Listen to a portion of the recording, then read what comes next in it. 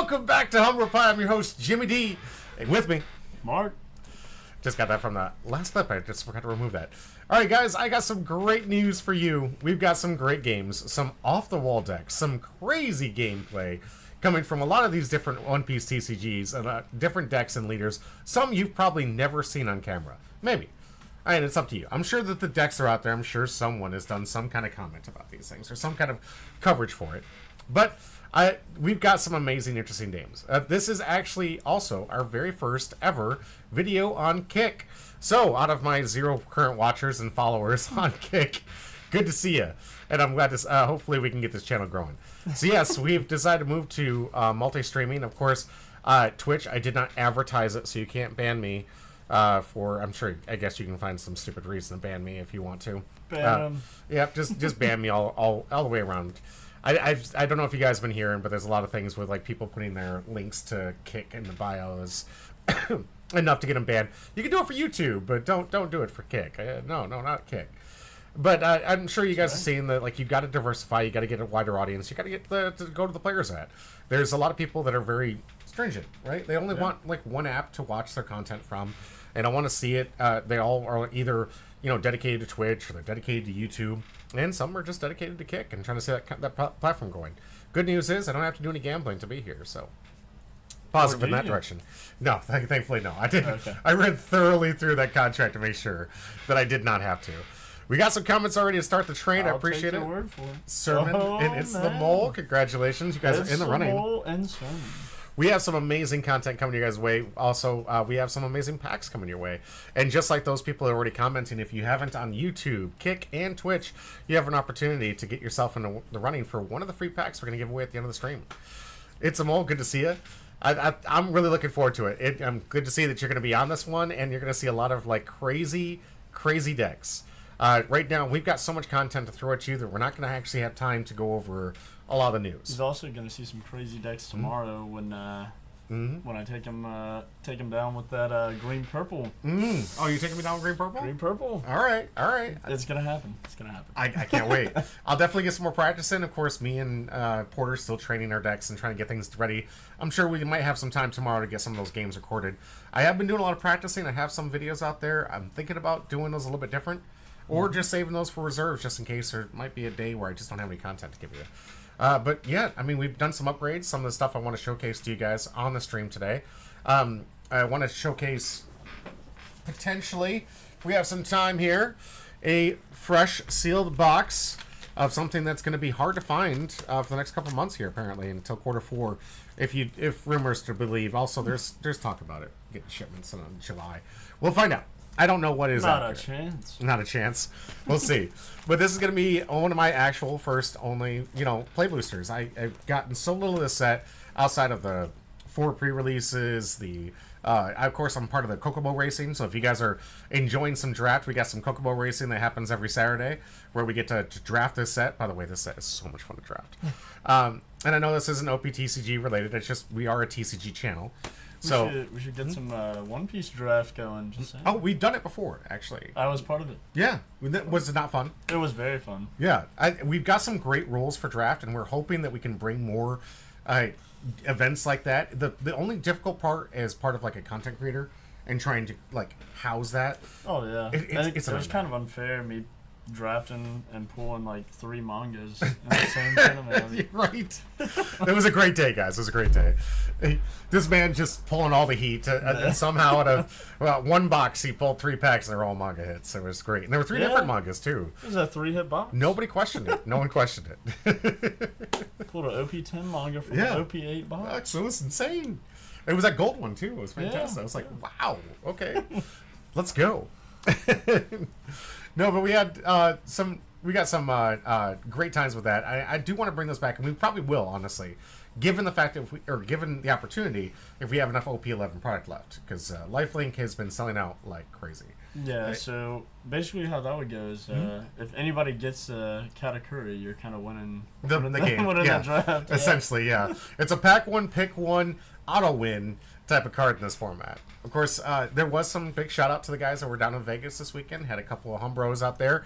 Chicken Tendies! There's my streamer. Good to see you, buddy. Happy to see you, and thank you for entering here. I hope you. I know today's your streaming day for One Piece, so hopefully you'll still be streaming when we're done here. Got some amazing content to go over, and can't wait to see yours too later tonight. If you guys haven't followed Chicken Tendies, please do so. I don't know if you do you got a Kick Chicken Tendies, because I'm now streaming on YouTube, Kick, and on Twitch at the same time. So we'll see if Twitch tries to shadow ban my my account because I'm mentioning other streaming services. Yeah, excellent. Good to hear. Yeah, I actually have this thing that I really like to do when we switch to Chicken Tendies. I always follow and unfollow, so that he thinks he's getting more followers. It's rather fun. YouTube, TikTok, and Twitch. On it, great, awesome. Now, the one with TikTok, do you have a specific app to help you with that one? Because, you know, I've been thinking about doing TikTok, but I feel like I have to get a different, like, format because it changes the cut. Like, I'm afraid that if I go into TikTok, it's, like, going to show me, and Mark's just going to be, like, this ghost on the side. I usually am. Yeah, I know, absolutely. But I honestly, I feel like it's just, like, he's going to, it's just, I don't, like, I feel like you're going to be out there. I can send you. All right, please do. I'd love to see how to make that thing work, because I'd love to have us on there. Obviously, I want to get to as many social medias as possible. I have a TikTok. It's only got a couple edited videos out there. I got one I've been spending way more hours than I want to admit trying to edit. But we had Sermon, who's in the chat right now, had an amazing hit. $364, guys, in a Marvel, or those like cold foil Marvels, if you will, from Flesh and Blood. He got the leader chase from the high seas and those free packs we gave out there, and got the biggest hit Humbro Pie has given out to date. The biggest hit. And just like wasn't it also him that got the Shanks? Yes, he got the SP Shanks. Which wasn't SP Shanks was up there, but we've had alt-art leaders. We've had. Well, he was going. I believe he was running 160 when he got him. When he got him, it was running 160. Yeah. Now it's like $70. Yeah. But that's the FOMO thing, right? Yeah. So it's like one of those things you can say, oh yeah, but I mean, High Seas has been out for a good couple weeks, so I mean, I'm sure it's settled at some other new price. Nothing ever stays in TCG at the value, but yes. Great investment. Yes. Sermon. Variable. Oh, Variable's in the chat. Good to see you, buddy. Thank you out there in YouTube land. Appreciate you. But yeah, we got, we got so many games. We got so much stuff to cover. And if we have some time, I'd like to go over some new game that we're going to be covering here at Lifeline Games. And I don't have a place for it yet.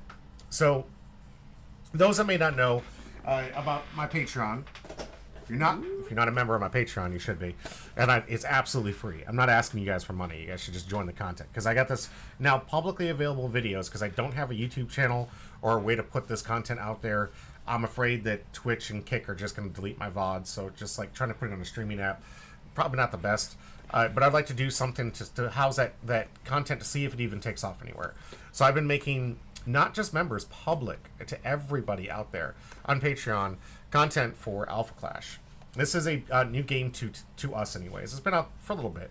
This was a Kickstarter indie developer game that decided they wanted to create a new game that had a comic book associated to it with some really good storyline.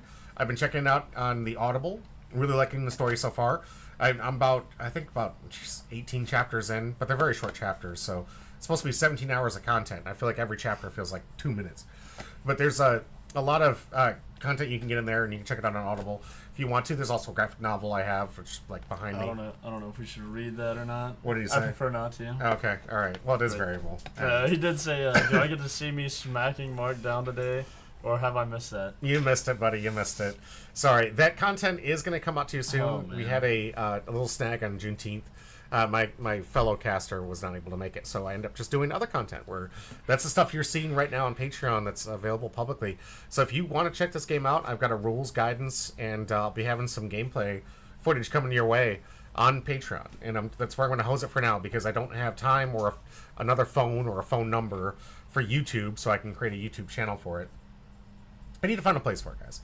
Just really hard when you're already managing 6 different YouTube channels and God knows what else, and you got that algorithm. Did you know that in the algorithm for YouTube, if say you get followers and they're like, hey, I really love his One Piece content, and it's like cool, they keep coming back, and I was like, hey, I'm gonna do a thing on Alpha Clash.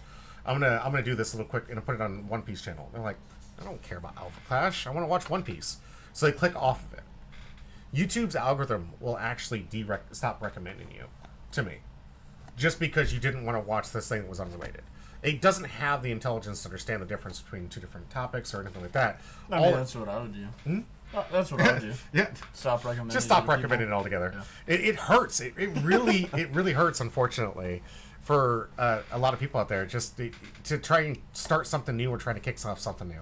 So when it comes to YouTube, you kind of have it like right now. This is a One Piece channel, so of course we're gonna do One Piece stuff. Don't worry, YouTube. I gotcha. ZK, good to see you. I'm glad you're here because you got a lot of fun games and matches that we're gonna be covering here today. But we've got some just off the wall decks that I think right now, like I don't even know what to do with this content. There's just these are leaders that I don't think any of you have seen. Regional at best. Yeah. These are decks that I don't even think you'll see in today's current meta. Just saying. But there's something to say, honestly, about like our community here. Oh my goodness! Look, Variables running his mouth. I would never recommend Mark. It's okay. That man loves you. I tell you. I don't believe it. Not even my mom does. No, I know, right? No, I'm just kidding. Moms. I don't know her.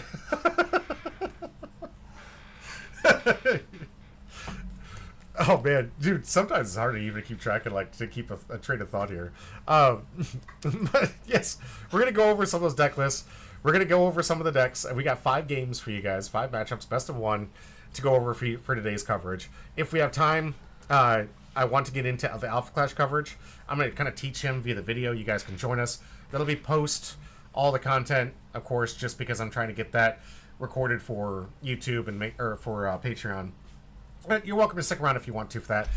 One thing I do want to do is try out the new camera, because while I didn't get my caster on Juneteenth, I did fix up a lot of things on my computer. I did a lot of updates and some cleaning around here, all over the place, to try and get things ready, because I've been having computer issues. I don't know if you've seen it. Oh man! I've been trying to fix. He's going in over here. Right?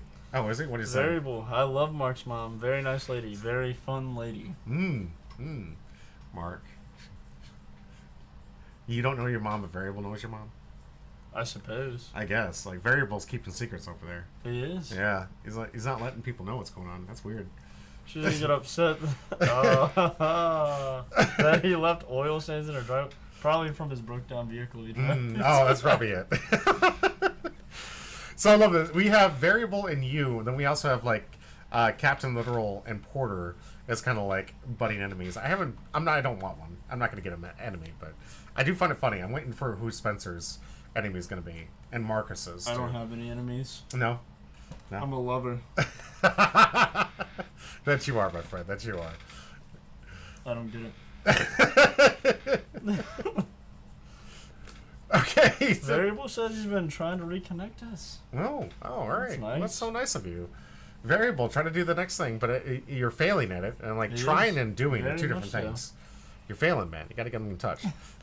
But yeah, we're gonna try and get into a box opening at the end of this thing, because I want to check out this new camera. So I was telling you guys, even though I didn't get to stream, that doesn't mean I don't do work. So I was able to get a new camera set up here that I think is gonna work pretty well. Fingers crossed. Fingers crossed that this thing works here. Because I've been trying to fix this problem ever since the Samsung upgrade basically it disrupted my phone, so I can't even use my phone anymore for coverage. But hopefully we can get that working today. It won't take us too long, and I'll test that out on the stream and then get to check out some of these cards, because there's some hits in here, guys. Like, I don't know if you guys saw Are you sure? this weekend. Yeah. So what if we pull a gold Kokobo? It's not possible. It's not possible. Are you sure? Yeah. Play boosters don't come with it. It's a. Are you sure? Yes. Unfortunately, if There's I not even a chance. Not even a chance. If I wanted a chance, I would spend $1,200 on a collector booster box. No, I don't. Not just a pack. Well, I mean, I could get a pack for like $50 or $60. Exactly. I mean, that's $50 versus $1,200. That's 1/3 the price of this entire box. That's 1/3 the price of this entire box, man. Nah, it's getting expensive out there, chicken teddies. Like the rest of you guys, like Magic's got to figure something out. They got to figure something out, because while I'm sure they love the money and they're just sitting here like, woo, can't wait to get all this money from Final Fantasy. It's going great. The rest of us players are going, No one's showing up to play anymore because the game got too expensive. Could you help us out? 39 Royal, good to see you. Yeah, good to see you, 39. Appreciate you. Yeah, you at 100. These boxes right now are going for like $200-$300, which is insane. There is some from Richie. Good to see you. But there is some good stuff in here that's good value. But the problem is I'm only going to likely get one of some of the cards I need like 4 of. And $200 for a box like this? Well, in Commander, you can't run 4 copies of it. Well, that's sure great for Commander players, but Commander players aren't playing competitive. Unless you're in CDH. Sure? But exactly. CDH? I would not recommend CDH right now until they can start figuring out better rules for timing and the nonsense that goes with it. I would probably avoid CDH. Honestly, most Commander players avoid it anyways. They like the casual. Commander's supposed to be casual. It's supposed to be you bring some fun brew together, and it's legitimately one of the few formats right now that Magic runs that is a casual type format. The rest of everything else is very competitive. Like, you want to play in today's format, you got to play red, got to burn, got to do some stuff. Yeah. Got to burn. Yeah. Play Tyrol. I like the cut. Thank you, brother. Appreciate it. Yeah. Yeah. I like to try to keep it trim when I can. As soon as I start feeling like I'm getting a little homeless, then I got to get a cut here. What's that? That mine right here. Oh, jeez. Bro, got the low tapered fade. Absolutely, chicken titties. That is my military cut. I'll never let it go. I love it. I've had it since the military, and it's the way I like to live. So, anytime it gets to the point where you start seeing me getting a little too shady, and I'm like, man, I'm looking homeless. He's always shady. Every time I see him. The prices of these got me feeling like I'm a little homeless. Honestly, bro, I think it's making people homeless. Like, they're pricing people out of the game. Yeah, I actually refinanced my house to keep up with some of them, but. That boozy fade? Thanks, brother. Yeah. I don't know if you can say, yeah, that boozy fade. Appreciate you, Richie. Yeah, geez, guys, I'm honestly, I'm just blown away by the way some of the games are going. And that's kind of why I'm like even going to cover Alpha Clash later today. By the way, these boxes go for like $45. So you want to get yourself into a cheap game. There you go. And a cheap fun game at that. So the hard part's going to be... games. Gotcha games. Oh, yeah, that's cheap a great fun. idea. Cheap fun. Just like the Gundam one. I like the Gundam one. Don't trash the Gundam one. It's a good one. Just don't... Well, it's a gacha game, isn't it? It is a gacha game, but you don't have to play the gacha part of it. Like, you can... You absolutely have to. What's the point of downloading a gacha game unless you're investing unreal amounts of money in it? Yeah, you could just... Yes or well. You have the opportunity to invest valuable time of your day into letting the game play itself. That's what you do. You can't have one of those whale accounts? No, I'm not going to. That's insane. Speaking of whaling, I'm going on a trip this summer. Oh, yeah. Nebraska? No, just endangered species only. Oh, okay. Did you know it's illegal? It's illegal to hunt whales by car in Nebraska. True story. And you can look it up. That is a law in the books of Nebraska. So do not be hunting whales in Nebraska. Yeah. Must have seen my sister out there. ZK Knight is 100% right. You don't need to do the gacha. You don't need to. It plays a storyline. It lets you see the mechs.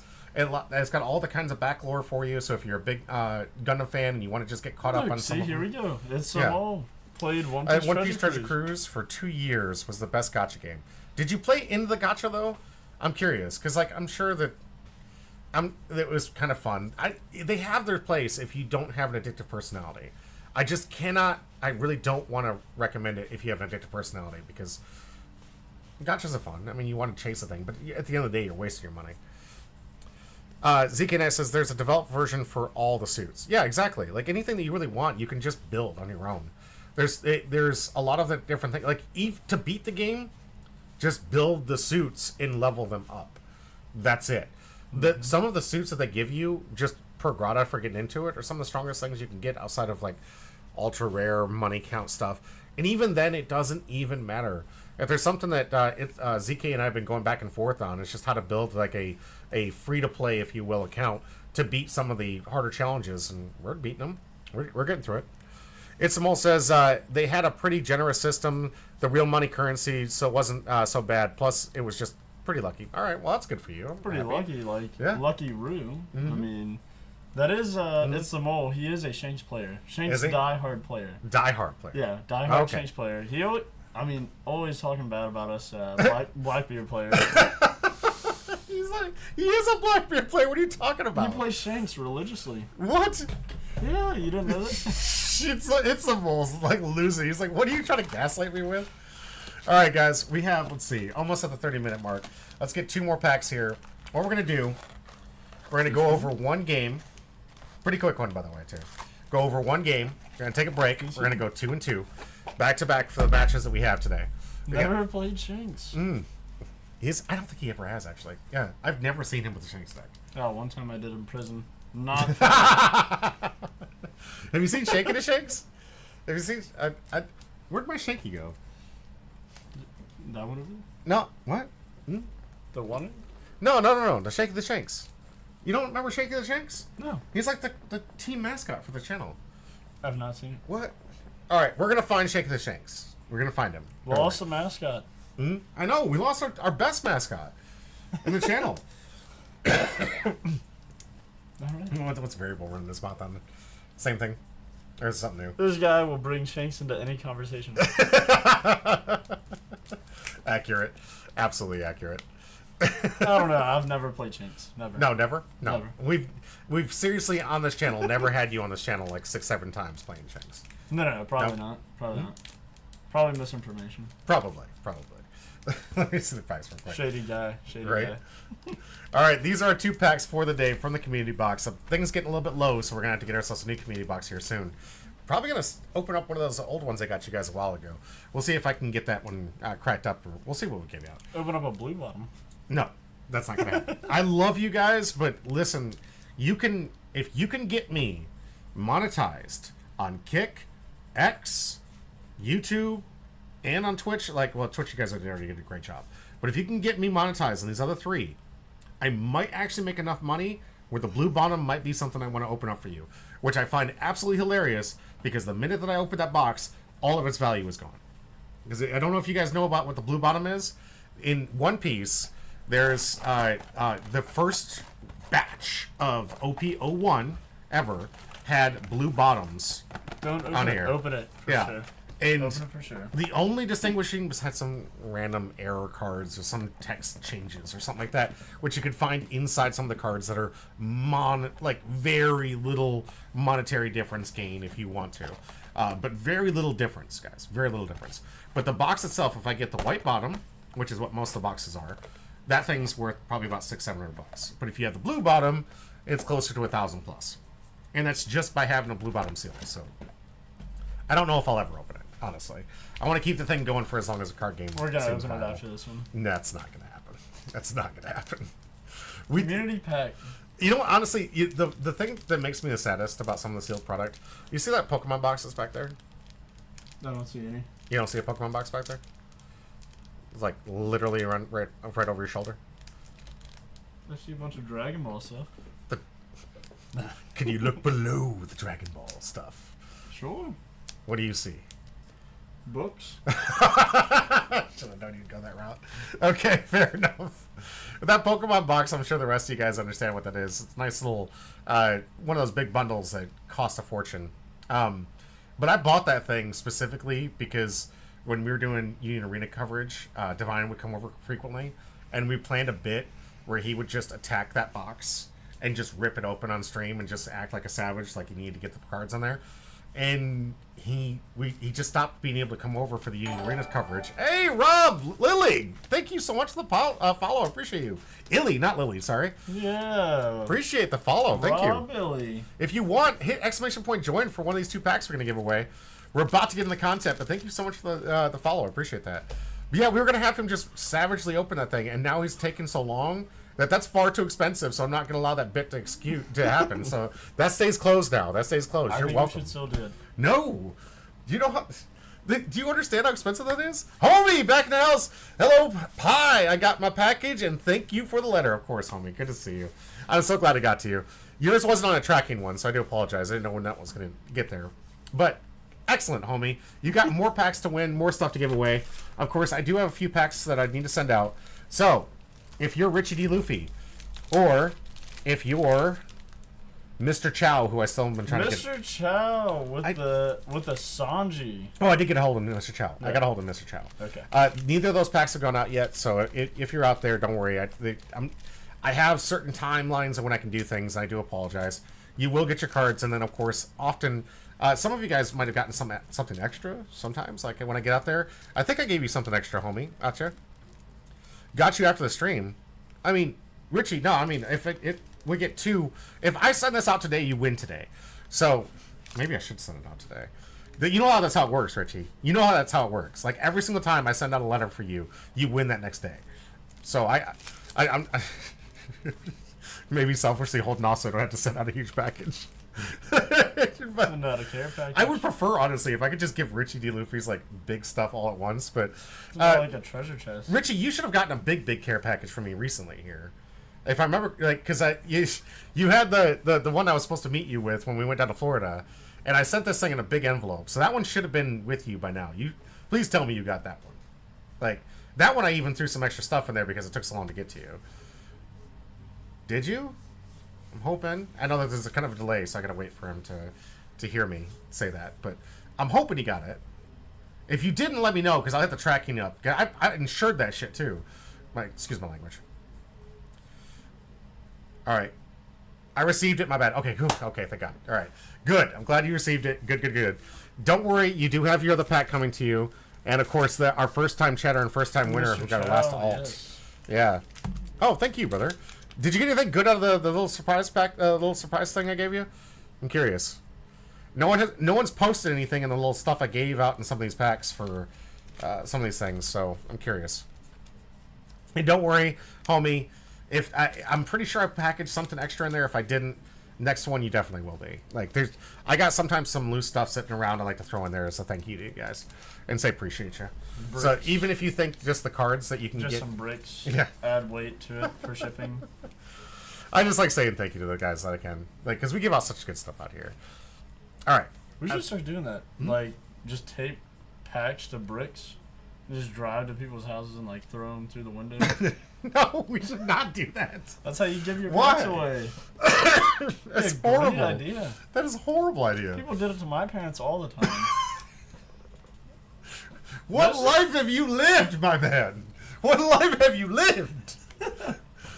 Good grief! You should have superpowers with this much trauma in your history. Good grief. Nah, I mean I did at one point. Yeah. Just got hit in the head with bricks too much. They threw him through the window. Right? Into the cradle. I'm sure they did. Alright, guys, we have 2 great decks we're going to go over here in just a minute. We're going to check out this new match for Arlong versus Blue-Yellow Nami. Nami. Yeah, and I'm kind of curious. Give me your take before we put out the poll out here for these guys. The poll, I think, is only going to be on Twitch. So I've never played against Arlong, but the Nami, it's kind of rough. I played against that in the an OP11 release event. Okay. It's really a thing you do not want to let that Nami ever connect. You can let other things hit you, just not the Nami. No. The Nami, you're talking about the draw one, the new one, right? Yeah. Yeah. You do not want that thing to hit. Constant drawing. Blue-Yellow Nami, the deck just turbos through itself, versus Green-Yellow Arlong. So I like this one. Did you know the history? You're far enough, so you understand that. That actually, it's really stuff. It's I mean, really great for like canon, but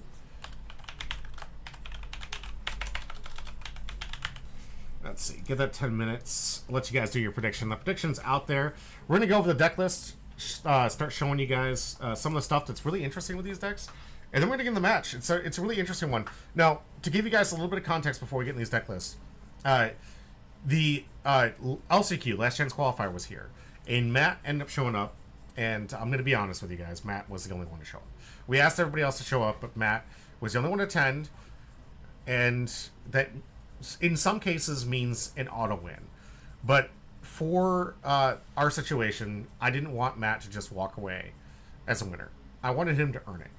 And Matt said, okay, we're going to have the craziest 3 matches of all time. And I told him, if he can win one in some of these crazy matches, I'll let him into the championship, the 16th seed. But if he can't, because I had to find a different competitor. I had Marcus out there. If he can't win one, then I'm rolling his spot to the next person. And I was gonna make the 16th seed the next runner up, which is Divine Lotus, by the way. So it would have gone to him, or it is going to go to him. We don't know. We're going to find out. Yep. We got 3 matches back to back to back. Matt needs to win one match out of these matches. Currently on Fishman Arlong, the evil Arlong, versus Nami. Kind of curious what you guys think, what the prediction is going to go. Let's get these deck lists. All right. Do like a Fisher Tiger deck. A Fisher Tiger deck? Why? Yeah.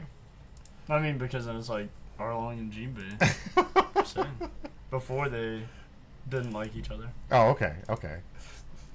Changing the commanders, if you will, or the leaders here for this one.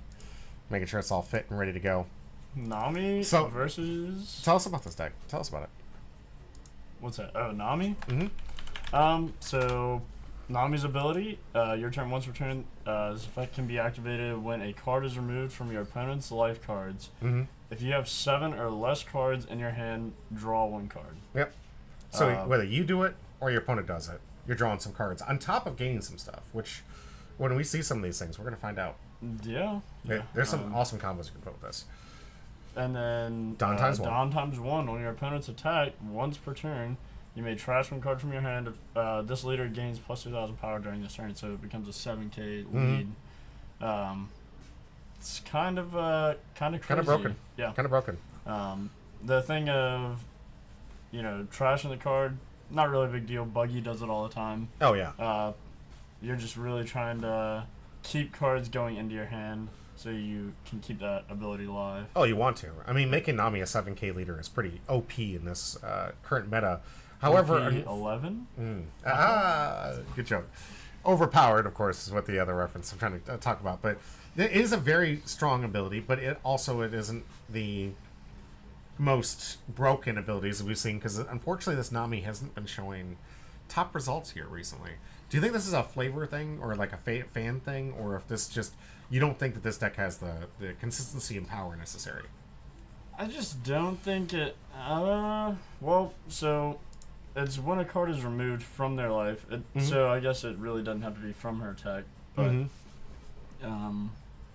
I think if you played cards like the 8-cost Kid, that automatically gets rid of one of their life, that would activate leader ability, you draw the card. You could put like Sanji's Pilaf in here. You put Nami, or I'm sorry, Nico Robin too.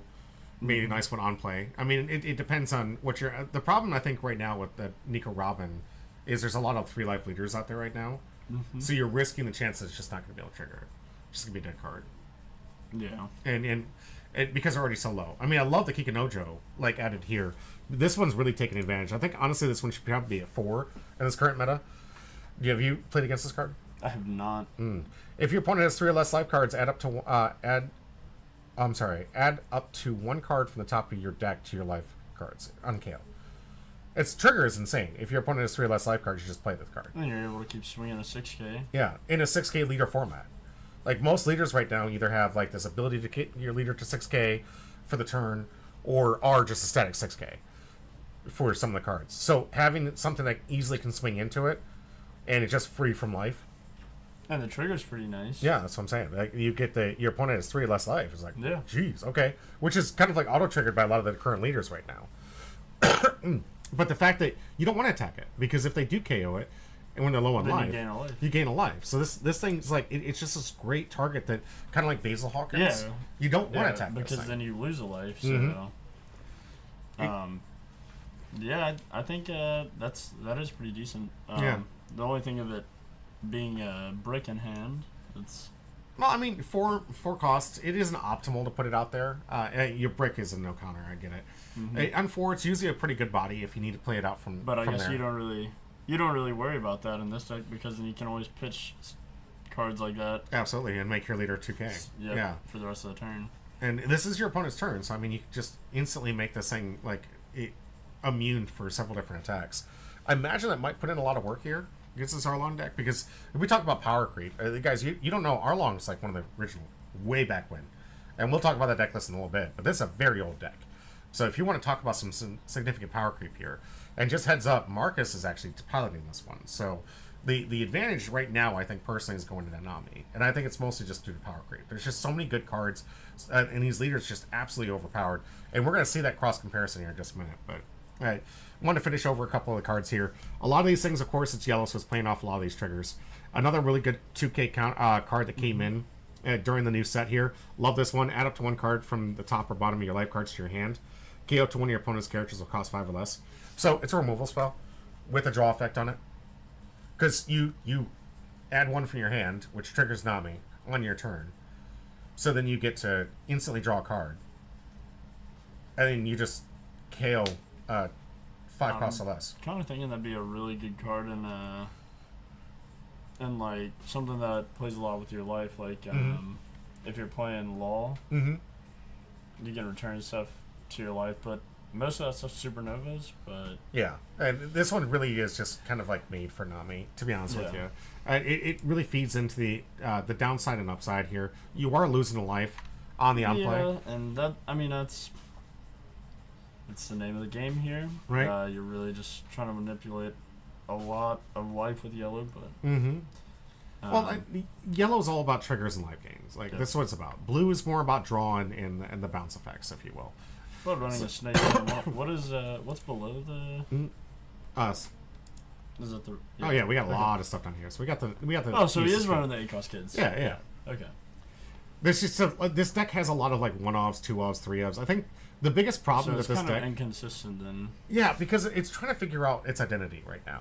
I don't feel like the Nami got printed with a solid, like, this is like how you play the deck. You have to have 4, 4, 4, 4, 4. Even as much as I complain about not having enough resources in the new Kobe deck, at least in the Kobe, it's kind of streamlined exactly. You can either go the black or the red route with the Navy. Simple as that. You either go or power reduction, or you do cost reduction, and you go that route. But there's enough of those cards to be 4, 4, 4 of, and it makes it pretty easy for you to construct the deck. With this one being a brand new leader, 2 different colors that I don't know, like outside of like what is it? The Queen had this color combination. Yep. What else has this color combination? There's not a lot. I can't really think of any others off the top other of your than head. Queen. But Yeah, not a lot of color combinations with these. Not a lot of like a utilization of like synchronicity with this. A lot of good draw. I like the removal package and that comes with blue, along with the life manipulation that comes with yellow. Red Rock and Gravity Blade, those are both very good removal. Absolutely. You got cards like Soul Focus that trigger the draw ability and take your opponent's life. There's an Eco Robin in here. Noticeably about 2, probably just because. What does the Soul Focus do again? It's a on main. Your opponent chooses 1. Trash 1 card to the top of their opponent's life cards, or add a card to the top of your deck to your life cards. So it's basically 6 cost Big Mom on play. It's an additional but they get choice. So if they do decide to take life instead of giving you a life, then you end up drawing a card, or you just get a life, which it kind of like leads heavier on definitely getting more life gain, I think, than getting life trashed, based on the way this works. Because now you're more leveraged to say, well, if I trash a life, they draw cards. So now it's a 2-for-1 swing and card advantage here. Yeah.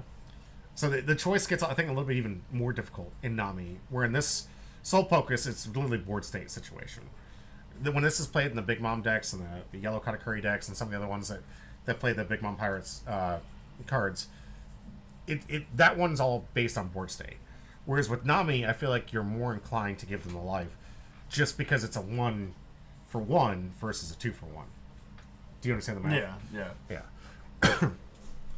Yeah, a lot of really interesting cards in this deck. I think we've seen this one on the channel a couple times, or at least one other time in this.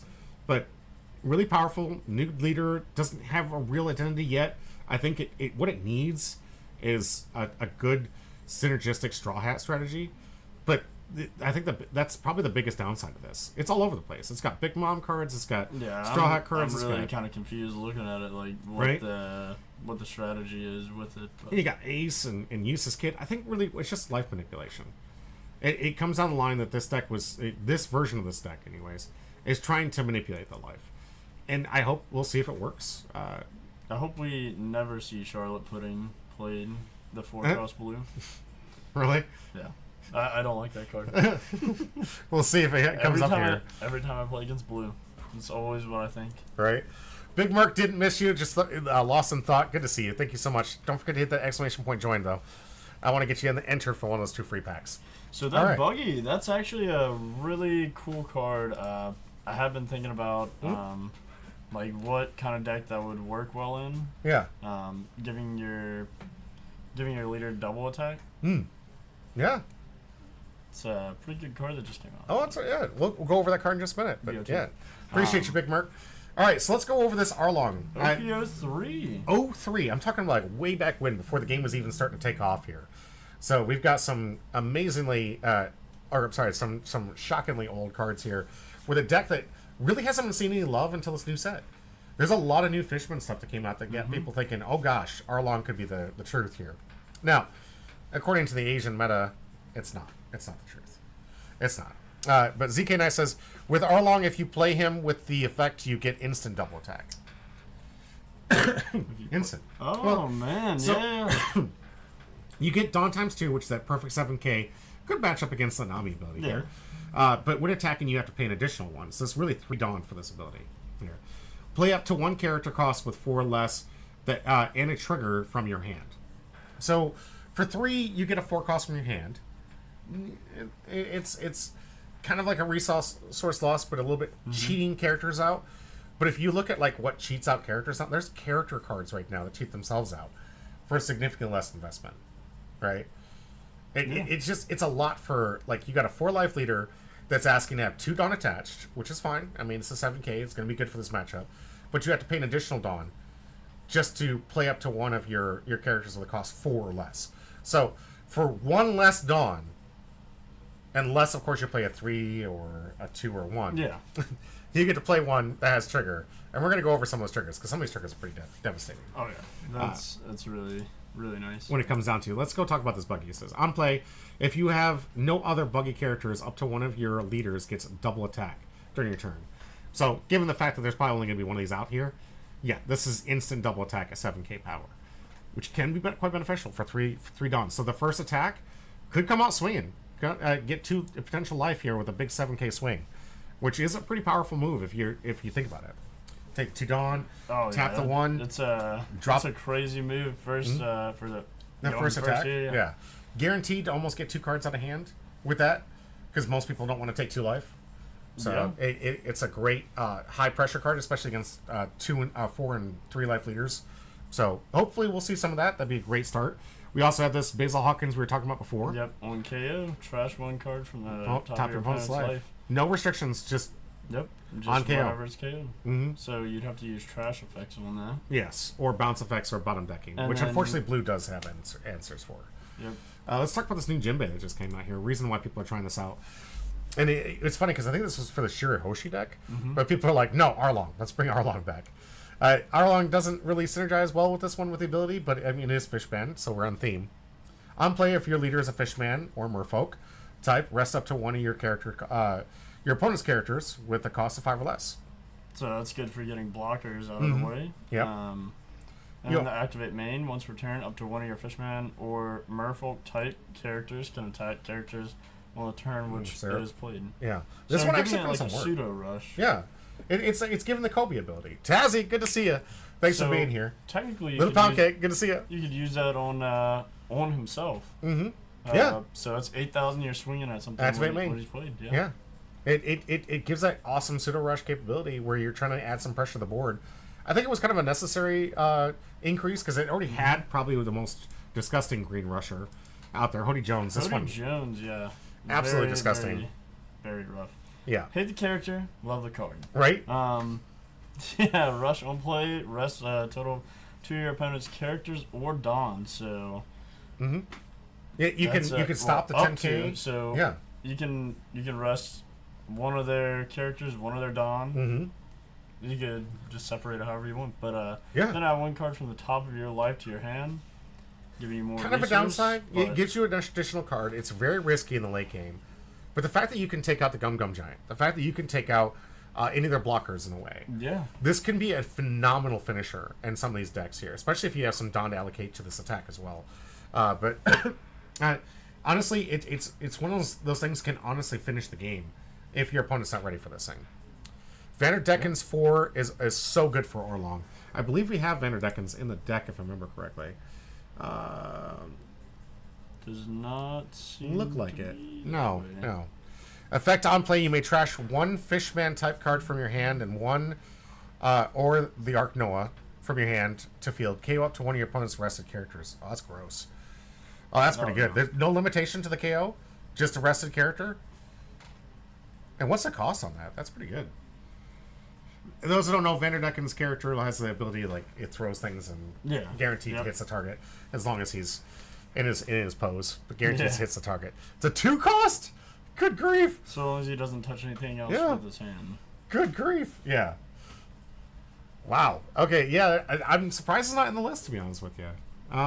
Maybe we'll give a hint to ZK to put that Vanderdecken in his deck here. We are playing Birdcage version of this deck, which is kind of funny. Because it does kind of like to rest things quite a bit. So we're going to see if this Birdcage strategy almost feels like it doesn't fit. Those who don't know, this is an old school OP05 strategy with the Dolphamingo deck, where you would have, like, you rest everything and you keep anything 5 or less can't be return active. And then, of course, at the 10 Dawn turn, it just blows up everything that's rested 5 costs or less. So, this is the adorable Perona Kuzan. Did we have that conversation with Birdcage and Kuzan? Yeah. Is to kill his own stuff. Oh, that's tricky. Okay, all right. ZK, good. So he wants to kill his own stuff. He wants to trigger his Basil Hawkins. Oh, and the yep. And the Arlong here. No. No. Kikunojo? Yeah. Gain some life from Kiku. It is underneath it. So essentially, it's. Is there any other on KOs? Doing 2 things with life. You're getting rid of. Looking for some on KOs. Gaining 1 for you. So I can get it for. I instantly saw it for the Basil. No, all these are on plays. So it's just for Kiko and Basil. That's. I mean, I don't know if I would go all in personally if I was in on that. Get some more cards that trigger with that. It's cute. Don't get me wrong. I think it's pretty cute. What about the Shirahoshi that we saw in the blue yellow Nami? Hmm? That one's also 1 KO, isn't it? The yellow Shirahoshi? Shirahoshi? I think so. Yeah, right here, the 5 cost. On play. No, it's on play. Okay. No. Yeah. It will kill my opponent's cards too. I mean, yes, it does the lower curve decks, but if you're seeing what I'm seeing, Birdcage don't touch blue-purple in a way that you want it to. And green purple, what, you gonna go out? Yeah. Okay. All right, sorry about it. All right, I'll do some coverage until you can get All right. Do your thing. All right, guys, let's get into it. Let's get the voting in. Let's find out what you guys think are going to turn out from this quick match here between Matt and Marcus. I like the thought here, Matt. I like what you're trying to accomplish with it. It looks cute, but having just, what was it, like 3 Birdcage, 4 and 4, so like 11 cards dedicated to that combo. Consistency is not going to be high, but it's cute. It's cute. And yes, it will kill your opponent's cards. I get it. Don't get me wrong, I get it. But in this meta right now, I'm not seeing a lot of the curve. I mean, it's great against Zoro, if you will. It might, if anyone's willing to play the new Rayleigh, it's going to be great against Rayleigh too. It's Dolphamingo does see some play, so could be good if you see Dolphies. The unfortunate part though is our locals, no one's on Dolphy. Like everyone just kind of got off that deck for some reason. Still being played in some certain metas. I'm still seeing people not willing to give it up, but it's just I think this is the kind of deck that I would take out if it was a go wide winning strategy. If that was the winning deck right now, was all go wide. So if that was the case, absolutely, 100% would recommend. And I think it's cute because you are getting value if the Birdcage triggers, and there are a lot of things in Marcus's deck that this could affect. Although most of the low cost stuff really doesn't see much of attacking. Most of it's just for counter. I mean, you got the Hioris and the Trafalgar Laws for the 1 cost blocker. So I don't know how many of those things are going to get arrested. But yeah, speaking of Trafalgar Law, we're going to start off with the 1 cost blocker in blue. Where's the Voltel? The Votel? Oh, the vote. It should be on there. It was 10 minutes long. I put 10 minutes on there. It's a vote. I'm sorry. I don't know why that. There's too many symbols in there. Oh no! Time already ran out. Little pound cake. I'm sorry. 10 minutes already passed.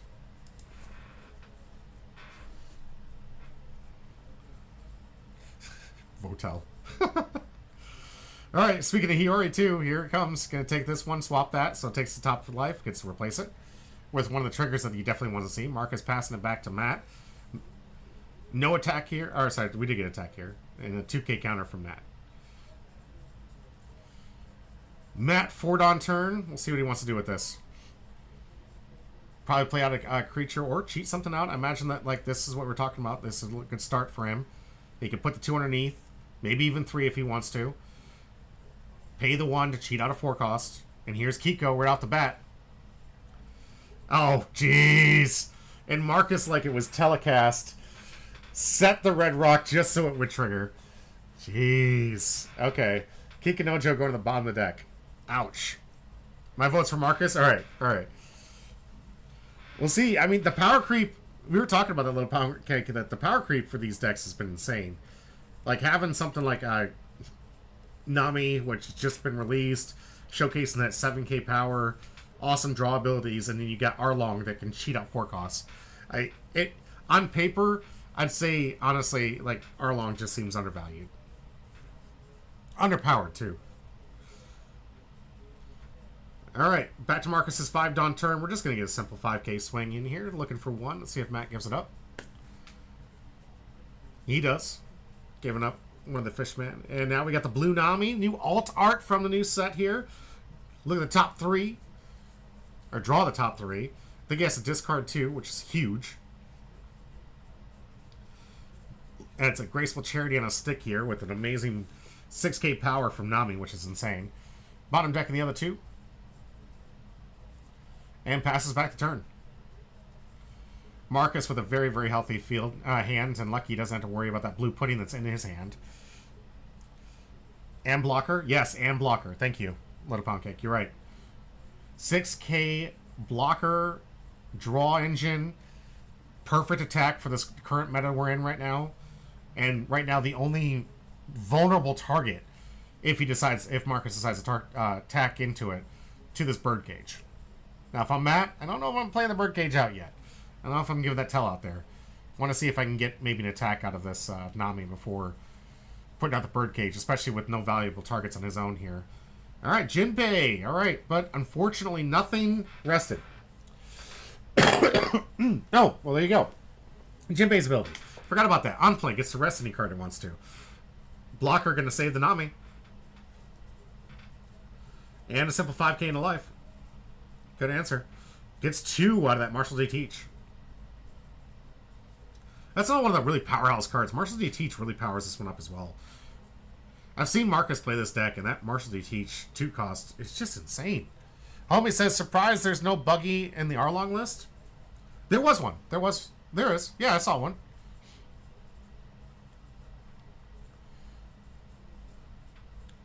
I'm pretty sure there was. I gotta go back and take a look at it, but I'm pretty sure, yeah, we did cover it too. Yeah, add 4. Okay, yeah, it was in the list. Okay, blocker Nami getting loaded up with all the Dawn. We got ourselves a 1, 2, 3, 4, 5, 6, 12k attack at a Jinbei. Nami just giving Jinbei the what's up. Unfortunately, able to knock him out here. Little Pancake says, but it's searchable, so you just got to get lucky. Yeah, not searchable. Yeah. That's a problem with this deck. It's like there's so many great cards I think that would go well in this deck, but they don't synergize well. And we saw how crazy some of these decks are. We're just with the Blue Nami problem here, right? There's not enough synergy with the type of deck to create a coherent strategy. All the value pieces seem to be all over the place. We got Wano cards. We've got Trafalgar Law and his Heart Pirates, or the Supernovas. We've got Straw Hats. Like, it's just, I mean, in the deck, we've got Yusa's Kid to add to some points, so you got some more Supernova stuff, where Nami does not fit in. It's all over the place. Hody Jones, the play here. At least now he has an answer to be able to kill this blocker, so taking a life is going to be able to rest those 2. Imagine he's probably going to swing leader into this Trafalgar Law, which would be the easiest. Demanding 5k counter just to keep the blocker alive. Usually not a good option. Little Pound Cake says, yeah, they suffer from not enough support, so it's just the good stuff, right? Yeah, Little Pound Cake's 100% right. You've got all these really cool pieces that you just can't get a coherent strategy that you're trying to build to, kind of like in Green Purple Luffy, where you're trying desperately to get the puddings and the Sanji puddings out. The Blue Purple, where you're just trying to ramp out as fast as possible to get your 9 cost after in a 9 cost plays.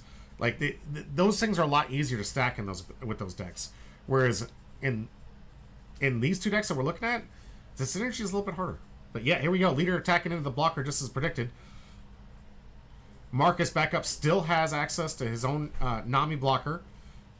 9 Dawn on his turn. Welcome back. And I am back. Here comes that Eustace kid. Insta rest, takes a life, trashing it. I missed the whole thing. Just about. I mean, one quick phone call and you miss these matches some days. Nami going in for...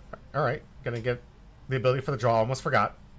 Because he took for the Eustace kid here. Here comes 6K going into life, I imagine, because it's not going into Hody Jones here. 6K get into life. We'll see if Matt can counter that. Can't. Already at 0 life. Matt now at 10 Dawn. Needs to put up some kind of form of defense here. Because next turn he's got a Eustace kid, a Nami, and whatever else Marcus can play on 10 Dawn here. But what kind of hand size do we have here for Marcus? So Little Ponke says Green Purple is all synergy. The whole deck is minus Lunas and Choppers or Straw Hat, right? Yeah. And that I think with a lot of the top decks, the reason I brought that up there, Little Ponke, is a lot of the top decks, they have that synergy. Like Shanks was all about synergy with the to find the right pieces. Some of them weren't searchable, but that's okay because they synergize pretty well, and you get those cards when you needed them. Blackbeard obviously extremely synergistic, and then you had what is it? The Buggy, of course. Jeez, it's all synergistic and Buggy. And thankfully we got a Buggy match. We can showcase that later on today. But a lot of the top decks that have been doing really well, just very synergistic. And unfortunately, that's the downfall of what we're seeing today between Arlong and Nami. They're just 2 fun decks with cards that are just good stuff jammed into it with no synergy. And right now, Marcus is just dominating this build. Matt probably taking the longest he has in this entire event here, wondering how he needs to put up some kind of defense. He's at 10 Dawn, no life. Has a Hody Jones that can maybe start pressuring. If he put out another Hody Jones and connected with double attack on lead, and with that Hody, there's not enough Dawn for all that. Yes, there is. Yes, there is. It's exactly enough. It's exactly enough. So he needs to connect with 2 Hodys and... Marcus, mind you, has like a huge hand, by the way, too. Oh, yeah. So... Not looking too hot, then. Not to mention he does have the ability to just discard and instantly 7K for the turn. Yeah. He needs blockers, is right, Little Pancake. He needs a lot of blockers. There's, like, he needs to be able to dedicate some Dawn to try and put pressure on the useless kid. Or the Nami. Get rid of one of these pieces. And then wall up for this turn and hope that... just hope beyond hope that Marcus doesn't have, like, a Gravity Blade. Marcus not just so bored that he's looking at his phone. Insult to injury, Marcus. Just looking at his phone while the game's going on. Ooh, is he gonna try to play out the birdcage here? The birdcage will hit 2 of the targets? It'll hit 2 of them. But he still has to worry about the useless kid lead ability. Yeah. And he's at 0 life. Like, and no blocker yet. There's still no blocker. Yeah. The Fish and Tiger, not a blocker. Chicken Teddy's, look at your phone as a crazy power move. It really is, Chicken. I'm like, what? Chicky, oh, jeez. Like, what is going on? It's like, I'm bored of this matchup. I'm already winning. Like, yeah, when something interesting happens. Oh, my goodness. Matt, looking like he wants to activate that leader ability, so he might get a blocker out of this. But he absolutely has to fear Marcus having a Gravity Blade in hand and just ending this matchup real quick. Yeah, it's not looking very wonderful. He's using up all of his Dawn to put any kind of pressure on Eustace's kid, too. Alright, Fisher Tiger coming in for an attack. Here comes 8 into hopefully Nami. Does it have Rush? It has a pseudo rush on play. It works like the Jinbei. Okay. Little Pound says it could be counted as note-looking taking. Note-looking taking? Note looking or note taking? Oh, technically illegal in official play. Yes, it is official. 100%. Actually, thank you for bringing that up. It is absolutely illegal in normal play. This matchup, as we already prefaced, is Matt basically trying to earn his right to the 16th spot. So here comes Use's kid into life, asking for at least 3 cards and resources. Gets 5? Or is that not enough? Those look like bricks. No, we got 5. No, those were bricks. Those are bricks. I was going to say, I was seeing a lot of bricks in that hand. Did not look like he had enough to block out of that attack. All right, game 1, Marcus. Matt has 2 chances left. Matt is going to showcase a different deck. Marcus is going to showcase a different deck. Every single round that Matt played, he played a different deck. So we're doing this round robin and stuff. It's still on Matt to get a win. We're going to find out if he can do it. Because if Matt wants that coveted 16th spot, he's got to beat Marcus in one of these little weird matchups. And one of the 3. Mm-hmm. And one of the funny things, we're going to see Hannibal. So if you guys have... Is it 3 games? It's 3 games. Yeah. 3 games between these two. Best of 1. Random decks. Always different. Always rotating. Making things interesting. I think there's only one duplicate deck that's going to be played on stream today. And it's not going to be this one we're watching right here. So a lot of new leaders and a lot of stuff we're going to get into. Him and I are going to take a quick break. We're going to get the board set up here. Get the wheels set up, because don't forget, we do have those packs to give away. What'd you do with those? What'd I do with those? I did those. Right there. Right there. We got some packs to give away. Don't forget to hit that exclamation point join. If you're on YouTube, if you're on Kick, if you're out there on Twitch land, please hit that button so we can get you on the wheel and ready for one of these awesome wins at the end of the stream. We got a lot of content coming your way. At least 4 more rounds of One Piece. Nice little box opening to test my camera to see if it's working properly, because I've been doing some work on a new camera setup. And if we have time, maybe some Alpha Clash stuff if you want to stick around and learn a new TCG. It's all up to you.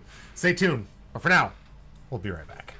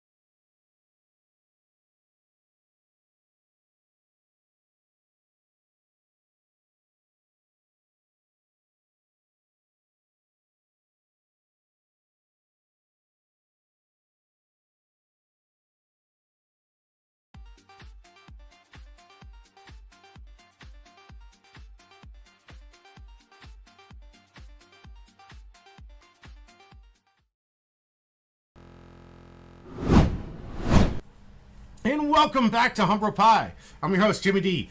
This is going to be it for me today, guys. I'm not going to end the stream, but it's just going to be me for today.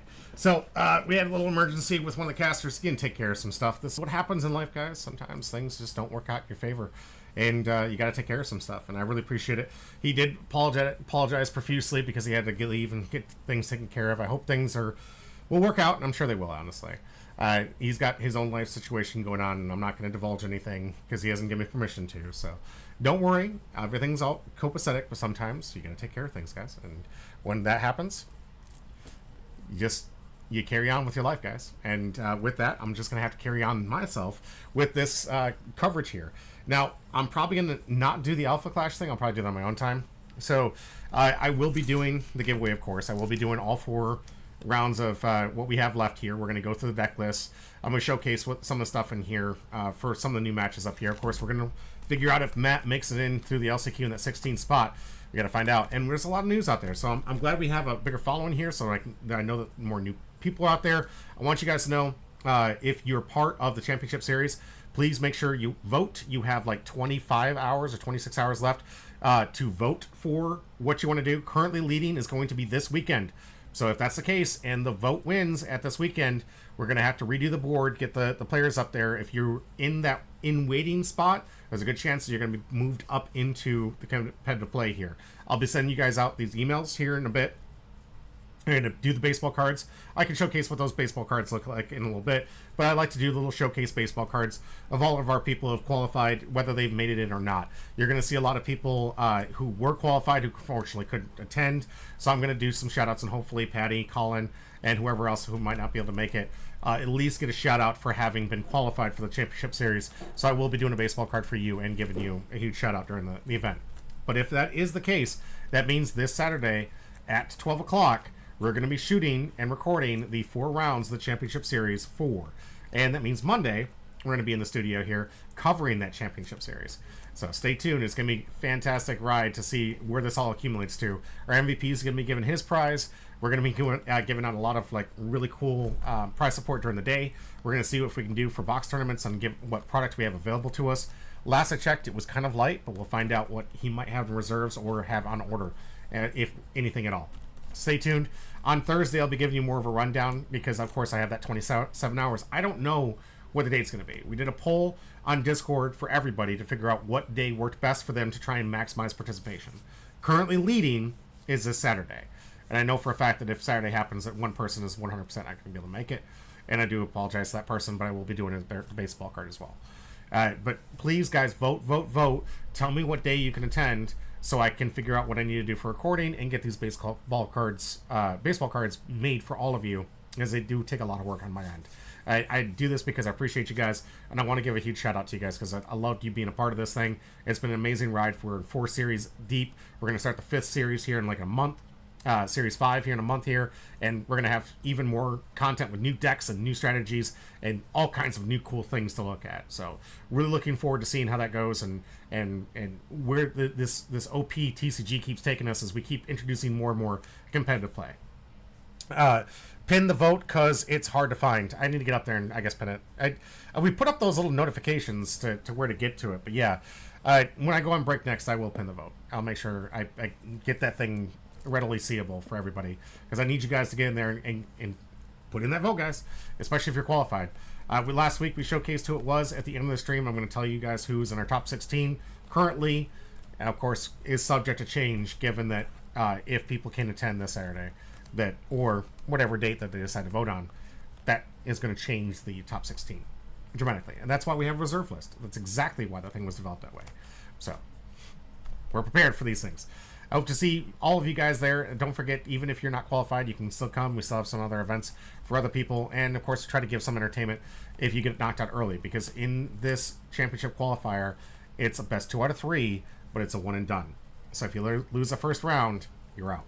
And it's basically top 16 cut down to top 1, and we're going to find out who our champion and representative is going to be. It's going to be really interesting. But I'm going to give all that details and rundown this Thursday when I give you guys the content that we record tomorrow at Lifelink Games. So right now, what we're going to do is we're going to get into the next round between with Matt and Marcus out there. Again, Matt was the only one to show up for our last chance qualifier, and I wasn't going to make it easy for him. So I told him he had to get it through here. He had to win a game.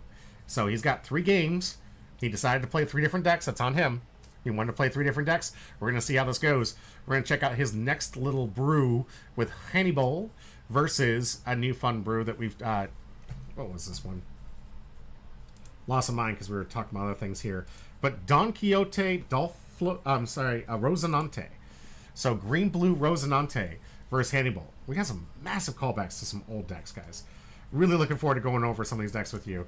If you guys want these deck lists, by the way, all you have to do is join my Patreon. You can join for absolutely for free.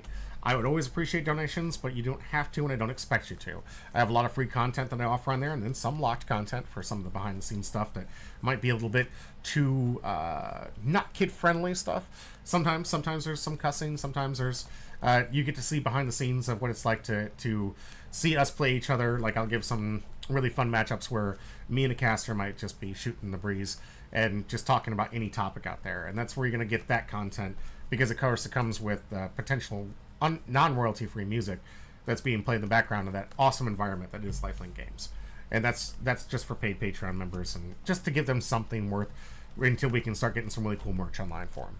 ZK says, I had to play my pet. I haven't used my dogs in so long. Alright, well let's find out if your dogs in that BDSM Chihuahua end up taking you and giving you that 1 game win that you need right now. Let's get the vote out there. Of course, before we switch over to deck lists. 10 minutes to vote while I go over these deck lists, guys. Choose who you think's going to win between Hannibal and Rosinante. Let's get these deck lists. Alright, so starting off with the Hannibal Blue-Purple. This is a blast from the past from EB01. Guys, we're trying to give away EB02 cards. This thing's over a year old at this point. Interesting that they decided to come up with this interesting callback to the Impel Down series of the anime. Really love this one. End of turn, you may return up to one of your Impel Down type characters that cost 2 or more to their owner's hand. And then you get to add 1 Dawn from your Dawn deck and set it as active. So nice little way to protect some cards. Nice little way to get some ramp out there. It's playing the blues, kind of the bounce here. And the rest of it's like, they got some nice on-plays. So you can... So we're going to go over some of the on-plays that this thing can abuse. It does kind of hit hard with that deficit of having to lose some board state advantage. But at the same time, sometimes you want to protect those cards. And this is a great way to get like an attack in, bounce it back, and protect it. So you don't have to worry about your opponent knocking out some of your amazing assets. 39 Royale, absolutely. We got ourselves a blast in the past here. Let's get into our first in the searcher here. On play, look at the top 5 cards and of your deck and reveal up to 1 purple Impel Down card type character, other than Hannibal, of course, because of course the one costs. Yeah. Using these free packs, those 1 costs, of course, you can't look for itself, and place the rest in the bottom of the deck in any order. So here's your synergy. We're looking for a lot of Impel Down cards, something that hasn't seen a lot, honestly, of support in these new given sets here. It's really been kind of abandoned. There's a lot of new cards here in the end here that are brand new to the deck here. The Dracula Mihawk, the Nami, the new Monkey D. Luffy. We'll talk about them in just a minute, but you notice a lot of these cards just see a really cheap, easy to build deck outside of a couple of these secret rares. You got, this is the Chihuahua, the namesake of the deck that ZK Knight just absolutely loves, his BDSM Chihuahua here. Hanging out with the news, but you got a 4-cost 5k rusher on KO if your leader is Impel Down type.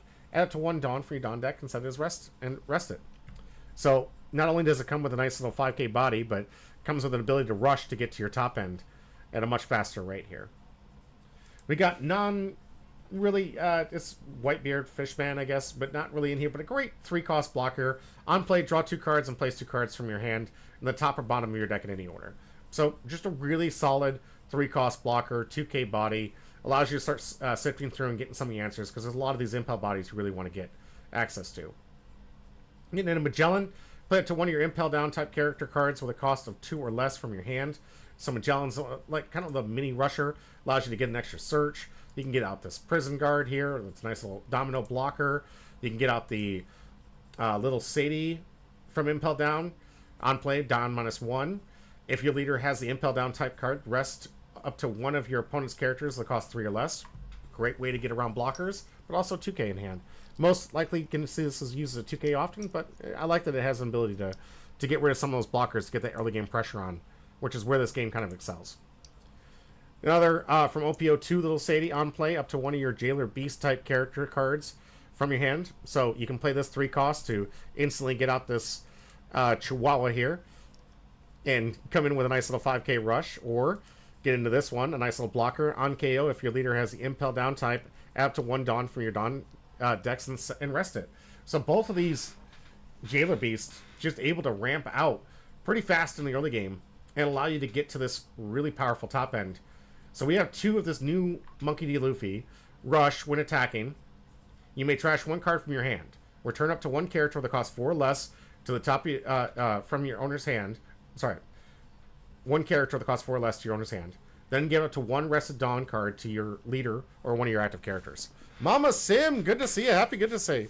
Fear the dog, says Hey Joe. Yeah, the Chihuahuas are the big menace in this deck, I gotta say for sure. But having an 8 cost rusher here that you've probably ramped up 2 turns early if you did it right, or if your opponent's doing some board control, it's a great one to get access to. You got the Mihawk here.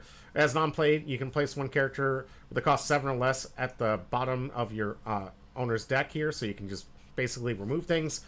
Dodges those KO effects or those, on KO abilities, and just bottom a threat with a nice little 9K body that you should have been rushing to.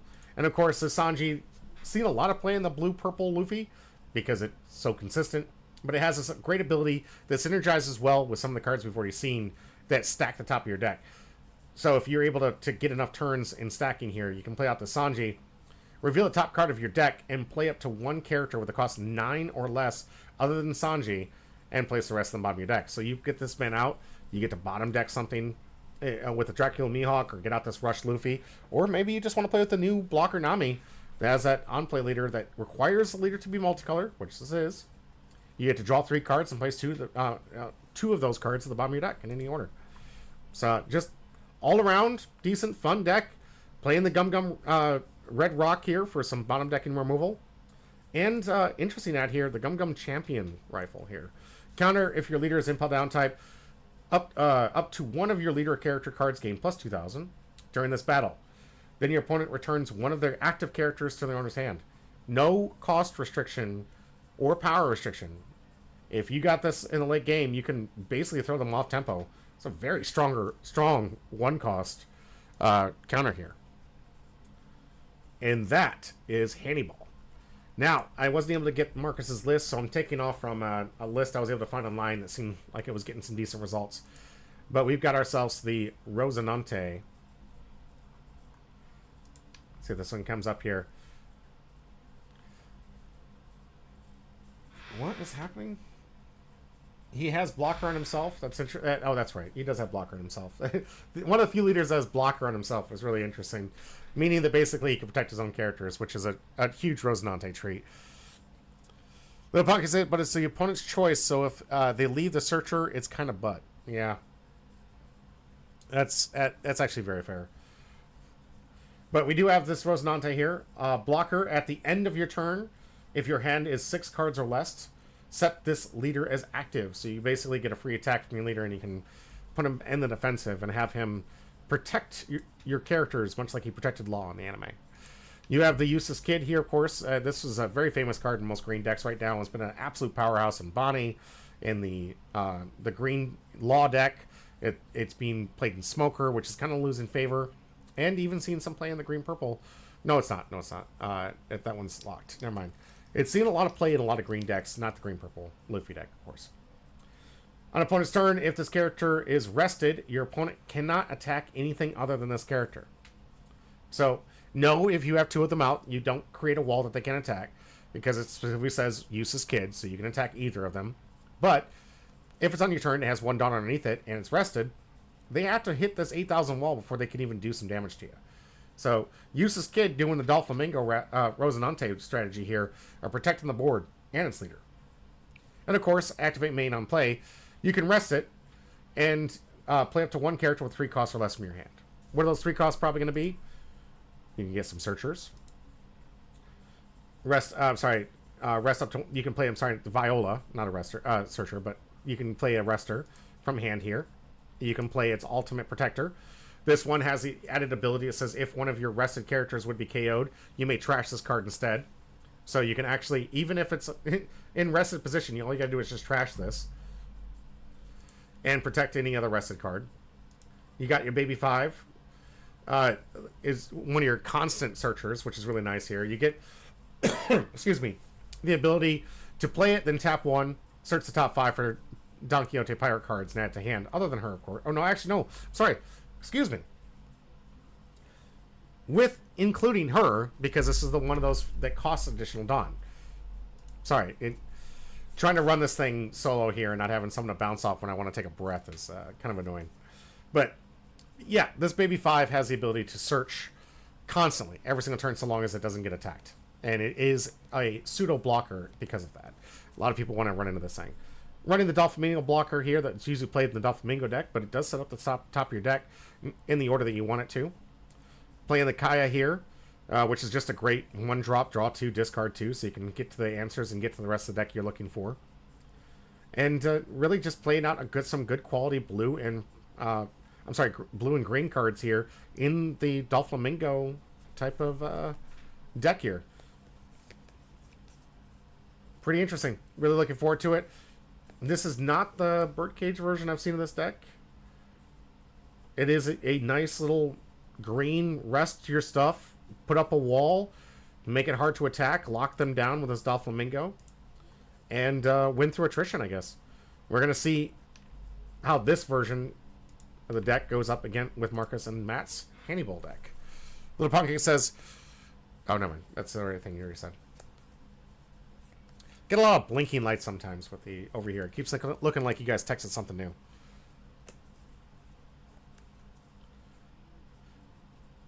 If you're out there on YouTube, I am sorry I lost my co-caster who was using his phone to monitor the chat for that one, and I've been finding out problems that if I try to look at the YouTube chat while things are hosted, I'm having a lot of stress on my video card, so I'm not able to look at it. I will check it in between break though. So don't forget, if you commented on YouTube, I will be adding you to the wheel. I just do apologize. I don't have access to read that text right now. I can read from Kick, and I can read from Twitch. But I had to use Kick on my phone here just so I can make sure I didn't take away that bandwidth. Alright, 3 Dawn turn from Matt. After Prona got a nice little search. See if Hannibal's going to get some aggression on. Coming in for 5, asking for 1. Marcus going to take. Tapping 3. Here comes the 2 powers here. So we got ourselves a first big power move. We got a little Sadie bringing out one of the doggos. And another 5K coming into life. And using that leader ability, bouncing back that little Sadie back to hand to get an active Dawn. So Matt's already starting to ramp out and getting some extra utility out of those little Sadies. Let's see, likely an indication that he might have another of these little Jailer Beasts to bring back next turn. Looks like we got a 5K into one of the Jailer Beasts, which he's going to use so he can ramp yet again. 5K into life. No, I'm sorry, no. Sorry, the way he was tapping it looked like he'd already attacked. He was attacking with something else. Plays out his Cavendish, that little draw card on attack. Very good card. Looking like Marcus's build might be a little more blue-centric than the deck I showcased. Again, if you're wondering why they're different, it's because I didn't get his deck list. I had to showcase from somebody online. But now, back into it with 2 Altards. Little Sadie coming out with the other blocker. Impel down Jailer Beast. So setting up a good defense here.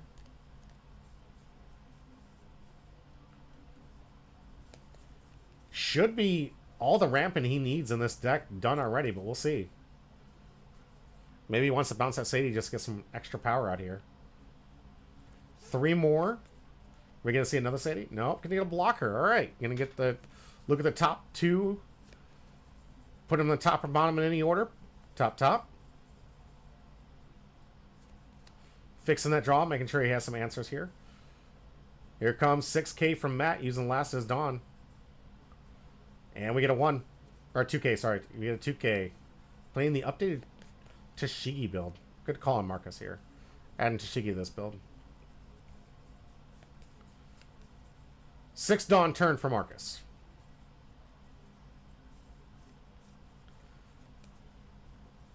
Seeing a basic 5k attack in a Hannibal. We'll see if we get a 1k defense. Or maybe the block, but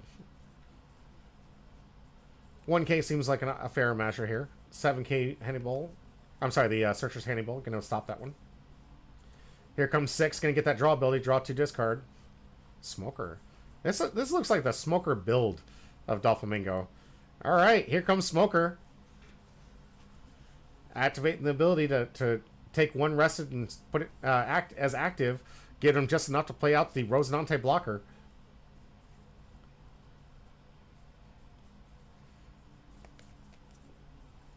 Restanding using the Doflamingo capability and pass him back.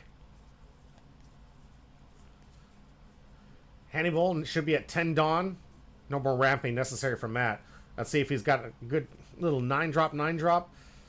Really wants to start adding some pressure. He's got enough of a wall to have to deal with here. Marcus really hasn't been tested too much from hand either here. He's only had to discard 1 Tashigi to counter any of these attacks. It's a very healthy hand. Matt thinking this one through. He did get to set the 2 cards, so we'll see if this is the turn he can Sanji into some big powerful card here. Or he might have to take the turn to try to stack up that deck just a little bit better to ensure he gets a nice little hit. Looking like a 1-9, so we could see the Sanji play here. Tapping 9. Here comes Sanji off the top. Rush Luffy. Excellent. Just like you wanted to draft it up and see it. Discarding a card to activate that Luffy ability.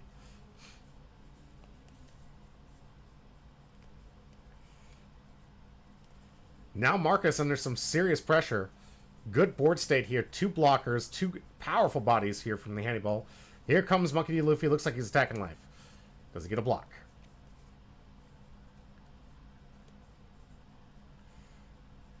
Yep. Activating that Monkey D. Luffy ability to bounce that blocker. Looks like, no, that attack was actually to Cavendish. And Doflamingo Rosinante using its leader ability to take the block. Here comes 6. Uses the 0 cost to get rid of that. Getting rid of a 9 cost Zoro. Kind of huge here. 8 Dawn turn. Marcus has 9 Dawn technically available with the Smoker on the field. Here comes a draw from the Cavendish. 6k into life. Going to draw 2, discard 1 before blockers or discard can be decided. Here we go. Got that returned Little Sadie to 2k counter out of that. Here comes 7k Banish. Gets a block. Here comes Leader. Just a 5 and a 5. Does it get a 1? Or does he get a block? Could take a life as well. Nope. Gives him 1k. One of the Hannibal's from hand. I'm sorry, not the Hannibal's. Oh, what is his name? The poison dude. Alright, 8 cost Kid. Coming out for free. Resting it. Gonna give him the ability to play Doflamingo from hand here. Also, still hasn't used the ability from Smoker, so he is gonna have the capability of taking one actor, or taking one of those Rested Dawn, return it to active, and put it underneath Use's Kid to create that wall. That is the play. Uses Smoker, gets the Dawn, puts it underneath Use's Kid, says, okay, fight through this. Which is just absolutely insane. I love the way that these two mirror up together. I think this is a great first stall. Just honestly, I feel like Rosinante's just been power crept. Doesn't have enough to impact the current game state here, but it's just right now it's doing fantastic. Love the lore accuracy to this leader. Love the just the callbacks for this ability to block for his characters if he wants to try and save them. Absolutely lore accurate. Alright, Matt, on his 10 Dawn turn. Splitting up what looks like 5 and 5. Or 4. We could see another Rush Jailer Beast here. We're going to be loading up 5 to get a Sanji swing into this useless kid. Has to be careful about how much he allocates to this attack, though. Marcus does have the ability to block with his Doflamingo to prevent this any kind of worry about trying to save this useless kid. Massive swing here from Luffy. Discarding to bounce. Forgot about that.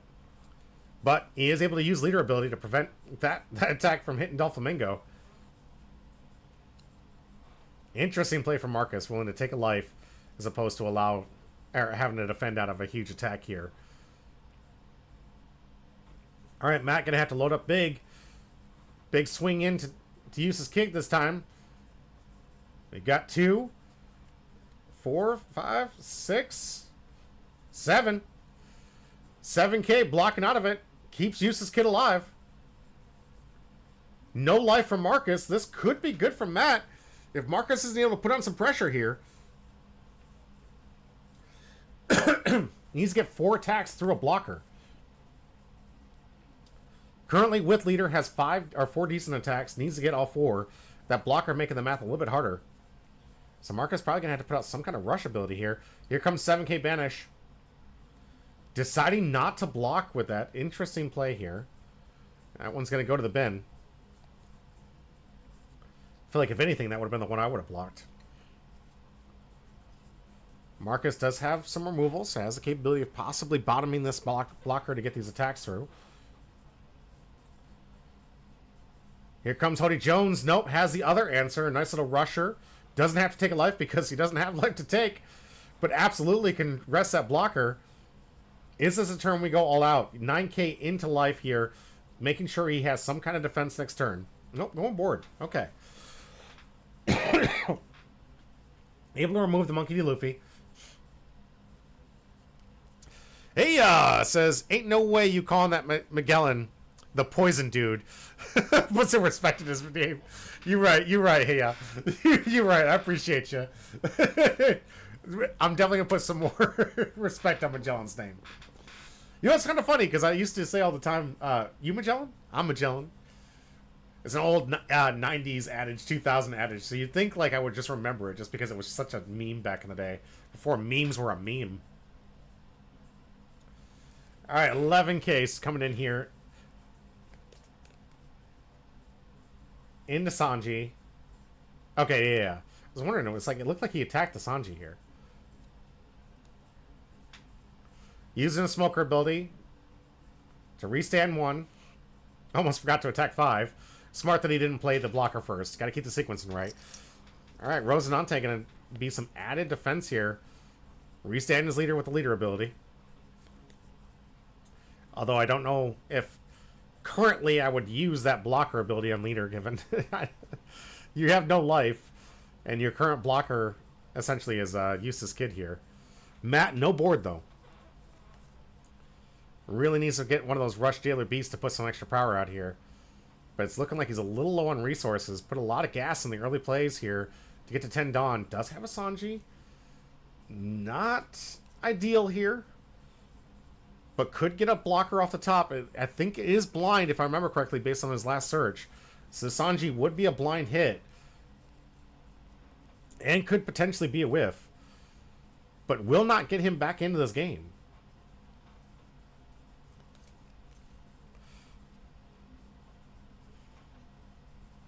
Not a whole lot of great options here from Matt, from what I can see here. Definitely needs to put out some blockers. I didn't see any in hand, but we'll see if we see it. Oh, we do got a blocker here. Alright. Here's some searching. Draw 3, put 2 at the bottom. It's going to cost him 5 Dawn. He spends even so much as 3 more, and he's not going to be able to attack anything in this turn.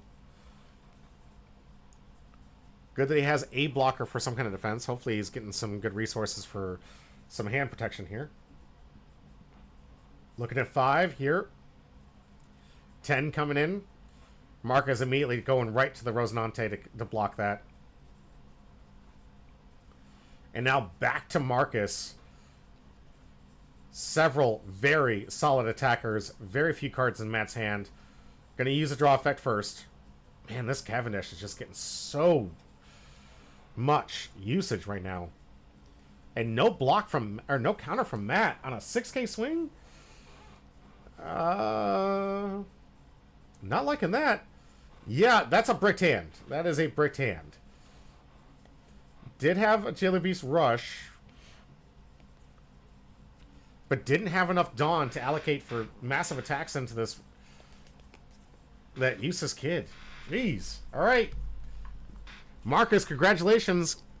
Game number 2 going to Marcus. Matt, you've got 1 game left in order to not get eliminated and make sure you get that seed in the championship. Or we're just going to give your place to the 16 and waiting. Which I believe is, if I remember correctly, it's Divine Lotus. Jeez. And that is round 2 of this. Matt has 1 last game. The good news is Matt has decided, I'm done playing the joke decks. I'm going to start playing something that's competitive, especially in this current meta. So the next match, coming up to Matt, he's decided to play Bello Betty. And Marcus deciding to try to take it a little easy on him, but not too easy, because there's been a lot of really cool assets added to this red-purple Uda deck. So next up, we've got ourselves an interesting matchup between Uda and Bello Betty. We'll see. Can the high roll deck hit the high rolls? Really looking forward to it. Seeing how this plays out here. Hey, by the way, hit that exclamation point join if you want to be in the wheel for our pack giveaway. I appreciate your comment, though. That was really funny. All right. Getting this thing ready. Getting my board ready because I got to get the overlay right. And this is where I'd usually just go to my co-host and be like, tell me about your day. How's life over there? Hope you guys are having a good day. Hope you're enjoying this Monday. Getting to relax, seeing some awesome One Piece and getting some practice. If you guys were out in Vegas, let me know. Curious how you did. Captain Literal, I am sorry that they just end up being absolute crap. Hopefully you've dusted yourself off and you're ready for a new venture with your deck. Luck sometimes is a critical part of this game of variance, so sometimes it's just not going to be in your favor. Do apologize, but you did put up a great showing, so hats off to you. Don't forget to take credit where credit's due. You put a lot of work in there. You came prepared, but sometimes the matches don't line up for you, and that's the game. That's the variance of the game. All right, one last thing for me to do: get up the poll for this thing and choose a prediction.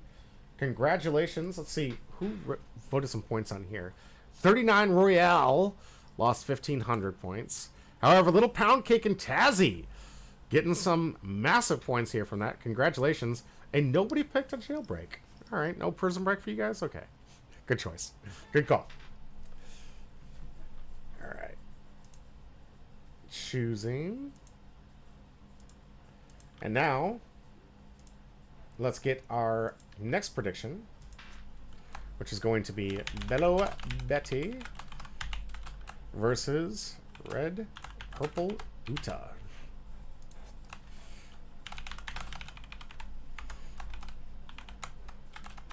I'm really pulling for you here, Matt. I'm really pulling for you. I want you to win this thing. I'd like to see you win the 16th seed.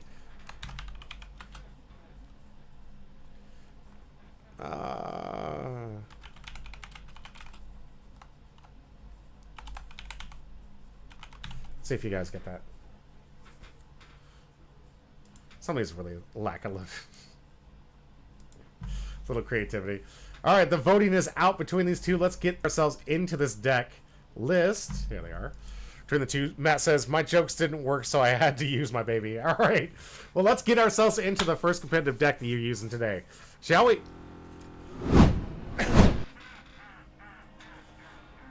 Not gonna lie, my preference here is gonna be on Bello Betty.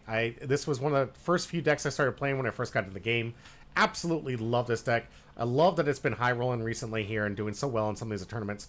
I will say you need to high roll. The variance has to be in your favor because this deck is a resource intensive type of deck. You're losing a card every single turn to get this amazing ability, but it's a very powerful one. So those who have not seen Bello Betty before, check it out. You trash one card or revolutionary type card from your hand, very important, and up to 3 of your revolutionary type cards, characters, or a character with trigger gain plus 3,000 power during this turn. So basically, you get to make most of these 5Ks, 8Ks, these 6Ks, 9Ks, and your 9K at 12K. You can also get some awesome rush in here from these 4Ks that turn into 7Ks. A lot of great power. I'd say the namesake of the deck and what you want to high roll into, Karasu. This card is a menace. Absolutely devastating, and it's always been one of the very unique abilities that, to this day, has not been duplicated by very many cards here, and it's the powerhouse of the -2 your leader type of ability. So not only does it have the on play the ability to reduce a character or leader power by 1,000 for the turn, not just one attack, but also when attacking has the ability, so long as it has 7K power or more, of course, which gets enabled by the leader, go figure. You can give that character or leader -1,000. So seeing back-to-back Karasu, getting your leader down to 3,000, having to defend a bunch of 8s, not an easy day. Not an easy day. This is why we talk about this thing just being absolutely oppressive in certain formats. Even with your 6K leader, you can take that thing down to 4. And then I'm not too prepared for a lot of these 8K swings that could potentially come out there. You have ways to cheat them out. You got Emporio Ivankov, which requires it to be at 7K. But if you do, you get yourself a nice little 5K from hand, which could be this Karasu. Could also be this Lindbergh, which has the ability to KO characters with 3,000 power or less. Meaning you can KO those blockers and get rid of those nasty blockers on attack with that power up that you get from the leader. You also have this Emporio Ivankov, which allows you to look at the top 3, find a Revolutionary Army type card with 5,000 or less, and put it into play. You got these cards that just... Or, sorry, is it add to hand or... I'm pretty sure it puts it in play, right? Yeah, play. Sorry, yeah. It's a play one. You can give this thing plus 3,000 and give it rush. So if it's at 7,000 power, you get to have rush. You have a nice new blocker from this Karasu that also has trigger. So it has double the power with a double the fun. And a trigger in life here. If your leader is Revolutionary Army type and your opponent has a total of 5... You and your opponent have a total of 5 or less life cards, play this card. So you get a nice little blocker for free in the late game. Absolutely devastating. I love the addition of Zeus here. This one's a neat one. We were talking about this one in the Nami deck. You may add one card from the top or bottom of your life cards to your hand, then KO to one of your opponent's characters with 5 costs or less. Get rid of those nasty blockers. Get them out of the way. Also, great 2K. Very good 2K. Not going to help with the need for the discard of the ability, but is going to help on the defense here. Of course, you've got this awesome top end here from the Monkey D. Dragon, which allows you to rush out, give 2 Rested Dawn to any character or to Bella Betty, which means that you can basically make all of the 5,000 power cards active, giving it that 7,000 power for them to have that added ability here. Absolutely great. And good in this theme in this deck here. I like this new Kuma being added to the deck. Of course, this one's from OPO9, but this replaced basically the Frankie. So those that weren't playing back in the day, Frankie was this 2K counter that had the trigger where you could basically play it from life. And this one has almost the same, a little more limited with the requirement for you and your opponent having 5 or less life total, but still a nice little revolutionary theme. Because one of the problems I always had with Bella Betty was making sure I had a discard to ensure I can get the power up, and Frankie was often the card I wanted to discard. And here is Matt's version of this updated Bella Betty list. I guess the only thing I really want to look at is this card. I don't play this too often. Emporio Energy Hormone, which is a counter for 3. Up to one of your leader or character cards gains plus 3,000 power during this battle. Then play up to one revolutionary character card with 5,000 power or less from your hand.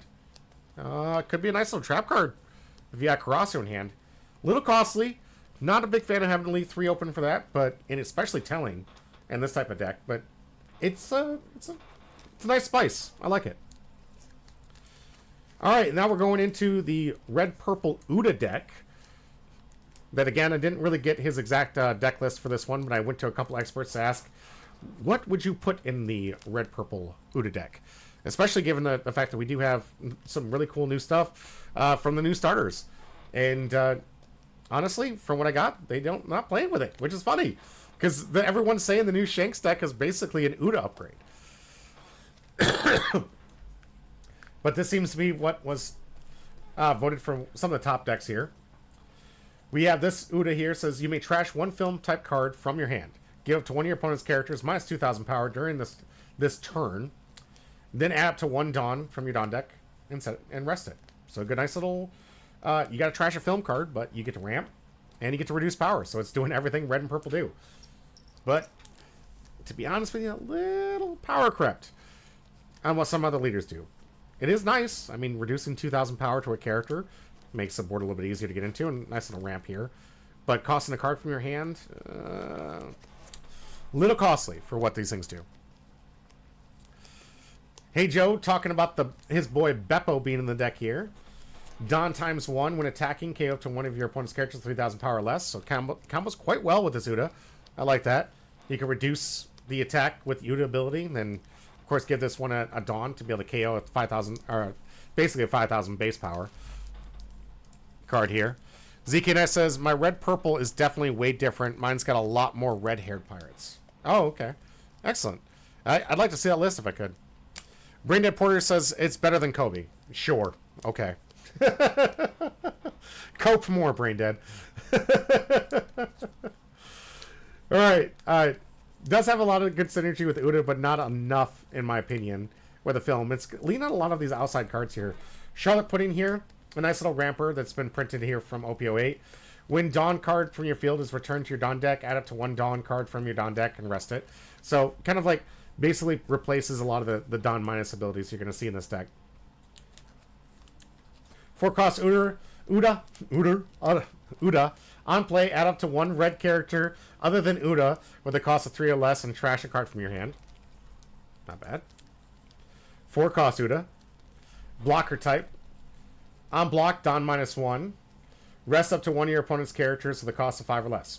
There you go. So you got out Charlotte Pudding and Uda. You can start resting stuff on the on block and get it right back. So, pretty powerful. Pretty nice. Get those film cards. A lot of these things feel just kind of like...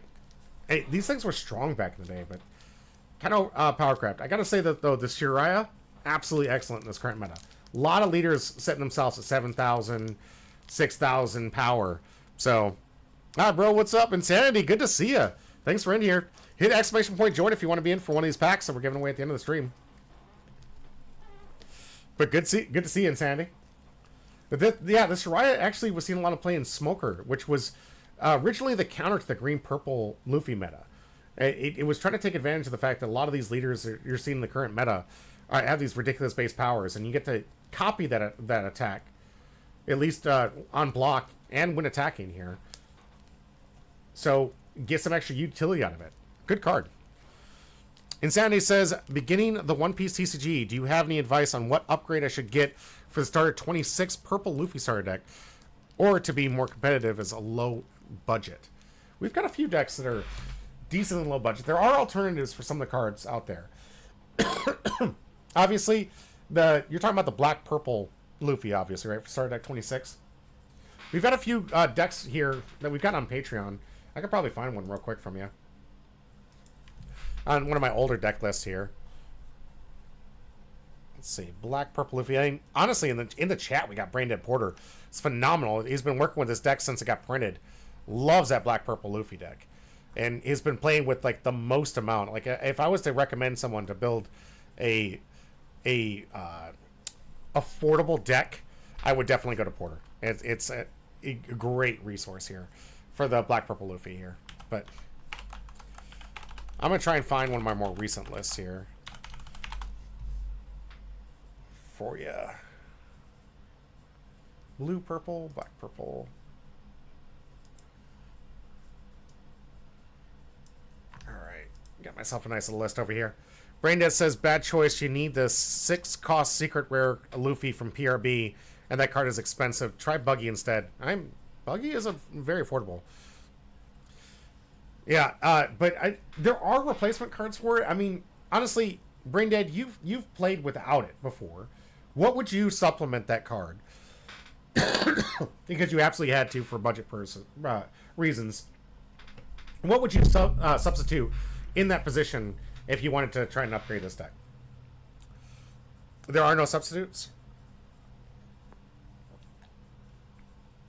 I mean, you've been playing with it for a long time. without it. It's not like you've got amazing cards like the Sanji. I realize it's an extremely powerful card. It's what's been helping you in this new meta here. Because it has that lock of you having to have a multicolored leader, and your opponent has 5 or more Dawn, you get rush with this thing. So on 6 Dawn, you get a nice little rusher, and on attacking once per turn, you can return 2 of your active Dawn cards to your deck, which triggers leader ability. Set this character as active and add 1 card from the top of your life cards to your hand. So you get basically 2 attacks with this thing, which is absolutely devastating and a nice little closer. Little Pancake says, yeah, but the secret is what pushes it. It really does push it over the top end for some of those competitive matches. I think, Insanity, if you're really looking for something that's more affordable, honestly, a lot of this game is quite affordable. A lot of these decks are. But unfortunately, because of the short printing of EBO1, and, I mean, maybe we can pull one today. Maybe today I can give you one of the copies you need from this EBO1 set. Hoping we could have a potential hit left in the box here. So, we'll see. But the limited printing from EBO1 and the fact that there's no sign that they're going to reprint it is kind of forced this one into... I want to say it was EB. Yeah, it is EBO2. So, no limited printing from EBO2. Excuse me. It's kind of driven up the cost, especially how good it is in certain decks. Then the best choice is to swap decks to Buggy or Betty. Honestly, they're the cheapest options right now if you want to play competitive. If you want to play for fun, there are cards out there that you can try to manipulate and try to hope to see your Sanjis at the right point. You can play around with some of the top end. But really, the reason that the Black Purple Luffy has been so consistent in today's meta and its current meta is just how much of a great closer that card is. The ability to attack twice with it and load up a bunch of Dawn on that attack, it is absolutely devastating and kind of what you need and what's happening in today's meta, because a lot of these games seem to be getting to these big top end plays towards the 10 Dawn turn. And when you're rushing in with the 6 cost, or you have the ability on one of your turns to basically load this thing up for massive swings with its gum-like attack, it's pretty devastating. Insanity says, until full this one, I guess. Yeah. I honestly, avoid purple for a little bit if you're trying to stay in the budget here. There is Zero, Little Pancakes, right? Now, I will say in Zero, you do have those 2020 choppers, which are a little bit expensive. And those are getting kind of annoying to get your hands on. But there's a lot of good cheap versions of Zero, which is good. It gets under a lot of decks. I'd say the cheapest, though, probably Bello Betty. You can build anything but the purple deck pretty cheap. Calgra is dirt cheap, and that one's been put up results, too. I've seen... Where was I seeing that? I remember Calgary was surprisingly putting up some results on deck tops here. Last I was looking into it, I was really surprised. It got a little support. Very little. But it was actually doing pretty well. Is this it? I'll have to find it some other time. But yeah, I was seeing some social media hits on Calgary doing pretty well. Okay, since I have a few cards and tomorrow will be my first tourney for fun, I will swap some cards for the end game I'm lacking. There you go. I mean, Insanity, you may not come into the game with a tier 1 or the most expensive deck. That's okay. A lot of the games are variants, by the way. You're not always going to see that 6 cost. So, not running it, sometimes you don't see it, and it's not going to be the end of days. It's going to be a lot harder to win sometimes. It's not the end of days. And decks have been able to win without it before and do a pretty good job. There are some great cards in this deck that have been able to put up some decent results. I hope you don't play a bunch of meta decks. Thank you so much for the follow, by the way. I appreciate it. I hope you don't play nothing but meta decks. If that's your locals and everyone's playing strong meta decks at the top end, it's probably not going to be your best choice here going into it. But if a lot of people are playing for fun and they're just having a good time, it's a good deck you can try out. But if you're looking for competitive, I'd pay attention to Brain Dead and Little Pound Cake in the chat. They know what they're talking about. The Buggy deck has been doing phenomenally well, and it's dirt cheap for cost-wise. Bello Betty doing phenomenally well, and it's dirt cheap cost-wise, price-wise. So if you want to play meta because you want to win, those are your options. If you want to play because you want to have some fun, play whatever makes you happy. I don't care. I don't care what it is. Play whatever. We've seen some people pull off some amazing things in this card game where they've been practicing like crazy and bring a deck that everyone jokes and laughs at, and then they end up winning the tournament. There you go. This could be you. It could be the dream that you follow, but you're going to have a whole lot of heartache going down that route, just FYI. So get ready for a lot of punishment because you're going to lose a lot more before you start winning. But once you do get that win, it's going to feel that much better. And you're going to have earned it well more over other people. So good luck to you. Welcome to the game. I hope that my commentary helps you, teach you a few things, because that's what we try to do here. At Humble Pie, we like to teach a lot of the different TCGs. We like to give a lot of people experience on other games that might be out there, learn the gameplay, and do some decent coverage of it. So ZK Knight says, the weirdest things can win sometimes. Honestly, they really can. Guys, I've seen some crazy tops for some crazy decks. Yeah, there was a Foxy top in the last championship season too.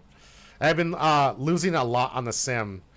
Yeah, absolutely. Honestly, Insanity, it's just growth, man. It's not how hard you can get hit. I'm sorry, it's not how hard you get. It's not that you get hit. It's how hard you can get hit. Excuse me, to get this quote properly. And get back up and get back at it. Because that's what's going to be done for you to win.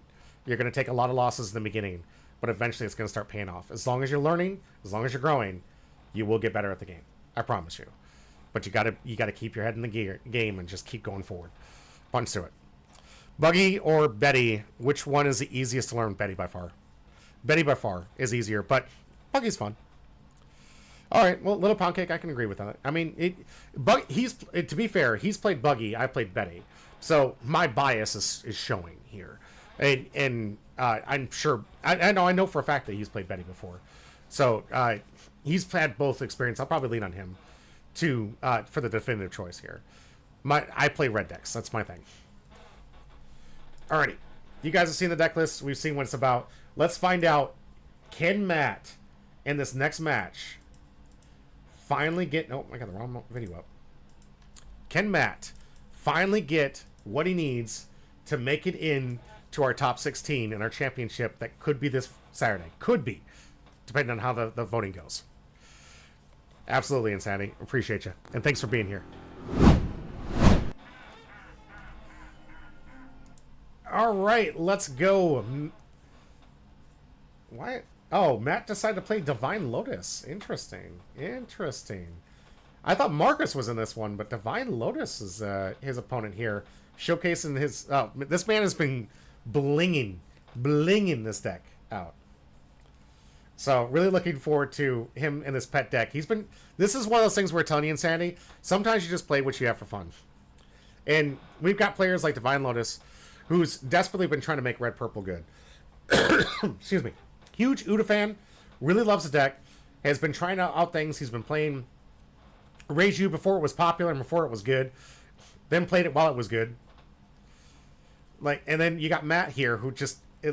luckily, Bello Betty, which has always been his pet deck, actually got good in this meta. Oh, Marcus had to leave. All right, thank you. I appreciate it, ZK.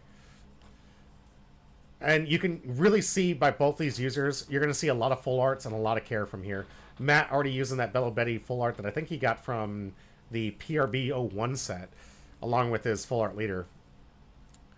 And Sandy says, can off-meta decks perform well, or are they very hard to reach good spots? It all comes down to your matchups, Insanity. It all comes up to whether, there's a lot of different strategies from off-meta decks that work very well against specific edges of it. I'm gonna enrage Porter here just a little bit.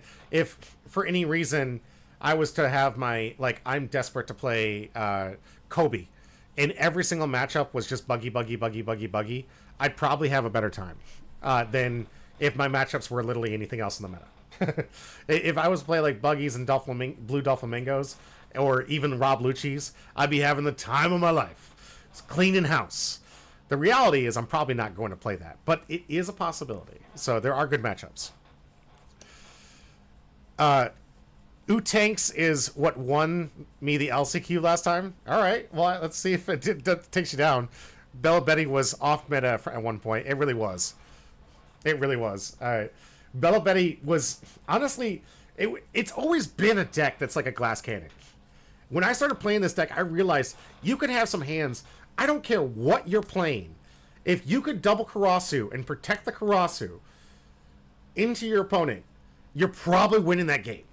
The problem is you can't consistently get the double Karasu. I think the biggest thing that the Revolutionary Army has been missing for this is an additional searcher. It really needs, and maybe I'll try the 2 cost just to make sure, because you can use that new 2 cost from the EBO 2 pack to try and increase consistency. But I gotta say, like, this deck, when it goes on fire, it feels unbeatable. But then there are turns when it just does not see the card you want, and it just feels so bad to play. Shout out AI, welcome back. Appreciate you. Thank you for that. People are playing Stage now. Oh, okay. Okay. All right. Did we see Stage in his list? Did I breeze over that? I don't think I saw Stage in his list. Oh, all right. All right. Let's see it. Win or lose in 5 minutes, respectively. Honestly, Richie, that's absolutely right. You are either going to just steamroll your opponent in 5 minutes, or you just got the worst time of your life. Hey, good to see you. I'm glad you stopped by, Shada. Appreciate you. It was good seeing you. All right, Emporio Vonkov. Let's see if we get a discard to make that active 8K. So that way we have a 5K, a 7K potential. I don't know if he wants to tackle the blocker. But he will get an extra body out. And if he's able to... Oh, we got a discard. So Vonkov can come out with another body. Ooh, Rush Inazuma.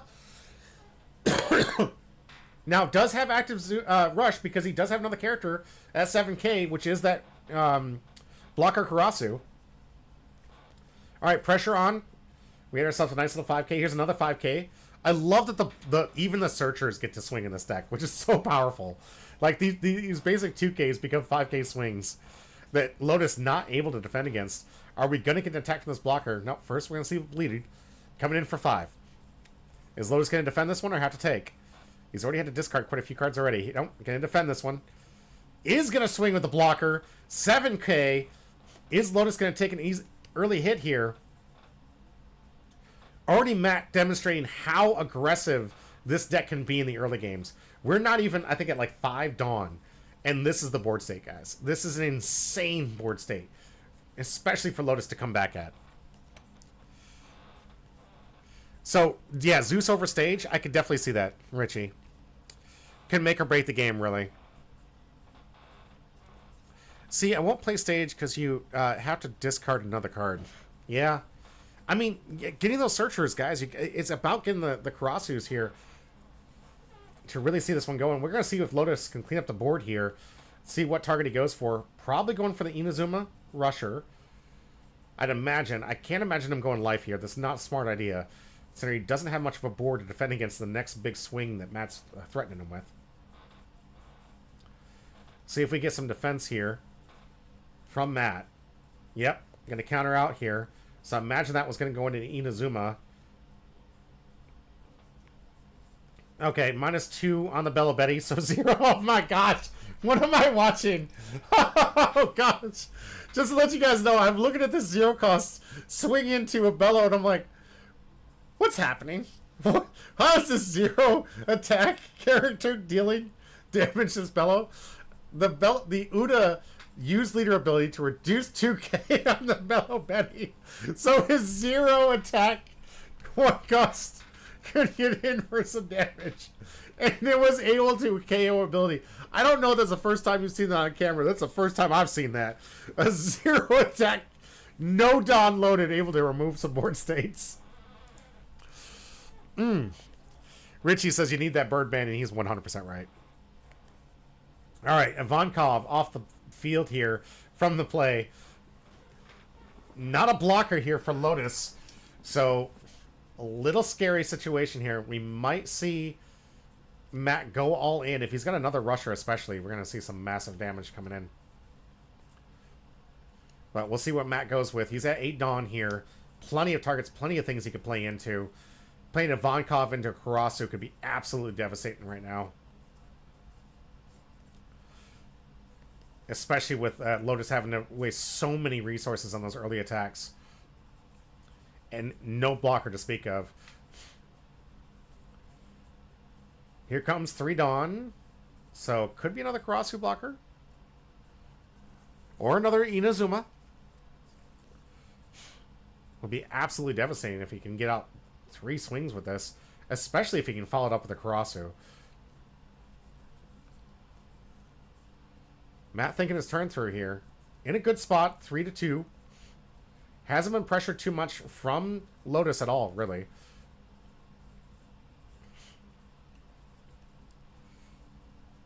All right, Matt using the Koala. This one going to be able to take a life to allow him to play another Revolutionary Army, which is another Inazuma. All right, getting cards from hand, so he has some resources to discard from it.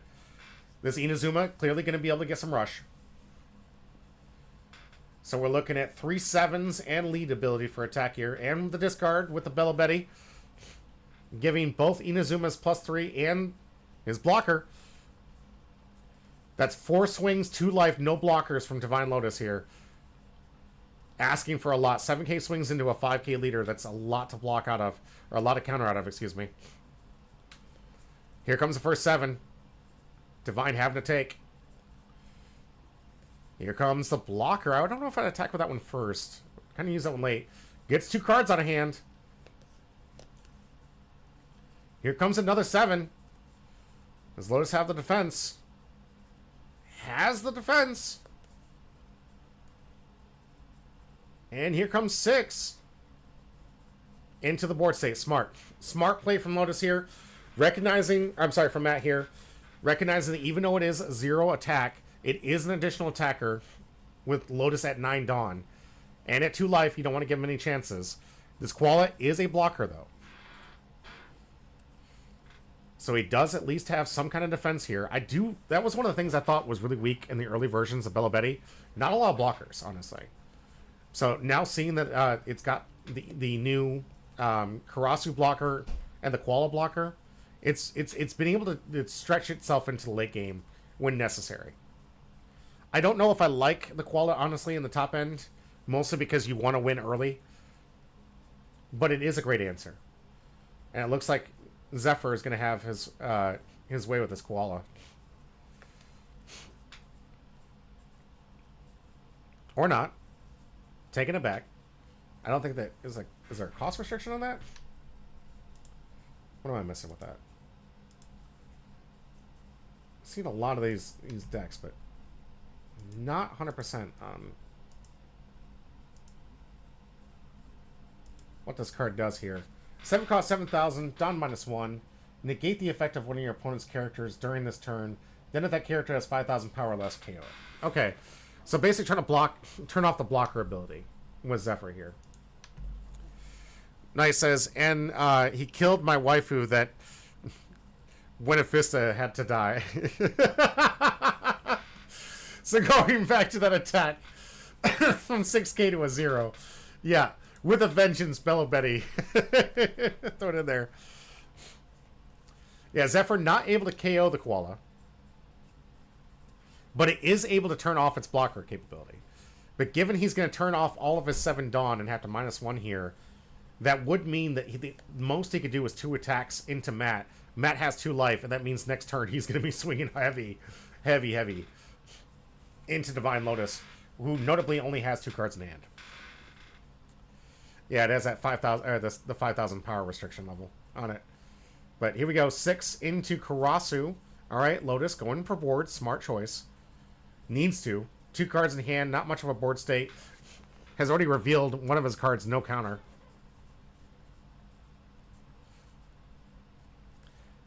I like the choice of Matt not using blocker here. Because honestly, going to 10 Dawn, having this Koala, Bella Betty, 10 Dawn, you've got so much power coming over next turn. And against 2 cards, it's going to be very hard to fight back here. Looks like 8 into the Inazuma. Now, does have the opportunity to basically KO the Inazuma with his other Zephyr. No, going for a search instead. Looking for a different answer. Hopefully a blocker. I imagine Lotus is desperate for a blocker at this point. He is able to find one. And is debating about not getting it. Interesting choice. If I'm Lotus, I'm looking for a blocker right now. Need it. Need to have some answer. Goes to the blocker, though. All right, good choice. This is one of those new ones. I believe that gets a cost reduction. No, it's a 4 cost. Never mind. That's the 4-cost blocker.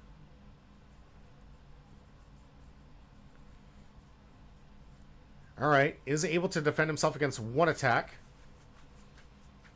2 Open Dawn. 1 card in hand that we already know is a Zephyr. So I don't know what he's trying to bluff with 2 Open Dawn. If he's trying to bluff at all or just couldn't use his Dawn efficiently due to what he got off the top. Matt, this is it. Are you going to make it into 16? Can you do it? 1 blocker, 3 amazing attackers, and Dragon. Oh boy, here we go. Dragon coming in for the massive swing here. Add an additional body, 9k swing. Do we get the discard to add insult to injury? We do! If on-comp discard pumping the board, we've got 7, 9, 12k on the character board, and an additional 7 coming from Matt, from leader. 1 blocker, 1 life. Let's see it, Lotus, with 1 card in hand. Of course, he's got to block with the first one. And then comes a 7. He's going to rest the Inazuma using the Uda blocker ability. Here comes 10. Definitely not going to be able to stop that with 2 cards in hand. 12k body coming in from Dragon. Gets a trigger from Luffy. I don't know if there's a card in his deck that gets out of a 12k swing, though. That's not going to do it. 12k into 5. Yeah, Zephyr and a 1k, not going to do it. Matt, congratulations, my man. You've made it the 16th spot in LCQ. All you had to do was play meta. Congratulations. Great job, dude. I'm really proud of you. Matt, taking it down with Bello Betty. Lotus, I love the deck. I love you that you won't quit on this deck and you keep trying to make it work. GG's all around. Thank you, Richie. I appreciate you. Absolutely. Big Merc, congratulations, Matt. You've earned yourself into the seat. We've got established. Let's go into the board since I have that ready before we take our next to last break here. Get the board up. Let you guys know what we're looking at for our top 16 that is currently under decision. We got to figure out who can make it. Richie says, that's why Bello Betty took over the Ginny position. Yeah, you're absolutely right. Sad. It's kind of sad to bring that up here. Richie, you got to bring up the Ginny story. You gotta make me get those feels. If you guys haven't caught up in the anime, you should. I was in those feels during the manga, and I'm in overtime now here with the anime. Bella, she is that girl. All right, so here's our current 16 right now. Unfortunately, Colin, unable to make it because he's on Boy Scouts retreat. Patty, I'm sorry, brother. He went back to his host country, but he will be back this Christmas, so we will see him soon once he gets back here. Richie says a good cry is needed from time to time. I agree. But man, does that hit the feels, dude. Man, did that hit the feels. Porter, of course, locked in MVP close to the last week. There with 32 points, so he will be taking home his prize. That means anyone in the top 8 represented here will have choice of who goes first and second in the best 2 out of 3 matchup. First, we'll be playing 16, second, 15, third, 14, fourth, 13. I don't need to keep doing it. You guys get the pattern. Goes all the way up to 8 and 9. These could be your matchups. Also, it could not be your matchups. So here's what's going to happen. If, for any reason, any of these top 16 members can't make it, Divine Lotus joins the 16th seed. Chai, you have an opportunity potential here. Make sure you're ready. You might be in. Trey and Supercoop, make sure you're ready. There's also additional individuals that could make it into our finals. Javon, Sea-Dog, Mike, Cole, and Clark all have an opportunity to make it into the finals if they choose to show up, and the individuals are unable to attend.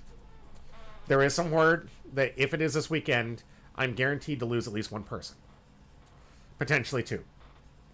We'll find out tomorrow once the polling is stopped. I'm going to pin that after I take this break, so you guys can get in there and get your vote in. Make sure we find out what day you guys want to perform this. It's either going to be the next 3 Saturdays. One of those 3 days, we're going to be playing off this Championship Series 4 and ending it out and find out who our next champion at the Lifelink Games Championship Series is. Anyway, honestly, Matt, no. That's not how it works. Everyone in the top 16 is qualified. The last chance qualifier, you qualified. Reserve lists bump up. Those have been the rules, which makes things a little bit differently. Sorry, Matt. Doesn't mean you won't be able to get on camera, though. You got easy ways to get on camera. And I think I know why he wants to be in the 16th seed. But I'll talk to Daddy Lifelink if he changes his mind. It's fine. But the way the rules that we have it, these, if you added because of the inability to attend, you kind of move the list up and up and up and up. I will be posting out the list, our matchups on Patreon, by the way, too. So stay tuned on that if you guys want to find out who your opponent may or may not be based on my semifinal results of who's going to be attending the championship series. Of course, everything's subject to change even to the last minute because people have last minute emergencies, kind of like what happened to my co-caster today. So if you're not in, doesn't mean you can't make it. So please attend. It helps us fill out the seats. All right. ZK, I will talk to Daddy Lifelink. We'll figure out what he has to say.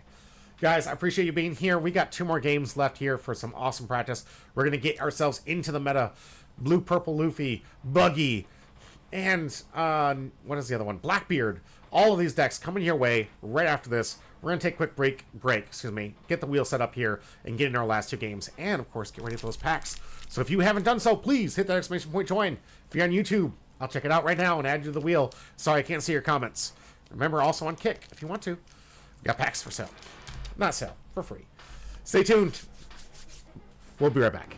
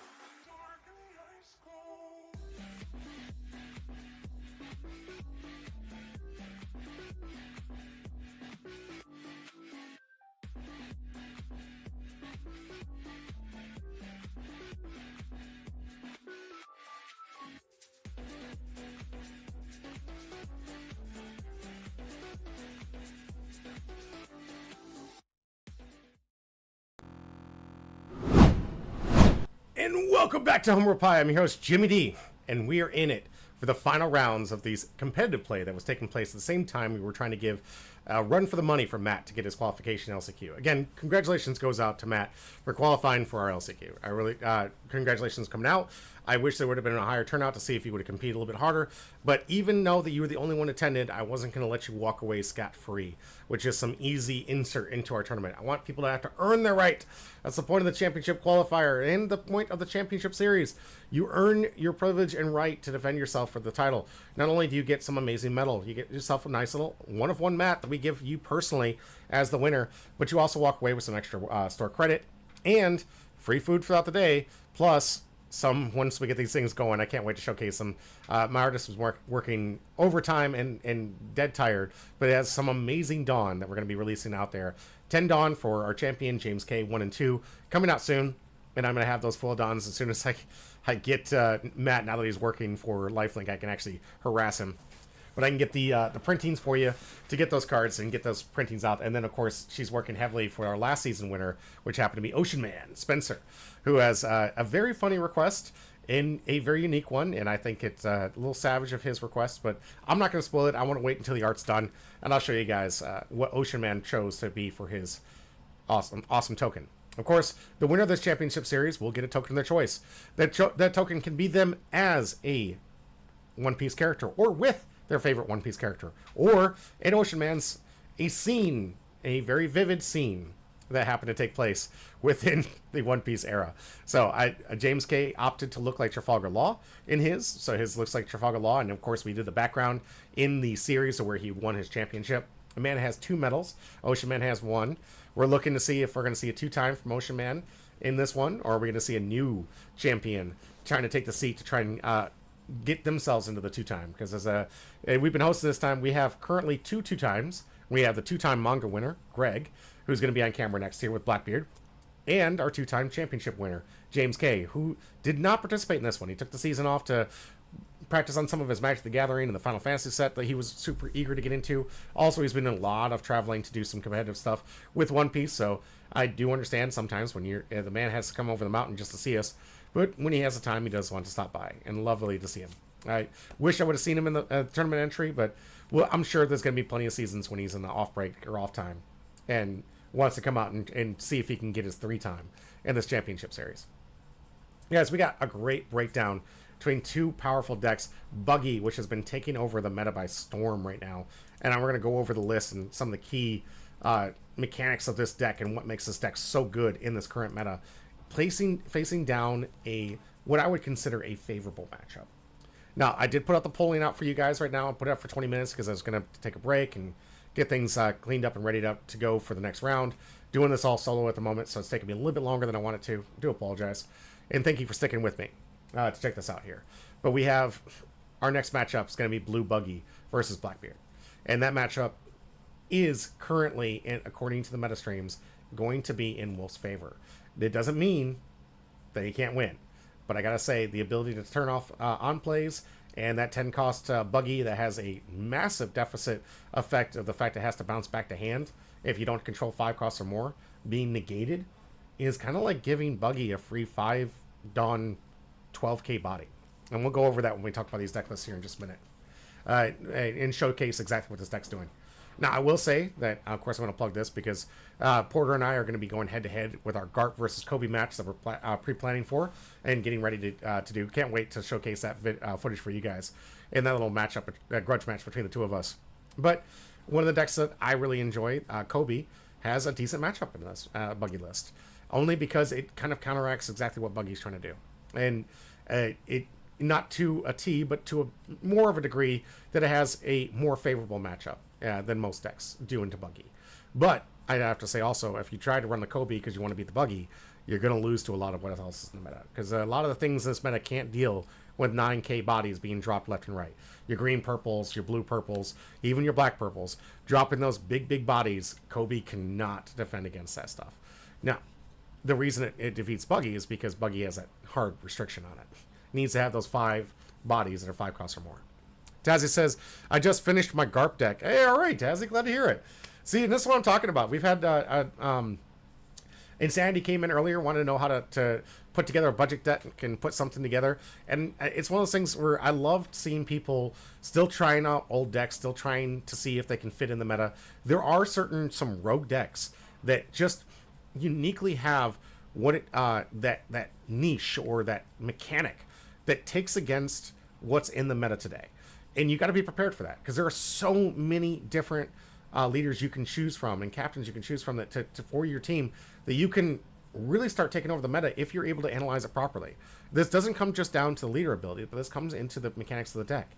If you can find out ways to kind of punish your opponent for dropping 9k body after 9k body after 9k body, maybe if you can get underneath it because you know how that deck really doesn't do much in the early game and start putting in some early pressure to get underneath it and find a way to do that with your favorite leader, there you go. If you find ways to just deal with those threats better than more efficiently than other decks do, there you go.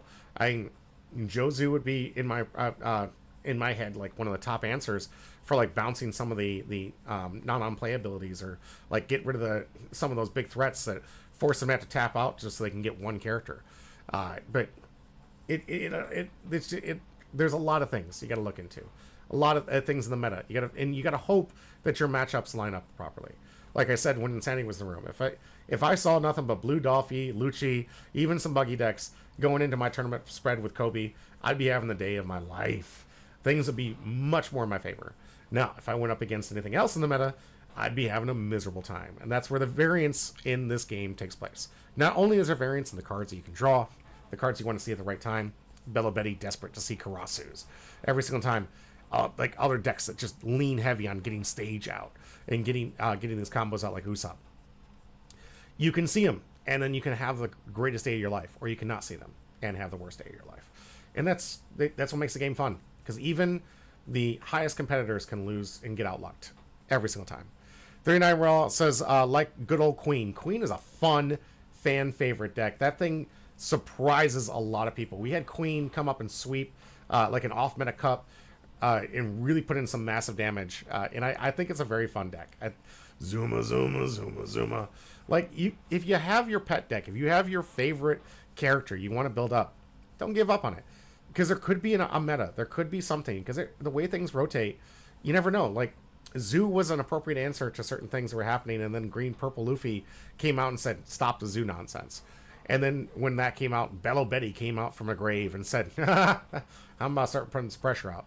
Blue Purple comes out and says, all right, I'm going to put Green Purple in its place, and I'm going to start taking over with this. And then what happened? Buggy got a starter deck with some awesome support, just what it needed to say, hey, Blue Purple Luffy, I got the counter for you.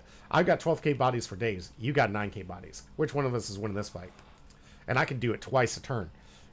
Guys, they're like, there are certain decks and matchups that just seem to like just meld perfectly. But I even think Teach has some very favorable matchups. Stopping a lot of decks that will rely on the on plays. Oh, it's devastating to play against Teach decks. Absolutely, just one-sided fistfights with these Marshall D Teachers just punch you in the ground. Now, when it comes to Buggy, though, it is a deficit, but it's also a very dangerous play. And let's talk about that when we look at the deck list right now. All right, starting off with the leader effect. What does everyone do? What's this one doing? Basically, it's cheating out characters for 5 Dawn. Once you get up to 10, you can cheat out 2 characters for 5 Dawn. And you can do this basically by resting 5 Dawn cards and trashing a card from your hand. You can play a cross-guild character. Cross-guild characters have plays that allow you to bring out extra stuff. And this is where Marshall D Teach is definitely going to be favorable in stopping a lot of this go-wide type strategy. Stopping the Crocodiles on play, cross-guild type character cards with a type including Baroque Works cost of 5 or less from your hand. So you get to bring this guy out and an additional body as long as it's 5 costs or less. And a lot of these things that have these 4 cost bodies actually end up being 5 cost bodies based on the way the deck works here. Them Kuzan are a killer, right? Absolutely. Kuzan's a huge killer on this one too. But on KO, your leader has Buggy. You have 3 or less cards in your hand. Draw a card. Now, really like this, but also it gets +1 if you have 2 or more characters where the base cost 5 or more, it gets +1 cost. So this Moji, great little blocker, but also adds to that 5 cost necessity. Although this deck has some great on plays and has some great go wide strategies with it, the risk that is going to be played by the Blackbeard player, if they're willing after the 5 Dawn turn to discard to stop those on plays, and the opponent has this 10 cost Buggy, they're playing right into Buggy's hands. There's nothing more fearful than dropping a 12k body and an early as 5 Dawn turn if the Blackbeard player is willing to discard a card to negate on play abilities. Because this one does bounce the character and itself to the bottom of the deck, but if you have 5 or more characters, it stays in the field. If you negate on plays, it doesn't matter that you're not going to be able to bounce anything. You don't have to send this to the bottom of the deck. You don't have to build the board that Buggy so relies on. One of the biggest weaknesses that Buggy's had in the past is making sure it maintains a board state, so when it gets to the ability to drop 2 10-cost Buggies, it can keep them on the field, to keep this powerhouse, this 12k body, on the field. It needs to keep these things alive. It got a massive power up with this promo here. It can attack, which is good because it keeps it in a ready position, and is above 5 cost. Additionally, if your leader's Buggy, characters that cost 3 or 4 can attack. So a lot of these decks that use these 3 and 4 cost bodies, like even Bello Betty, it locks them in place. Your Inazuma, locked down. Your Karasu, locked down. A lot of your cards in your deck can attack while this thing is out, which really just starts slowing it down for those mid-game rushers. Zero decks locks it down. Most of the cards you want to be playing cost 3 or 4 in that deck and start going wide. And this Buggy right here just says, you can't attack me. And if you can't attack me, you can't put any pressure on me, which means me being at 3 cards or less to try and get a lot of these activated abilities, it doesn't matter because you can't even swing at me. But on play, you get to play 1 cross-guild type character card with the cost of 6 or less from your hand. So you get, not only does this thing lock up the board, work as an additional 7 cost, you've got this amazing ability to lock your opponent down for those early game aggressions. So great answer against Zero. Great answer against those low Star Deck 21 that tries to lean heavily on those early rushers. And stop the pressure, because this deck, while it does draw a lot of cards, also has to discard quite a few cards to activate that ability. And having the hand at 3 is pretty much where you want to be for a lot of these effects to be active. You've got other cards in here from Kabaji back in the old days here at Cross Guild. If you have a Buggy or Moji character, this character cannot be KO'd in battle. Huge ability. That way you can swing into it. Because one of the things that Buggy really doesn't like to do too often in the early game is attack. Why? Because it's trying to establish its board state to get 5 characters out of 5 cost or more. So having a Moji out there that's a blocker, Kabaji out there that's a blocker, having these character cards out there that they can play defense allows you to get some early game aggression out there and not have to worry about losing a key piece that you're going to need when you get to the late game. This deck comes with a great bit of removal too and draw effects here. We have, of course, the cross guild, which is this nice little searcher here. Look at the top 4 cards, reveal up to 1 cross guild, add it to your hand, then place the rest. So you got some consistency here. With the search, Sanji's peel off, obviously, there for some draw. You got some 3,000 worlds here. 4 costs, place 1 character for cost 5 or less at the bottom of your opponent's deck. Great removal spells. I love the bottoming. They usually gets rid of a threat really well. And of course, you have the Raging Tiger, which is just a phenomenal 7 cost that gets to place 2 characters that cost 6 or less at the bottom of your opponent's deck. Really good against certain strategies. A lot of things like to not be KO'd. The fact that you can bottom it, absolutely gross. And another reason why I say like cards like this and stuff like this, I love in my Kobe deck, it counters this. So if you try to bounce it, no. You try to bottom deck it, no. You try to bottom deck it, no. There's a lot of cards in here that just basically absolutely negates with its leader ability, and why this is a decently favorable matchup. Not only that, it also allows me to attack active characters. So in the strategy where you would want to have these cards out and want to keep them in defensive position to make sure that you can get to late game, I have the ability to attack active characters and disrupt this plan. I've been told by some that it's like, oh, well, I'll just attack. And it's like, well, then you're still making your strategy vulnerable, because now that you're attacking with them, now I don't even need to get the characters that can attack active. All of the characters in my deck can attack on play. So I can still put in the pressure I want to kill your characters if you decide to attack with them. So it's one of those things where it's like, in that particular matchup, I think Kobe is very favorable, because it counters this necessary strategy that Buggy does. But it works. Buggy works so well against some of the meta decks right now. Like I said, it is very threatening to the blue-purple matchup. Goes over top, has a lot of great answers to that deck, has a lot of ways to go tall, a lot taller than that deck can go, and win the late game. It being a 5-life leader is huge as well. Now, this matchup's going to be up against Marshall D. Teach. We were talking about this a little bit earlier. Marshall D. Teach has the ability of on-play effects for itself are negated, which is kind of interesting because there have been a lot of plays with negative on-play effects that you can put in Marshall D. Teach. A lot of cards that say, discard 2 cards on play. Well, if you have an on-play negated, you can't do that. So, it fitting in for interesting cards that are pretty much, without saying it's a Marshall D. Teach card, it's a Marshall D. Teach card. It has the ability to trash 1 card during the main, and during your opponent's next turn, they can't activate any on-plays. So, not only does it stop your own on-plays, it shares that ability with your opponent. You do have a costly card in hand, and remember, it gets really dangerous in this matchup, because if Greg is willing to do it, he has to take the risk that the 10-cost Buggy isn't going to see play on 5 Dawn, because that leader just pops him out early and prevents that bounce effect. This deck excels in the late game. Has amazing power with the extra burn engine where you're putting so many things in trash. Being able to power up this Jesus Burgess into some static abilities are just absolutely insane. You get 3 or 4 of these on the board, it's game over. This thing just shuts the game down. It's a beautiful 5k that can't be KO'd by your opponent's effects. It can be returned to deck, though. So there are answers in Buggy to return this one, but it can't be KO'd by effects. So a lot of my decks like Kobe that try to reduce the attack and then try to KO it by using some like the Honesty Impact or whatnot, not going to do anything against this deck. But one of the new cards that came out from the starter deck here, really powerful here. 7 cost. You may rest this character and KO up to 1 character with a cost 3 or less. Then KO up to 1 of your black type characters from your on KO. Add up to 1 of your black card characters, including itself, in the trash back to your hand. So this is like a better Jack, if you really think about it. Jack does hit 5 costs, this one hits 3, but this one can return itself back to itself. It can return some of the 10 costs that you might want to have back, just in case your opponent was able to deal with some of those 10 costs. But it can really get anything, because most of this deck is playing from the yard. So you can even get some of your Jesus Burgesses back if you decide to attack early and not have it up to like 7-8k, making it a harder body to swing into. The reduction can be done by the Laboons, by your finger pistols. A lot of cards in this deck that can reduce the total cost to make this Marshall D. Teach a very good removal control-like ability. And Marshall D. Teach excels in control. Really likes to get to the point where it's just locking your opponent down, answering any threat that might come out, and then eventually locking the game down with this amazing 10 cost Marshall D. Teach. Blocker, 12k body. Once per turn. If your leader is Blackbeard,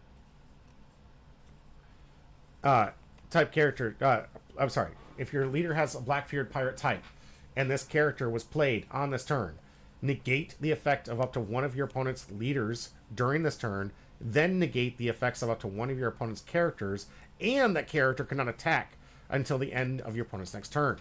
So on this play, you get a 12k body. Stops one of their attacks the next turn, negates the leader ability for the turn, and negates the ability of that card. So if you want to lock down that Rush Luffy that gets the double attack, ain't going to happen. Lock it down, you got yourself a 12k blocker. 12k blocking is insane. Jack also KOs 3 cost. Okay, thank you very much, Rain Dead. Appreciate the correction. So yeah, I thought it was 5 cost. It was 3 cost. Kuzan, blocker, on KO, up to one of your Blackbeard type characters cards with a cost of 5 or less from your trash, rested. So this is the card that was being mentioned earlier here by 39 Royale. Basically, on KO, this card just able to get back to Jesus Burgesses, which is absolutely insane in the late game. And a great asset. Notably, it does have blocker. So you can actually activate that in response to blocking and on the KO. Don't have to wait for your opponent to KO it by any other effects or any means. You can just block, you get the effect, get back some of your Jesus Burgesses. Absolutely insane, guys. Love it. Alrighty. Those are the deck list. These are our players, Wolf and Greg. Best of 1, round 2 of this event, because we were recording the map matches early, so I was not able to get round 1. Greg put down his 5 life. 5 life versus a 5 life leader, so no edge given for this buggy player. Yuzu gets to thrive in this current meta because a lot of leaders have 4 or 3. No play for Wolf on turn 1. Not abnormal for a buggy deck. Stage. Greg hitting one of the key cards to this deck. Going to be able to fill up that graveyard early. And going to get a search on. Going to start with the top 3. Add one of the Blackbeard cards to his hand. The 10 cost. And put the other 2 in the trash. So already threatening it here. Discarding with full lead. Looking at the top.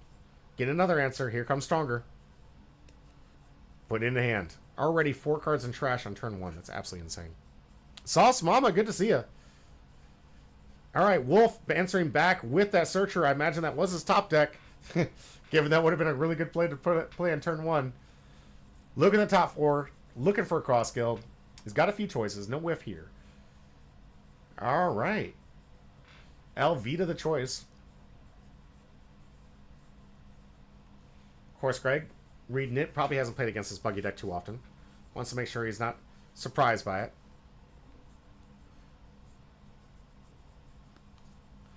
Funny, the safest Dawn turns for Greg to activate leader ability in the early turns, and the also most dead turns for Buggy are the early turns to activate leader ability to stop the on plays. So Wolf with 2 looks like he can attack for 7 if he wants. Also has the option if he want. I think he had some early plays too. A few. He is going to go 7 in life here. Asking for 2. Greg just going to take the normal occasion. This is exactly what happens at 5 life leaders. Swinging for 7, they're always going to take the life. 4 Dawn turn. For Greg. We're going to see a Jesus Burgess. We're going to see a Kuzan. We're going to see a search first. Discarding Van Augur. Look in the top deck. Finds another target. Kuzan, that's fine. That new blocker already. See if that... I think that's 5 cost. I don't think he's going to play that. 5 into 5. Asking for 1. Wolf just going to take. Knows he doesn't have to worry about too much rush. Laboon the play. Alright, so we're setting up some good board state advantage here. Enabling his ability to start reducing the cost of some of these characters and start playing some removal spells. Or removal cards here. Wolf here, 5 Dawn turn.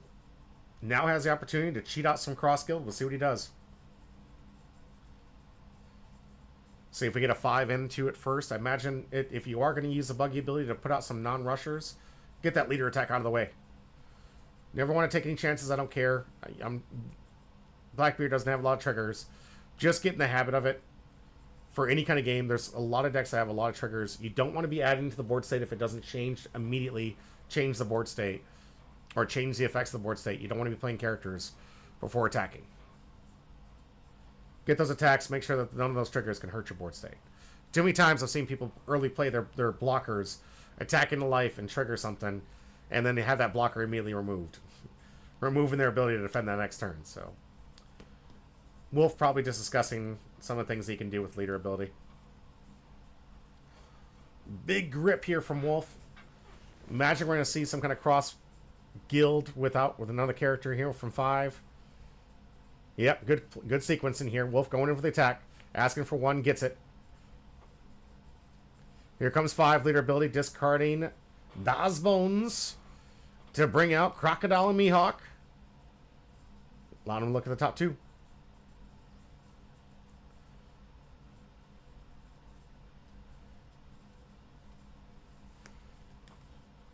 As a choice, has to figure out what he wants to discard here. Put that Searcher to the side might be his choice here. Don't know if he wants to get rid of both Daz Bones. Maybe he does. Alright, Daz Bones going to hit the yard.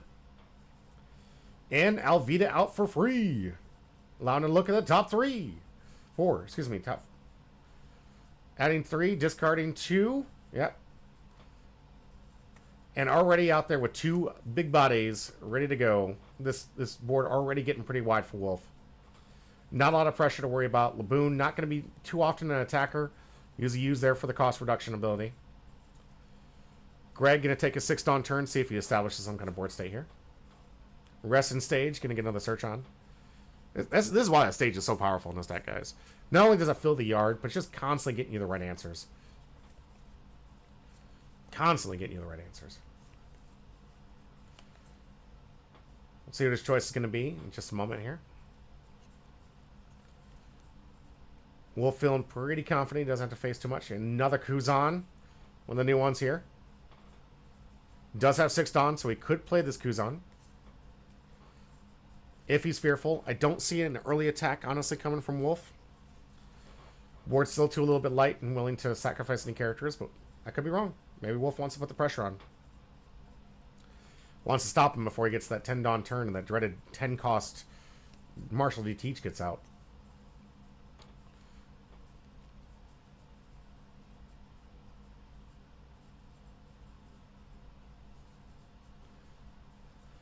All right, reducing the cost here. Looks like we're going to find... Yep, got a way to get rid of that Crocodile Mihawk. Taking that choice away. Mad God Momo, welcome back. Good to see you. Thank you for the exclamation point join. Just 2 matches to go before we give away packs. Mad Sopa, welcome back. Good to see you. 7K into life. What's up? Good to see you, Mad God. Yeah, Wolf gonna take that one. Imagine that's gonna be it for the turn. Yeah, going back to Wolf. Now a 7 Dawn has 5, so they can use for cheating out 2 characters, maybe.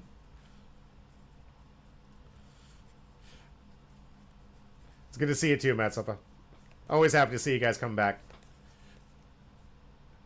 Yeah, I don't know if you had a chance to get into the vote because I think it was a little bit later, but I'm curious. What do you guys think is going to win this one? Buggy or Blackbeard? Mad God Momo says Stinky Buggers supports from the starter deck are too good. You know, honestly, they are super good. They've made this deck extremely playable. Wolf actually willing to go on the aggression, recognizing he's probably not going to get to 5 cost or get his 5 characters out in time before that 10 cost Teach comes out. So early aggression coming from Wolf here. Like it. Discarding for the leader ability. Let's see what he's willing to cheat out. Hopefully something with Cross Guild that brings out another Cross Guild. Maybe the Crocodile that bring out the Daz Bones. Okay, brings out that the Brokes Works characters. Wolf in the tank here. Doesn't know which one he wants to make vulnerable. Greg says, feed me, Charlie. Crocodile into Daz Bones. Here we go. Looking pretty good. We'll see if Greg decides to respond and kill that Alvida. Definitely should have a target on its back. You don't want to let this thing get up to 5 characters.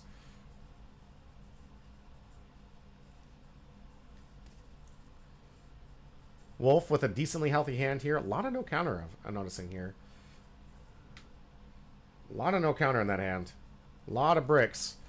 Greg, though, not able to establish much of a board state, so he isn't able to keep the pressure on. No rushers that I'm aware of from Greg here.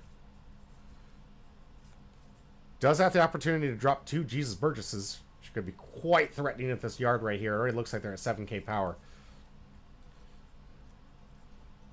Could drop out the 6-cost Kuzan, get out a decent little blocker if he feels threatened. I don't think he feels too threatened this early game, to be honest with you.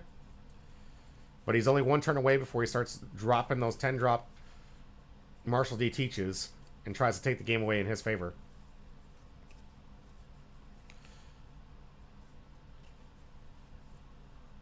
Yeah, I'm curious at home what you guys think of the favorability of this matchup. I've seen it quite a few times. I'm sticking to what I said. That starter deck, like, absolutely really powered up this buggy deck. Gave it exactly what it needed for some early game answers, some early game plays, some cards that allow it to get those 5 costs out just a little bit easier. Great blocker assets, and just, like, even that buggy promo, just absolutely devastating for certain matchups. All right, Jesus Burgess the pick from the full lead. We'll see if it's a play. It is. 4 more. Does he have another one? +2, so it is a 7k. 4 open. We're going to get an attack in. We're going to put some pressure on this Alvita. I'm sure Greg's looking at 5 cards in hand going, man, how much does he have? And I know Wolf can't defend that. No, lots of bricks in Wolf's hand here. Alvita is in the yard. Back to his turn. Now to the 9 Dawn turn. Still able to activate leader ability once at least. Here comes that Searcher we saw earlier. It's the Event Searcher getting out of hand. Oh, no, we're going to go for the Mr. 3. Personally, I would have gone for... I mean, maybe he'll do both, but... Those Searcher cards are no counters, so I want to get those no counters into my hand as quick as possible. Don't like having a bunch of bricks in my hand.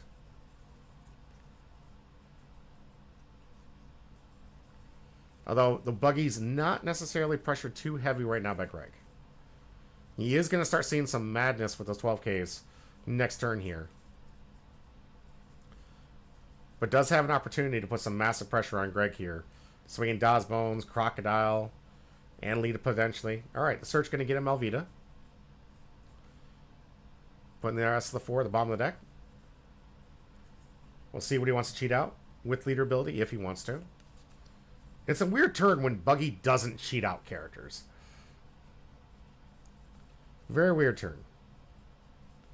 But if he's able to play out any character that can cheat out another character, those 2 10-cost Buggies going to be primed and ready next turn. Notably, Greg has not used leader ability once this entire game. Definitely knows that he doesn't want to take the risk that Wolf gets a free 12k. So, almost basically negating Blackbeard's whole ability. Here comes another Search. Top 4. Got some beautiful targets here. Kabaji, Alvita, Kabaji number 2 for 5 cost. It's got a Crocodile and Mihawk, it looks like. It's got some choices. Gonna think this one through. I'm curious if, like, Wolf wants to use this in the championship. I know a lot of these players that came out here to play, they were trying to practice with the leaders that they're expected to see play in the final championship series. Goes the Alvita, likes to draw cards. Okay. I can understand that completely, given the fact that how many cards in that deck are in his hand right now are no counter. Here comes leader ability. Dropping up, discarding that Alvita, surprisingly. Getting Crocodile Mihawk. Look in the top 2. Discarding 1. Buggy 7 cost going down there because it's just not going to lock it. Well, that would have been an interesting play, to be honest with you. He could have stopped the Jesus Burgesses with a promo Buggy. Does he have another copy of that promo Buggy?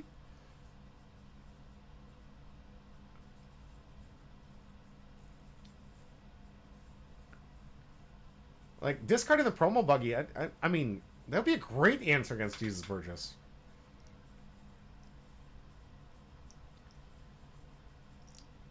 However, the 10 cost can actually negate that ability. So, I actually understand where Wolf's mind's at. No counter with the promo buggy, and those 10 costs that he knows that Greg has at least one copy of would be negated. So, I can definitely see the logic here. Here comes 6 into life. Burgess getting powered up. 8K. Greg having to take both. But here we go. Here's the 10 Dawn turn for Greg. Time to start locking characters in place. If I'm Greg, I'm definitely trying to clean up board here. Keep him off those 10 cost buggies as best as possible.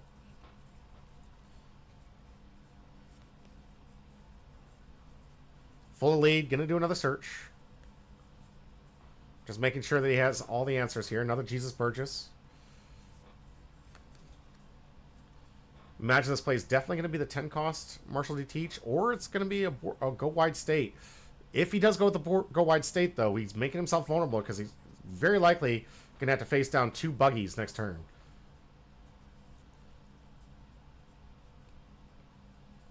All right, Marshall D. Teach going to lock down the Crocodile Mihawk.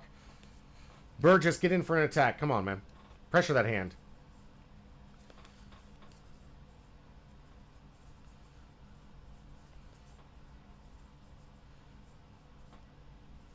Leader ability is currently active now. There we go.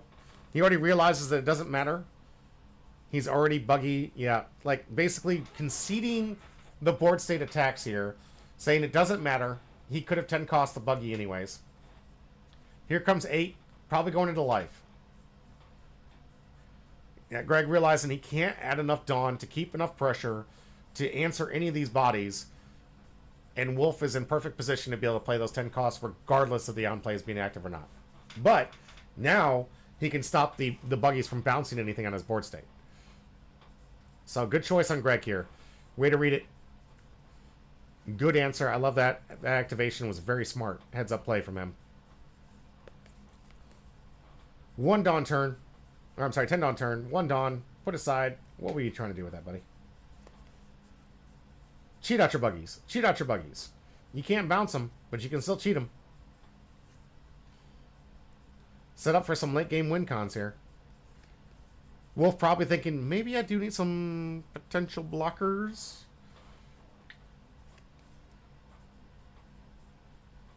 So maybe the 10 cost buggy, not the play?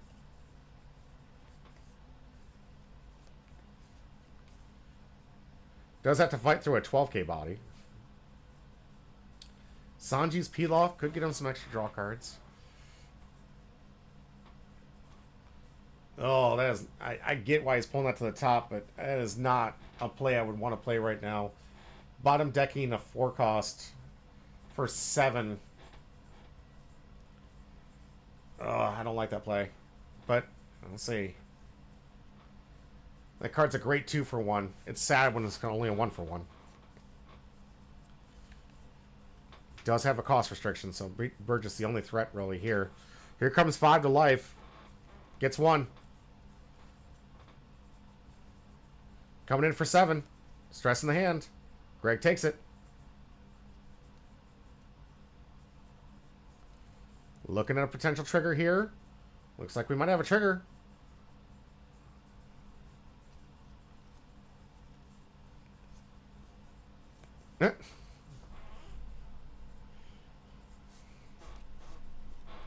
Jesus, Burgess even stronger now. Greg looking like he might need to use his next turn to end this game immediately. So Wolf now forced potentially have to use some blockers. Put those out here just to make sure he doesn't have lethal on board.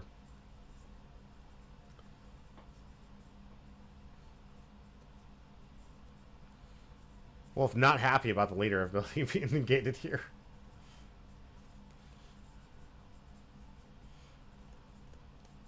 Really wants to play the Red Rock, but it's such a bad play. Don't do it. Don't do it. Or not the Red Rock, the Thundering Raju. Don't do it. All right, 5k to life, asking for 1. Greg gonna give it to him. Here comes 7k. Yep, blocker activated. Easy choice here. Now we could see Wolf load up this Mr. 3. get in for a swing. Apparently questioning how strong this Burgess can get here.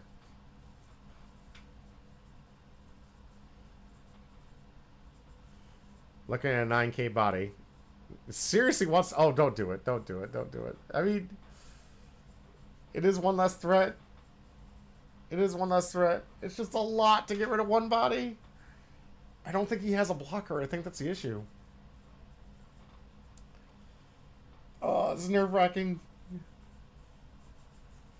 Has the ability to drop 2 of these 12K buggies, but he's too intimidated by the fact he might lose them. Lose the next round in the backswing.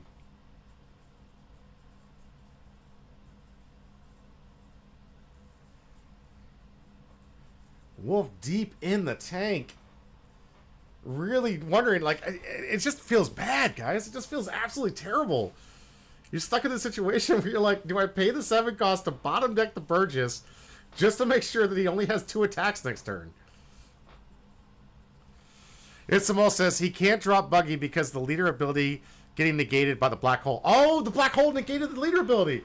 I was wondering what he was pointing to. Oh, he can't even cheat the cards into play. Oh, that's where the frustration for Wolf is. Black hole to play. I was trying to remember off the top of my head what that one did. But negating Buggy's ability to cheat cards out.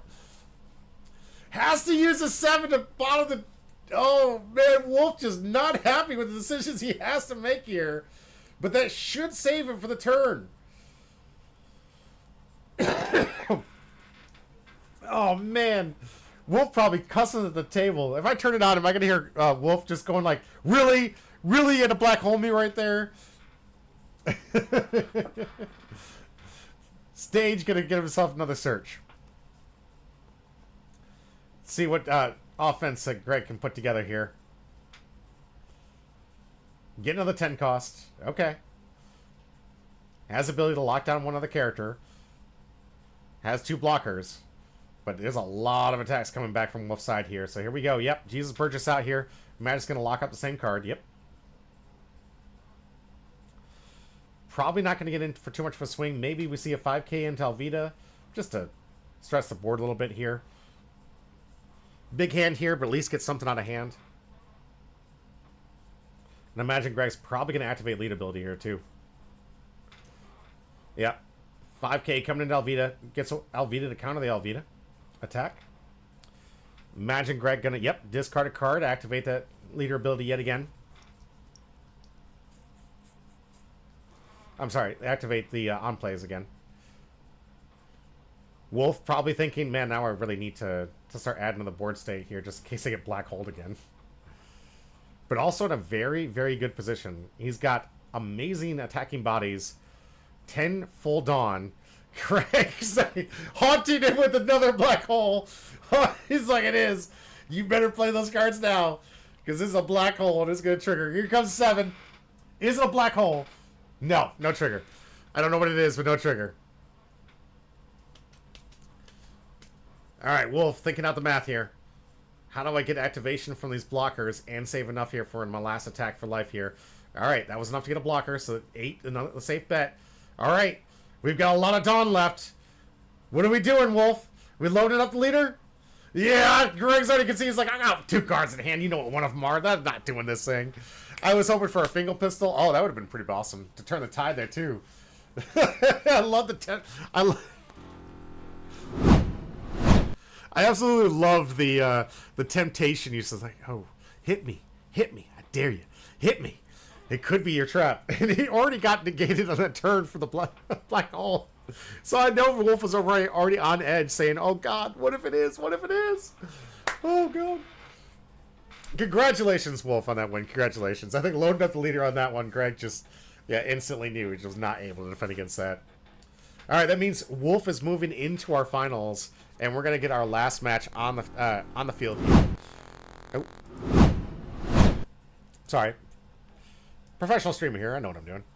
So we've got our next matchup. Buggy versus Blue-Purple Luffy. The thing that is absolutely running the meta right now. And Spencer, of all people, playing this deck. Itzamol says the gravity blade saved him. If he didn't do it, I would have won. Actually, honestly, looking back at it, in hindsight, I think you're 100% right. I know you're 100% right. Excuse me. I know you're 100% right. Getting rid of that threat was exactly what you need to do, because he was bricked up. We saw his hand. He was bricked up. Yeah. Oh, thank you. Yeah. Itzamol says, yeah, he was completely bricked up. If Greg, who would have been put in that situation where he would have had to have made a decision, is this a hand I go all in and go for it, he would have gotten it. DK-ish, welcome back. Appreciate it. But yeah, sup, nerd? Good to see you. Yeah, he talked about it after the match as well. Okay, I figured. I love the way that you guys converse, going back and forth. I like seeing those plays. Yeah, Wolf not liking the fact he couldn't 2-for-1 you, but he did the 1-for-1, and it was exactly the right choice. And kind of honestly, he was forced into that decision because of your black hole trigger. So I will let you know that your own black hole forced him into the decision he didn't want to make, which was the right decision, to stop you from swinging into him for lethal. So, like, look at that in sequencing, and just the absolute insanity. You annoy the crap out of him because you black holed his leader ability, so he couldn't cheat out his buggies. He couldn't cheat out his cards here. You were stopping on plays too, which is really good. But the black hole forced him into making a decision to use the Raging Bolt to bottom deck the Burgess to tap out his Dawn, which was exactly what he needed to do because his hand was bricked like a brick house. All right, let's get into the last matchup here. Talk about the deck list. Put out. Oh, I gotta put up the poll here. Give me a second. Getting things ready. Getting things ready. Let's see. All right, looks like our players are ready. Let's go check out the deck list. Get our poll going. Blackbeard was chosen number 1. I'm actually really surprised by that. Well done. But Buggy, no, does have a favorable matchup. A lot of people choosing Blackbeard in this one. I like that Blackbeard can do well in the late game. I just feel like there's just, like, you really got to time that well. Sadly. So, let me get up the deck list here. Or, nope, it's the poll out here. Start a prediction. Let's see. We got blue, purple, Monkey D. Luffy. Buggy.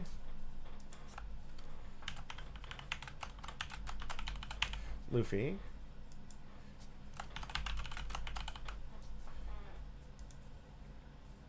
And our third choice is they decide the match with a dance-off. You tell me. Predictions alive, ready to go for you. You guys can use those channel points to get some of those things. We're going to have some really cool stuff as soon as some of my icons get approved through Twitch and whatnot. Making sure I get those new really cool emotes coming your way here. So, save out those points, use those points. You can bet on those points to see who you think's going to win. We got a great matchup between Blue, Purple, Luffy, and Buggy. And we're going to showcase exactly where the strengths of each deck are and which one can take the leverage in this last match. And the finals matchup for this amazing practice run between these two great players who are actually in the finals.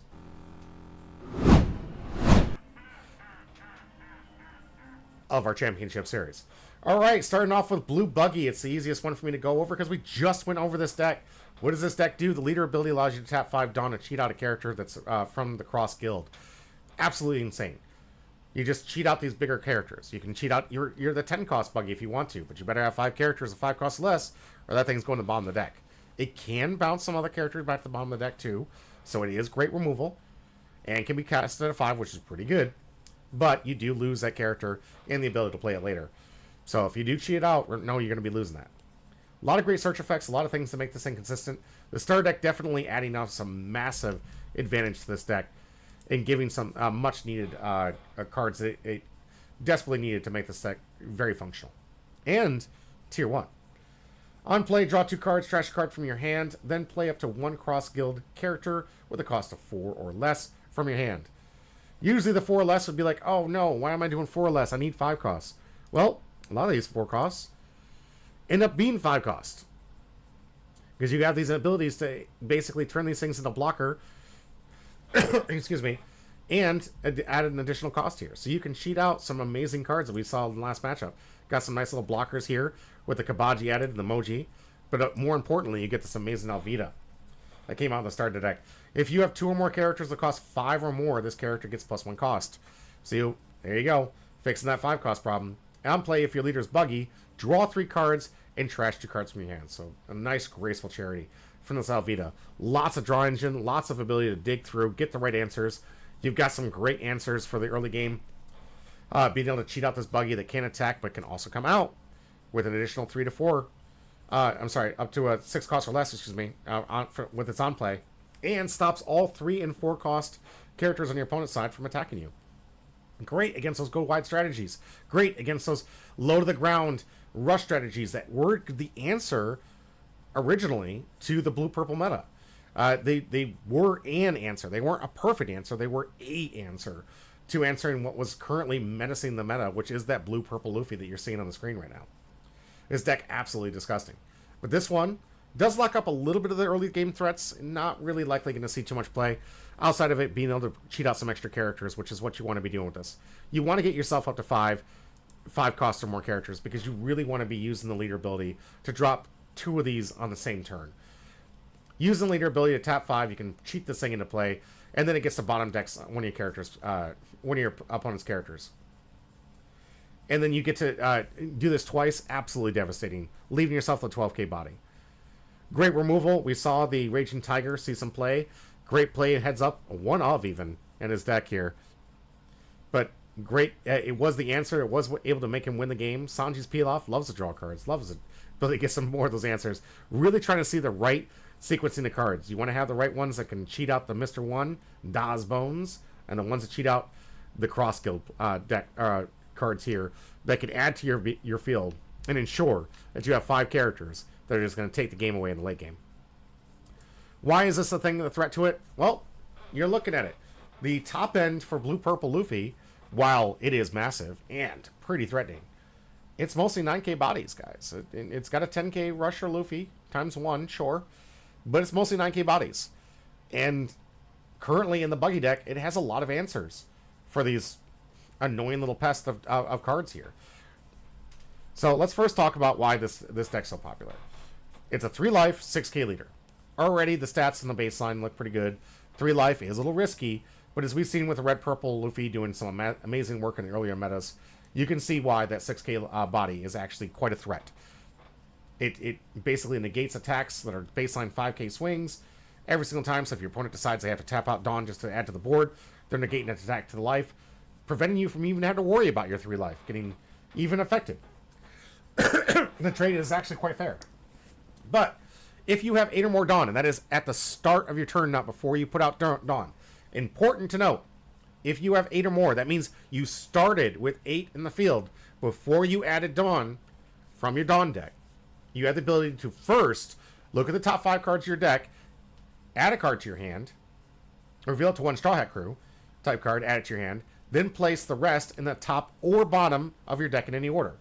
Why is this important? You can Straw Hat to grab yourself the Sanji, draw an additional card for your turn, make sure the target for Sanji is the 3rd card deep of that 5 cards you looked at. So returning 4, you want it to be the 2nd card from the top, essentially, because this Sanji is why people play this deck. It's absolutely insane. You get to drop this Sanji that comes out with itself with another 9 cost or less body. Those 9 cost bodies, absolutely devastating. You get yourself a potential to gain some life. Arguably why this deck is so strong. You have your ability to drop the Charlotte Linland, and it gets you an additional life, and taking away a blocker from theirs and add it to life if you want to. But the fact that you can gain life in this deck, absolutely devastating. And arguably one of the major reasons why this deck is so strong. You have some great top end here for the 10,000 power Luffy here. You may return 1 or more Dawn cards to your Dawn deck, draw a card. This character gains rush. It adds some late game threats here with some massive attack power. And get to sit behind some massive walls here because you get this awesome blocker that is literally the game winner and limited for OP11 sets. This card, absolutely insane. 8 cost, end of turn. Set up to 2 of your Big Mom Pirate type character cards that cost 3 or more to active. Then add 1 Dawn card for your Dawn deck and set it and rest it. So, you basically get to bring back the Charlotte Katakuri as a blocker after it swung, and you get to restand Linlin to protect her from any kind of attacks. Because there's not many cards that can attack active characters, and the cards that can don't typically have the power to even really threaten Big Mom or Charlotte Katakuri. Big 8K defender. Big 8K, 9K body. Now, let's talk about the early game. A lot of the early games, 2K counters in hand. You do have 2 rushers. You want to see the Zoro Juro. This one, obviously, an ad because you're already at 3 life, so it's really easy to get that rush. This was a key card in the red-purple Luffy. Swinging with this, getting you a ramp. The Bon Clay, obviously great because it's a pseudo blocker. Gets to copy the base powers of your opponent's characters for the turn. Then warrants an attack, so it basically reduces one of the attacks by 1. So long as they don't have a search or anything, and they have to use one of their big bodies to attack this. Good, feels good.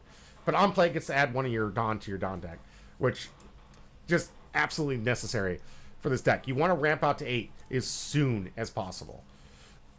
Why? Because you want to start stacking, looking at the top 5, getting 2 cards per turn, and stacking up these amazing 10-cost plays. Now onto the defense. Gum Gum Giant, already the card that is hated the most in this deck. In most purple decks, honestly. The thing is a radical beam for purple, but it allows you to discard 2 and draw 2 on top of that rad beam power. Absolutely insane. Then you have Gear 2, which is a main and counter. So you can rest 2 of your Dawn cards. If your leaders include blue, add up to 1 of your Dawn cards to your Dawn deck. So in the early game, don't have a Bon Clay, don't have a Solar Juro, ramp with Gear 2. Late game, you got a 3K counter for 1, making your leader 9K, which is not easy for most opponents to swing into. Then you got the 2-cost counter, Thunder Bagua. Up to 1 of your leader characters gain plus 4,000 power during this battle. Then, if you have 2 or less life cards, add up to 1 Dawn from your Dawn deck and rest it. Great little counter card here. God Thread, and especially easy to do in the early games with the 3-life leader. God Thread, KO up to 1 of your opponent's characters with a cost 5 or less. Then add up to 1 Dawn card from your Dawn deck and set it as active. Early game ramp and removal on a stick. Then you've got this Gum Gum Rock that basically removes anything. Place any character at the bottom of your opponent's deck.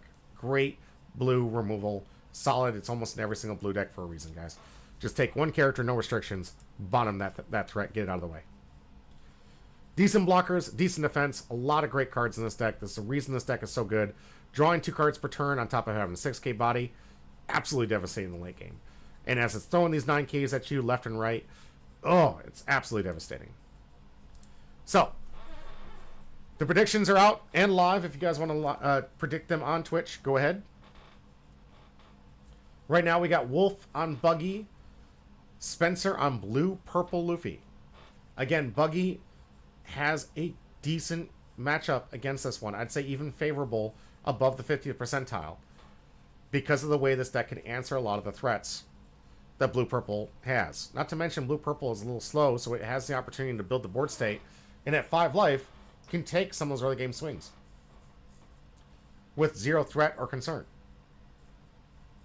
Doesn't have to use a lot of resources. Doesn't have to worry about a lot of early game pressure. Wolf learning real quick. That's a 6K leader. That's not going to work. Sanji's Pilaf going to get into draw 2, passing it back. But just like we talked about, the 6K leader just negating that first turn attack, just like that. Ooh, putting in some hurt. Wolf just getting absolutely blindsided by this. Gets fresh new cards. Not happy about this, nor would I be. Just got a nice little Sanji's Pilaf that gets negated by Pudding, which I think is a 1-of in this deck, too. Great answer in the meta that with these decks that want to like keep these fat hands. We'll see if his hand improves, which is always a possibility. Don't forget, you do get a fresh hand, so it's always a possibility that a hand can improve.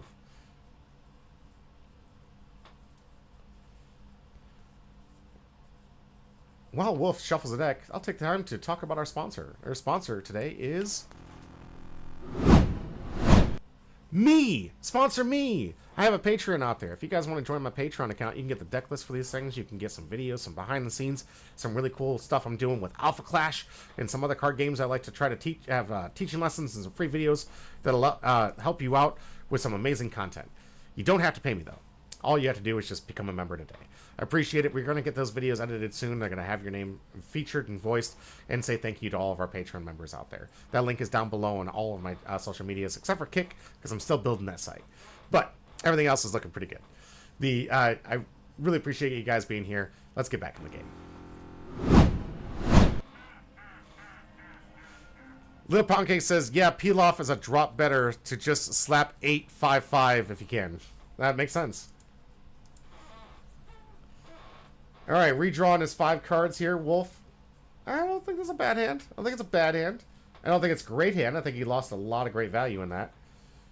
But not terrible for Wolf here. Definitely a slap in the face, that pudding. 6K to life. And insta-take from Wolf here. Not willing to give up any more of the cards like he just had to with that pudding play here.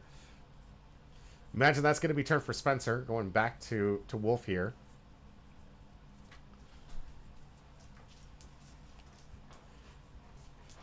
Yeah, Wolf can't be happy. I mean, the hand's okay. He's going up to his 5 Dawn turn here, so now he can activate the leader ability. Let's hope that he has a 2-card combo to cheat out some bodies.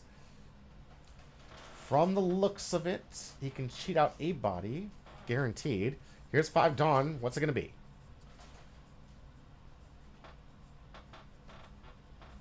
Good to see you, girl. Discarding Daw's Bones to get Crocodile to bring out Daw's Bones. Alrighty. 2 bodies out. Passing back to Spencer. Great attackers into a 6K body. Another reason why this buggy deck really does a good number is it drops these 7K bodies that actually favorably attack into the leader without needing too much of an investment. And as we showcase with this deck can have a lot of bricks, guys. A lot of bricks, especially in the beginning. It does have some late game defense play. I like it, but it has a lot of bricks here. 7K coming in for Pudding. Now a 7K coming in for Leader. We'll see. He took the Pudding hit. Let's see if he takes the Leader hit. A lot of bricks in the hand for Wolf here, too. I think a very good play on Wolf's part to play a little bit slower. Doesn't want to be too fast with taking it. It's one of the things I tell a lot of new players. Don't be quick to add to life if you don't have counter. It's a big tell. A big tell that you're telling your opponent, I don't have the counter, I don't have anything, my hand is weak. So if they're swinging like a 5 into a 5 and you just immediately grab it, yeah, you're you're giving the wrong signal. Now you can bluff your opponent. That's a play. That's always an option. You can do it just because you want them to swing in. But I'll tell you right now, most people, if they see that, it is a huge tell that your hand is bricked up, and they're going to abuse the crap out of that. All right, getting our search on.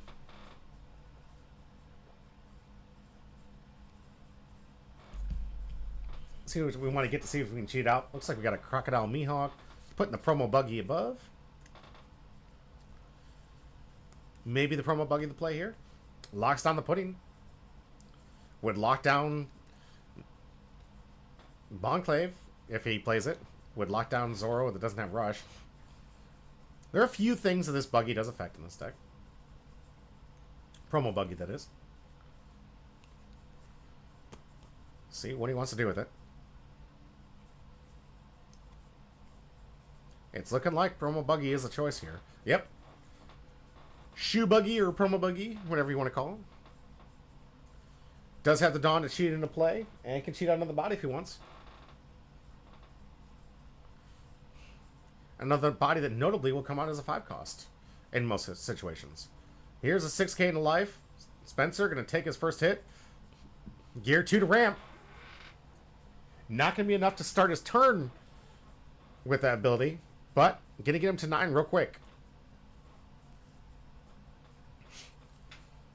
Which means, if he wants, he can play blind. Drop the Sanji, or get out of Big Mom to reheal, or drop himself the Monkey D. Luffy to get some pressure on the board. Here comes our first, maybe. Wolf hesitant, doesn't know. 3 open Dawn, doesn't want to get a chance that he's got a Gum Gum that can try and fix his hand. Tapping 2, here's the Thunder Bagua. Gonna ramp out the additional ramp. Oh no, punished for this hit. Had he not swung in, Luffy's now live. Here comes 7, gives him the 2K. He's going to cheat out the buggy. But no, the Thunder Bogmas puts him exactly at 8, so Spencer's going to be able to start activating this leader ability right now. Here comes Buggy, going to cheat out a character, coming with Dracula Mihawk. Get him some draw power. Something he desperately needs, given how many cards is dedicated to this. Good board state for Wolf here, but man, Spencer now in the power seat. Leader ability active. He'll start his turn looking at the top 5. Add a Straw Hat to his hand. Restack the deck any way he wants to. Going for Usohachi. We'll see if he puts it top or bottom. Big indicator if they put it on bottom. Big and oh, put it on top. Fix it up the way he wants to. Adds 2 Dawn. Draws for turn. Don't forget, don't forget about that draw. 10 Dawn turn. Are we going to start seeing the Sanji combo chains? It's looking like it. Separating 1 for the 9. Here comes Sanji. Off the top. A blocker Nami. Going to be able to search the top 3. Discarding 2.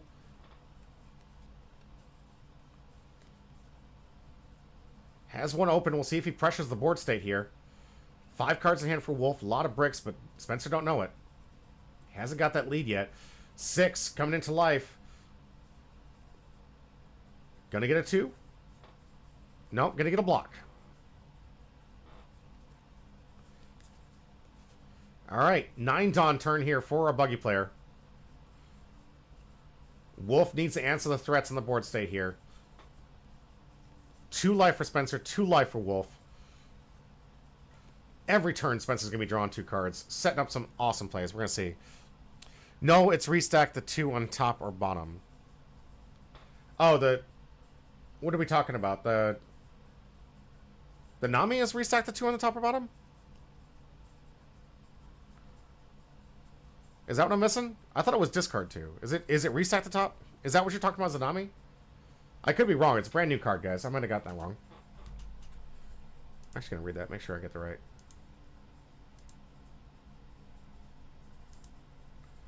On play, if your leader is multicolored, draw 3 cards and place 2 cards from your hand to the top or bottom. Oh, I'm sorry. Yeah, you're right. Yeah. Thank you for the correction. Yep. Thank you for that. Good fix. Got to report it right. All right. Using that blue removal spell here, you're going to bottom deck that blocker. Now has the capability to put some pressure on Spencer. No open Dawn, so no Gum Gum coming from Spencer here. Here comes 7. Do we have a 2? We do. We saw him get it from the top. Here comes another 7. Oh, he does have an active Dawn. All right, Gum Gum Giant. Thought that one was rested. Sorry. All right, able to return 2 Dawn back to the deck. Discard a card, draw 2. Gonna discard a Bon Clay. And he probably has counter in hand. That's going to stop the Crocodile hit. Let's see if we can swing from the other Crocodile or is going to leave it back as a blocker. Wolf decided to swing. Put the pressure on. While the Dawn's down, here's 2K out of hand. Alright, back to Spencer. Look at 5. He's going to add 1 Straw Hat to his hand. The whole deck Straw Hat. There's no way he whiffs here. Gets himself a blocker Sanji. Raid suit blocker Sanji, that is. Not going to be able to get the cost reduction here. But does have an option to get some blockers. Alright, draws for turn. Are we going to see another Sanji? Wolf handily taking care of that board state from last turn. Well done. Rush Luffy.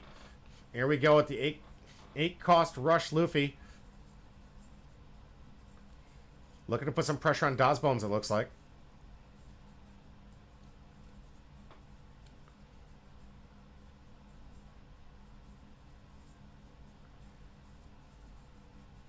See what Wolf's response is.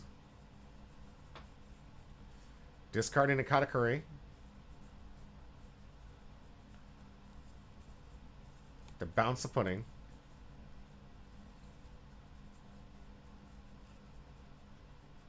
Here comes 8K. Alright, Spencer basically saying you got a clock. Wolf now has to respond aggressively if he wants to win this. Finally at 10 Dawn. Wolf going to need to play as aggressively as possible here.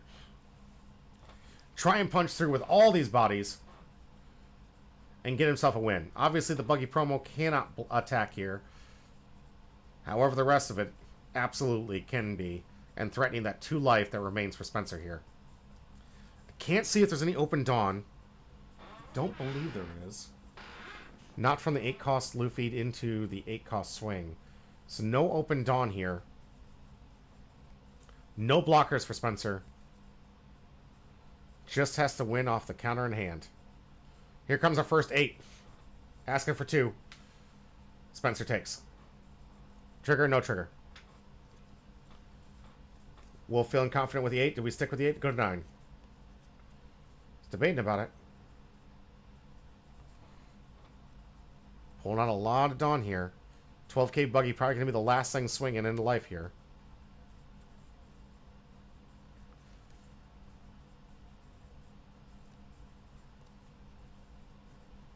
Checking to see his Dawn. Looks like yeah, he's got 9. He's got 10. He's got 10. Thought he was missing a Dawn. Alright. Feeling comfortable with the 8. Sticking with it. Here comes 8. Do we get 2? Alright. Had the gear 2. Where did that Dawn come from? Oh, because... Wait. Am I missing something? Is that 6 cost?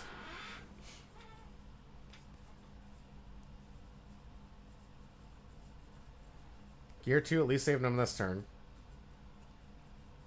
Buggy still has 3 attacks left.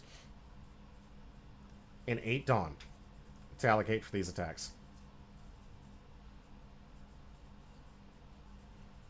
Wolf in the tank here, but Spencer really putting Buggy on the edge here. Saying, beat me this turn or lose.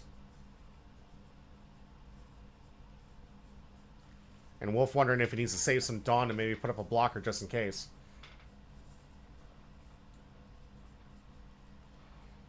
Is the math mathin'? Can you load up the Dracula Mihawk, finish it with Buggy? Or should you stay back? Alright, here comes 8. Asking for 2. Spencer gives it. Alright, 2 attacks left. We got Leader and Buggy. Buggy. Buggy. 4 for 9. No, you got 12k here, man. Split it up here. Here we go. 10k. Save of 13. Spencer immediately takes 13 into life. Doesn't have it. All bricked up. Spencer Wolf takes it down with Buggy. Showcasing exactly why this deck is so good against this matchup. Look at the bricks. Bricks for days from Spencer here. Wolf taking him down. Congratulations. Nice indeed. Well thought out. Wolf just methodical, man. It looks like sometimes, and he never goes to time, guys. You don't have to worry about him like slow playing, but he's methodical in his plays. He's methodical about how he gets things to do it. He wants to see every single line, and he doesn't want to make the right choice. Personally, I'm like in the backseat driver here. I get to see these things like Spencer basically said, "Beat me this turn, or it's over." That's the way I saw it. So I would have been all in. Wolf trying to play he's really just desperately trying to establish, where do I go? Do I wall up here, try to protect myself for one more turn? Do I play more conservatively, or do I go all in on this strategy? And thankfully saw the line, went in for the strategy. 10 and 13, definitely a good choice of attack here. As we saw, there were 5 cards in Spencer's hand. However, no open Daunts, no threat to Gum Giant.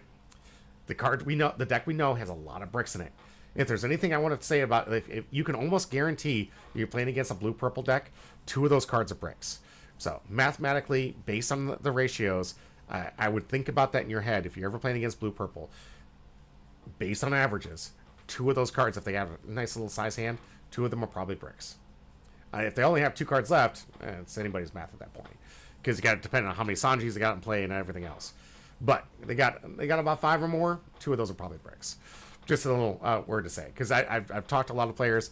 They say this deck is extremely bricky. But the thing is, it puts on a lot of pressure really fast. But Wolf was able to answer it. He was able to answer it with the bounce effects, was able to answer it with the bottom decking effects, was able to just so many different answers from Wolf here. Able to respond back to the threats that Spencer tried putting out here. And you saw for the first hand exactly why the Blue Buggy is such a devastating deck in this current meta. So congratulations for Wolf. Great choice. Great job to Spencer. I love the games. It was a lot of fun. Alright guys, here's what's going to happen. I'm going to find out what time it is. 10:30. Okay, here's what's going to happen. I desperately want to check out my camera to see if this thing works. I don't have a co-host. I have a box I want to open. I want to showcase it with you. I didn't get much of the Final Fantasy because it's extremely expensive. So I'm going to set up this camera right now to do a box opening for Final Fantasy. If you guys want to stick around for that, absolutely. If you want to stick around just for the packs, that's the thing I'm giving away first. I have my tax pack here, so if Jay Wizzle...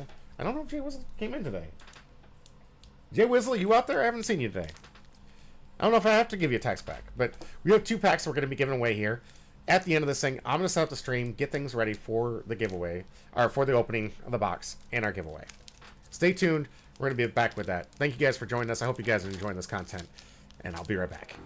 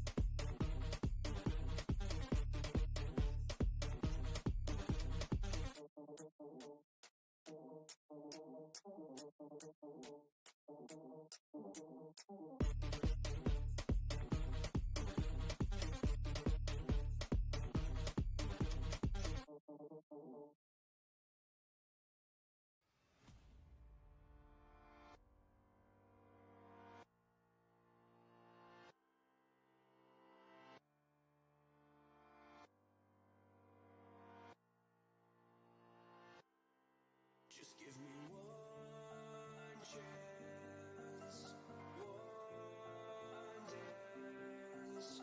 I fought off my anxiety to walk up to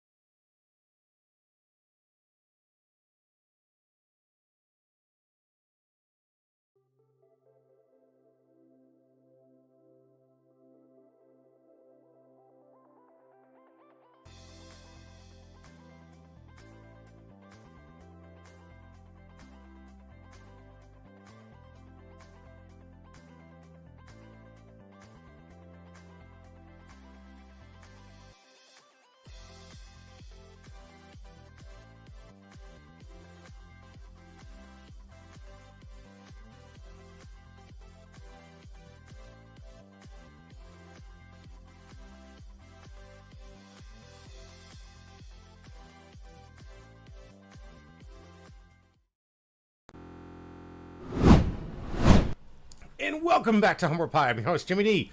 Here we are, at the moment everybody's waiting for.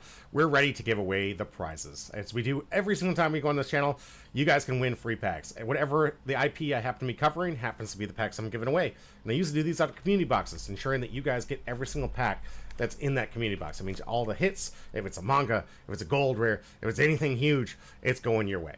And I can't wait to... we've been giving away some amazing stuff. Like, one of the things that we gave away just recently, $364 card that I'm still trying to modify because the recording was kind of screwed up by some bad equipment that we fixed. But I'm still trying to fix that one because we gave out some massive card here for the Flab players. We gave out some massive Pokemon cards. We've even given out a lot of really good One Piece cards.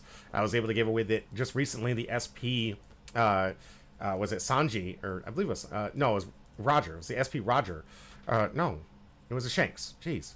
So many cards. We had an SP Shanks that we pulled on stream that was going up for a lot of money at the time. It did drop for a little bit, but it's still, like, at the time, it was like $100+ on the cake, and just gave that thing away. We've given away Alt-Art Leaders from older sets. I love opening up older sets for you guys and getting you guys some of the old hits. And soon we're going to be having some awesome hits for those PRBs that I'm going to be stocking up on because I love giving away PRBs. Chances for God packs, chances for all kinds of just nonsense, and every pack just feels like a winner, regardless, because there's just so much packs, there's so much loaded into those things. So once those things do get printed, expect me to stock up on them, because I want to use those as my my community boxes for as long as I can, because I have so much fun opening those with you guys. So for today, if you guys are here, we're going to get kicked off. We're going to give you guys the packs. We're going to do that stuff so you guys don't have to stick around if you don't want to, because I'm going to be going through something a little bit off IP, but I want to test out my new camera. When I couldn't stream on Thursday last week, I took the time, of course, to try and fix the studio at home, or fix out that mic issue that we were having over at the live studio over there. And I went here and fixed up a few things by getting my kit count started, getting other things set up here for my Patreon, loading up some videos, doing some recordings for the new Alpha Clash game that I'm giving content on Patreon only. If you guys want to check it out, it's public. You don't have to pay for it. It's just another game that we're trying out here at Lifelink Games to see if there's a hunger or desire from players to want to play this game. It's a lot of fun. I've enjoyed every bit of the gameplay I've had so far, and I've enjoyed some of the product I've opened even too. So if you guys want to look at a box opening, you want to go over the rules and have a video audible talking to you about how the rules work, I've got all of that on Patreon. You guys can check it out. I will have some games and matches for Alpha Clash coming out here soon, and you guys can find content for Alpha Clash on Patreon. So, and the only reason I'm doing that is because the YouTube algorithm punishes me if I try to go off a certain IP for whatever my YouTube channels are. I own about 5 of them. I got one for Fab. I've got one for Magic the Gathering, of course. I've got one for One Piece, of course, and I got one for Union Arena. And I'm working on the one for Pokemon right now. If I have time, I can get the foreign resources. I will be working on the Alpha Clash, and of course, if it takes off. Gundam is going to be another one that's coming out in July. Expect a lot of content from Gundam coming out. And there's a new card game that has been built by, what's this, Brian Kibler. Brian Kibler worked with the League of Legends, and there's a lot of hype for the new League of Legends. I'll be doing some box openings on the channel. I'll be doing some stuff on Patreon for League of Legends. Again, trying to determine whether this gets an audience or not. If it does have an audience, you'll see some content from me doing some coverage of that game, similar to what you watched today in the One Piece coverage. It'll be the same, and trying to give some of that content along for Gundam, along for Union Arena, a lot of the fun games I love to play, and games I'm 100% invested in, and trying to get other players in there to show them that we do have a player base. Because Lifelink Games, we host Digimon, we host the Dragon Ball Z games when people show up. Of course, the Union Arena, I just talked about Final Fantasy in multiple formats: Commander, Dual Commander, Modern, Standard, a lot of the different formats for Magic the Gathering. We hold up for One Piece, is probably our biggest and our flagship at the store because of the player base. Great player base. I love our player base for One Piece. Flesh and Blood, of course. You guys can see that every Wednesday. And then, of course, the big tournaments that we cover sometimes on Sundays. We've got just about every single TCG being represented somehow and when I have time. Lorcana is hit or miss. We're trying to build that community on the side here. So Cardfight Vanguard even has a big merc. Yes, we do host for Cardfight Vanguard as well on Tuesdays if you want to check it out. If you want to learn how to play the new Alpha Clash, I am hosting it with a bunch of other creators that are going to be with me on July 1st at 6 p.m., where we're going to do some learn to play. We're going to give you guys some starter decks and let you guys learn how to play Alpha Clash and see if you're interested. I like the right now I'm loving the lore that comes with it. I'm loving the gameplay. I'm a big fan. I'm all in on it right now. I just need to have a player base. If the player base shows up, you got ourselves another hit. And those boxes, by the way, dirt cheap. Easy to get into. I realize it's hard to keep up in this affordable market, but I love supporting indie developers. That is one of the, and I love the fact that their cardboard is top quality. Some of the things that I call out on my Patreon account is the fact that Wizards is really failing in the quality control and the quality assurance recently. And it's really funny to see these independent game companies, they have boxes as cheap as $50 for one of these boxes, and the card quality is outstanding.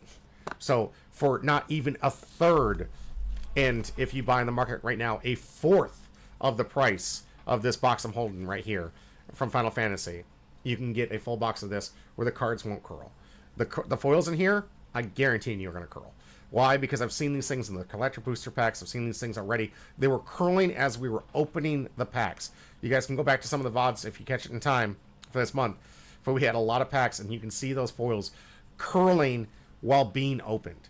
Like, that is how bad it's getting. The cards in here, they've been sitting on my desk for over 2 weeks, or a week now, and they're still not curling. They're looking great. So, you want to talk about good card quality from an indie developer, seriously, guys, check it out. It's a lot of fun. But you can see this stuff on Patreon. I'm not charging for that. So, if you want to check it out, please go in for it. It's a lot of fun. I want to give you some feedback, too. I'd love to see what you guys think of that type of video, because it's not the content I normally do. So, you guys tell me. What do you think? Give me some notes. I'd love to hear it, because I'm trying to make newer and better content as we continually grow as a channel, and I appreciate all of you guys on this ride. It's been fantastic. Without further ado, show the artwork really quick for some of the cards. You want to see some of the cards for Alpha Clash? Yeah, I could do that. So, the artwork for these cards, almost everything comes like full art. So you're looking at, these are your contenders. They're your leaders, your One Piece captains and leaders, if you will. They're also like commander or hero if you play Flesh and Blood. But here we're starting to get into some of the foils. Notice here, like, nothing. This is flat as a brick, guys. These foils have been sitting here for over a week. I think I got a stack over there somewhere of some of these. You might even see these cards and the foils actually warp while I'm opening this box here live today with you guys. So you got some really cool foils. You got really cool signature cards. I love this. I'm trying to build Clarity right now. Absolutely one of my favorite heroes. She's one of the ones that like basically unites all of the alpha heroes and the good guys. We got a progenitor right here. This is one of the box topper promos. You get this thing absolutely for free just by the box that I just showcased for you. Really cool dragon. Haven't seen him in the lore yet. But you got these beautiful art. Like, you got every single card can come as foil. You get really cool stuff based on legendary and epics. Will basically enhance it. You get some etched cards. You get some extra foiling for the gold. If they're gold lettering, it means it's a rare or above. You got some really cool funny characters, some memeable characters. And then you have some signature cards, which are really cool. We're going to get to in just a minute as soon as we get to it. I think, waiting for my Paul signature card. There he is. Paul signature. This is one of my iconic cards you can get. Is he iconic? Or is he legendary? He's iconic, yeah. You get so many different iconic cards that come with the signature from the artist from the comic book. Right there on the card. You can get this card not as a signature as a regular card. It's a lot cheaper. So, yeah, these cards, absolutely outstanding. I love the etching on here. Absolutely perfect. Paul's a really fun deck. He's a new character that's just been introduced. Apparently, they want me to build him because I pull a lot of them. Then you get these really cool legendary cards. Alphas are the most expensive. Those can go up to $100 plus. But the second best is your legendaries. These cards really neat. Most of them are exclusives. You only need one, which I think is an awesome idea by Alpha Clash to make these super hard cards to get. This is the only way you can get it. However, there's only one allowed per deck. So you can either, it's not expensive, but if you need one, you only need one. Whereas the rest of the deck, you can play 4 of every single card. And since this is already difficult to pull, they've already made it easy on you by making sure that there's only one allowed per deck. So awesome. Hats off to you. And then of course when you get the alpha rares, those alphas are like enhanced versions of cards like the manga, essentially. So if you play One Piece, you know what I'm talking about. Manga. It's like, yes, you can get the manga that's thousands of dollars, or you can get the regular version of the card, which sometimes goes for $5 and even up to $60, depending on what it is. But it makes the game playable and affordable. Most of these cards like $1 a piece. Really easy to get into, really fun. The rules and mechanics seem very complicated. It seems like a lot of rule text, but honestly, you play this game once or twice, stuff's easy. You get these games in like 15 minutes flat. It's a really fun, easy, phenomenal game. Every single one of the contenders have their own unique play style and the unique deck structures. There's a little bit, there's enough nuance to it, so every game isn't the same, and there's enough out there right now that makes most of the decks pretty easy to understand how you're supposed to build it. Some decks have weaknesses against other decks. Obviously, that should be the case. But then you have certain heroes where they have different mechanics that just are really fun to play around. And it does, in a way, make a lot of the decks a little more linear. I noticed there isn't a whole lot of wiggle room that you can choose from each one of the decks. But given with the variance and what you're playing up against, it's really like, hey, I've got this hero with this one ability I'm trying to make happen. I got this hero that I really want to make this thing happen. And if it happens, you win. If it doesn't, okay, next game. And they're pretty fast. They're a lot of fast. Like, look at this, guys. This has been sitting here for a week. Straight as a board. You guys are going to see this stuff literally curl in real time. But what we're going to do now, we're going to give away the 2 packs. And we're going to open up my first ever play booster. The only one I had before this one, I gave to you guys. I gave those as pack giveaways throughout the entire week that we were doing this stuff. So I didn't get, outside of the pre-releases, the packs I won from the pre-releases, and the drafts I've been playing in, I haven't been able to get much of the set, and I'm missing a lot of it. So I was able to get myself 1 full box. Twizius, good to see you. Thank you for being here. I got myself 1 full box, so this is my treasure trove of being able to afford a box, because Magic has priced me out of the game so badly that this is the most I can afford out of this game anymore. So let's hope I get some big hits. Let's hope I get some stuff that can afford me all the 4 different other cards I need from everything else, because there's so many cards I need from the set to play in Standard right now, and unfortunately I feel like I'm being priced out of my own card game. But it's a really fun set, and I love Final Fantasy. So let's get into it. Good luck. I appreciate it. Thank you so much, Twizius. Let's get into it. Again, give me some feedback if the camera works out well. And it keeps... Right now, we've had a flawless recording. So my cleanup work on Thursday seems to have been doing really well. Happy to see that the recordings are going better. But we're going to find out how this camera works. If you guys like it and you like this type of coverage, let me know, because I'll upgrade this camera. I just need to make sure this works before I even invest any more money into it. Right now, I can tell you right now, it's a little too grainy for my taste. But if it holds up and everything works, I'm sold. I'm going to upgrade this thing, and I'm going to start doing some more videos with some kind of this style right here. So let's go. Let's hope I, knock on wood, I don't ruin anything on this. Let's check out the wheel. Very, very healthy wheel. Very, very healthy wheel. I love this. All right, we got 2 packs to give away. Jay Wizzle not here today, so no tax pack for you guys. We got 2 packs, 1 potential hit left in this box. Let's get it. Let's find out who's going away with pack number 1.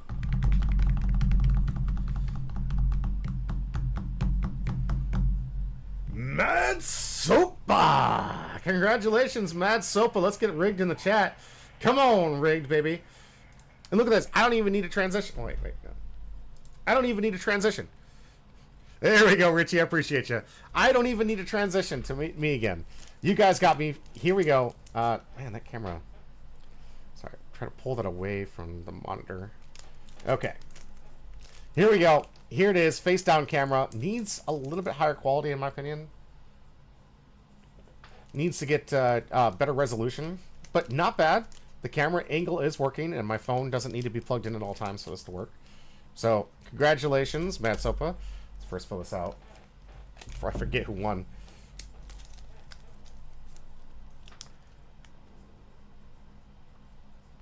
Here we go. Mad Sopa, congratulations. And now you get to see this pack fresh as.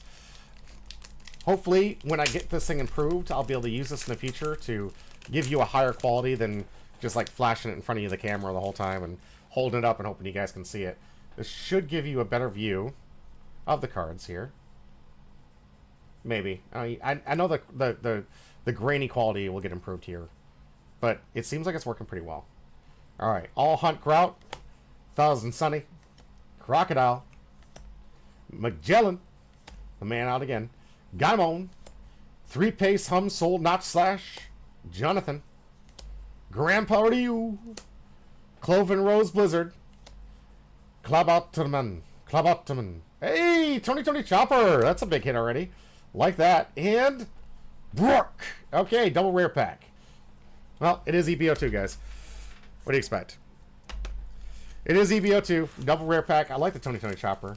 He's been in and out some of the animal decks. Good hit. Good hit. Congratulations, Matt Sopa. Tony Chopper! Yeah, that's it. All right, let's find out pack number 2. Can only win one. Shuffle it up. Let's find out who's going out with pack number 2.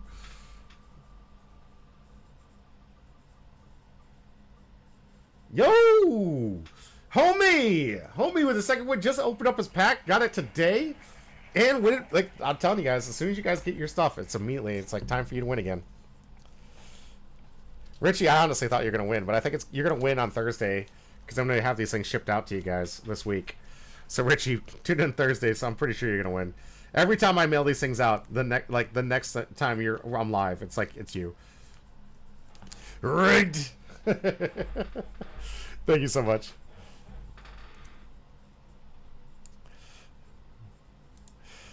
Just watch it, man, Richie. I'm telling you, every single time, it's got like a pack-in waiting for you every single time. As soon as I mail it out, so I'll make sure that I mail it out this week, so I can make sure that you can get yourself that name to get the easy win next week. All right, let's see. One potential hit left of the box. Gaimon, Bleno, Medigo, Crocodile, Coo, Grandpa to you. Cloven Rose Blizzard, Hildon, Batman, Komei, and that's when somebody makes fun of their friend's dream. Muckety Garp, little preview for our super upcoming matchup. Do we? Oh, all right. So the Black Searcher. Okay, not bad. I think there's gonna become a point, guys, when this is it. I'm legitimately thinking about adding a red Searcher for Kobe. Because it just, like, maybe I need that 2 cost. I'm legitimately thinking about adding that. So, it seems like maybe that's the play to get the searching on. Because it's just, the deck doesn't have enough searchers. And I'm not too much of a fan of the 1 cost black searcher card. Not enough to search deep, and it's too limiting. So, maybe, we'll see some extra play. Homie, congratulations. Pack is free. You gotta love it. Alright, let's get into this. Get into my first ever full box of Final Fantasy. Alright, here's hoping Lonely Doombot got the card he was chasing with that foil. Was it foil Vivi that we sent out, which is just growing in cost now. Good grief, is that deck growing. I don't know if you guys saw the Pro Tour this last weekend. Vivi was dominant. I was expecting to see more Sephiroth. Didn't see it. Kind of sad. I was hoping to see more Cloud, too. Didn't see that either. But the namesake Vivi right here. This is the card we're looking for. If we can get the full art, or a full art foil especially, big money. Obviously, I do need some copies of this for some of my decks. I think the deck is OP. I think it deserves a ban. I don't know if they're going to ban Vivi, because it just got printed, so I don't know if they have a good choice in that, but it seriously is busted, guys. This card's insane. And we'll talk about that when we get there. Alright, my first ever... Also, if you guys heard the news that the art cards, which, by the way, are actually valuable in this set, first time ever these art cards actually held something more than 5 cents of value, are valuable. They've moved these things into the collector booster in the future. I'm curious. Personally, I'm offended. I don't like that. That's rude. These things are already impossible to get, and you're going to lock them into that $300 plus box paywall. Thanks a lot. I used to like collecting them. I think I'm just going to stop collecting them now. It's honestly just not worth it. It's so annoying. I liked collecting the art cards. They were worthless. I just liked for the art. Thought that was really cool. And then they locked it into the collector booster, and I'm just like, come on, dude. I can already not afford your product. You're not going to incentivize me into a product I can't already afford. And art cards aren't going to be the thing that says, oh, suddenly I have $300 for a box. Sorry. All right, good commander card here. A Realm Reborn. Other permanents I control have tap for mana dork for any color. And my first foil here is Sahagan. God. Full art, love it. I'm a little flustered. I don't know if you guys can see it. You definitely can't. This back is gross. It's gross. We're gonna watch this one today to see how far before it starts curling. But come on, Wizards. This feels like a proxy. This legitimately feels like a proxy. This is causing problems for quality control. And look at the centering on this thing.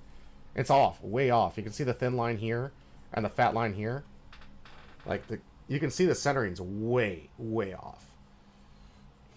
And this is a premium product. This is a $200 box. And this card feels like crap. If you pull a Serial Bird Korean barbecue on you... no way for me to pull Serialized in this box, unfortunately. Now, this $200 box has not been given the right or privilege to get serialized. You have to spend $1,200. $1,200 now is the going market for these collector boosters. If you spend $1,200, you have a chance for a serialized card. Not a guarantee, a chance. Ooh, a stamp card. Here we go. Nice. Dancer's Chakrams. Got a signature card. These ones are already going for money, like $5 plus. Nah, misprint box, it's there. Okay.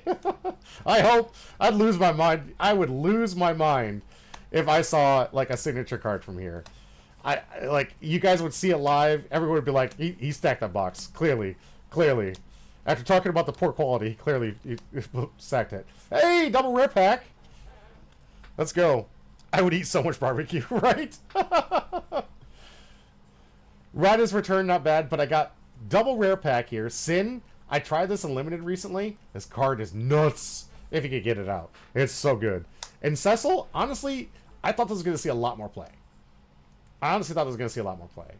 It's got Death Touch. Obviously, whenever it does damage equal to you. But once you get down to, what is it? 13 life? Then if your life total is less than or equal to half your starting life points. So if you get down to 10, you get yourself a 4/4 life linker. With Protect, whenever it attacks, all the creatures gain indestructible 10 a turn. It's huge. It's absolutely insane. It's a 1-drop 2/3. I know it does damage to you. There's a lot of decks that actually benefit from you going down that low. Obviously, the backside would be a little detrimental for that combo deck, but it's a pretty good card. Not a lot of play, though. Not a lot of play. Watch these foils here to see if they start curling in real time with you guys. I'll showcase them at the end of the opening. Another art card. Heck yeah. Come on, Lucky. Nice. Beautiful moment with Yunan. Nice. Alright. Always good to get these things. Kokobo Kick. Great removal in limited. Shoko Comment puts in some work in limited. This thing's insane. Adalbert. Cargo Ship. Ooh, we got a full art. Yo! Arden, the Usurper! Come on. Yeah, baby! This card is a limited bomb. Obviously, it's 8 cost, right? But demons you control have Menace, Lifelink, and Haste. At the beginning of combat on your turn, exile up to 1 target creature card from a graveyard. If you exile a card this way, create a token that's a copy of it, except it's a 5/5 black demon. This card's insane. Like, I lost to this thing. You guys saw it, too, when we were during my recorded live stream, when we were at the store playing the pre-release. The guy played this against me in the second round, and I just folded to this card. It's so good. Good full art, though. Great. I gotta find a way to cheat this thing out. I really want to try something like in Duel Commander. I play this card called Slimefoot and Squee that gets things from the graveyard. Like, this would be a huge hit. Magic Damper. Lightning Hit. Ooh! Okay! We got one of the what do they call those? Like that Universes Beyond, like, or kind of like crossover here. This is a commander card that was quite popular when it first got printed. And now it's just kind of like, you know, a meh black commander that allows you to pay basically life for black mana. So you pay 2 life for black mana if you want to cast spells. Absolutely disgusting. Really expensive. Post Malone loves this card. This is his favorite commander in the world. So imagine, like, I don't know if he plays Final Fantasy, but Post Malone would love this. That's a great hit. In the uncommon slot of all things, too. Lionheart into Earth Crystal full art. Nice. Okay. Another art card. Shadow Mysterious Assassin. Nice. Earth Crystal. The crystals are pretty good for Commander. Good Commander cards. Good utility.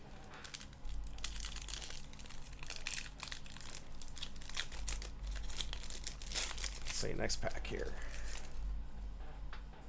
Paladin Arms. Saboteur. Undercity Rats. Dream Logon. Just going through the commons and uncommons pretty quickly because they're just pretty repetitive. Toneberry, fun card. Just not very good. This card I overrated in draft, honestly. Not that great. Zidane. Hey, X-Death. I love this card when you're playing the right cards. Yes! Full art for the land.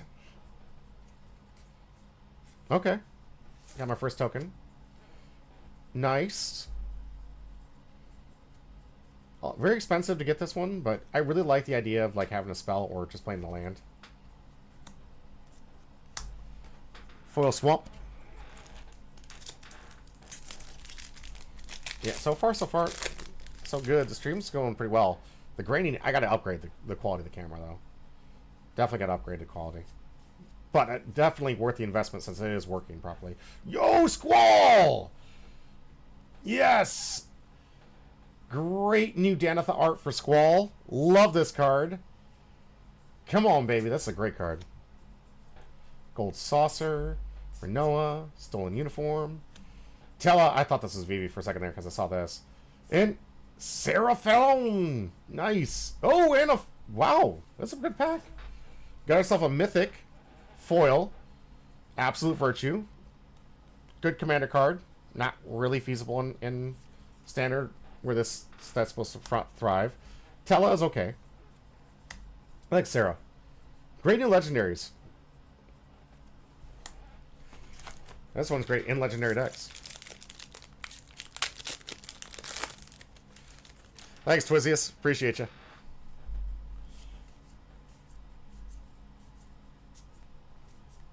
Alright, getting into the uncommons. I love this card. Ride of Shootproof. This thing needs to see more play. This card's insane. Not only is this an absolute limited pack one, pick one, it has landfall trigger. Like whenever a land enters, you have a +1/+1 counter on target creature you control. Any creature. Then in the late game, it turns itself into a 7/7.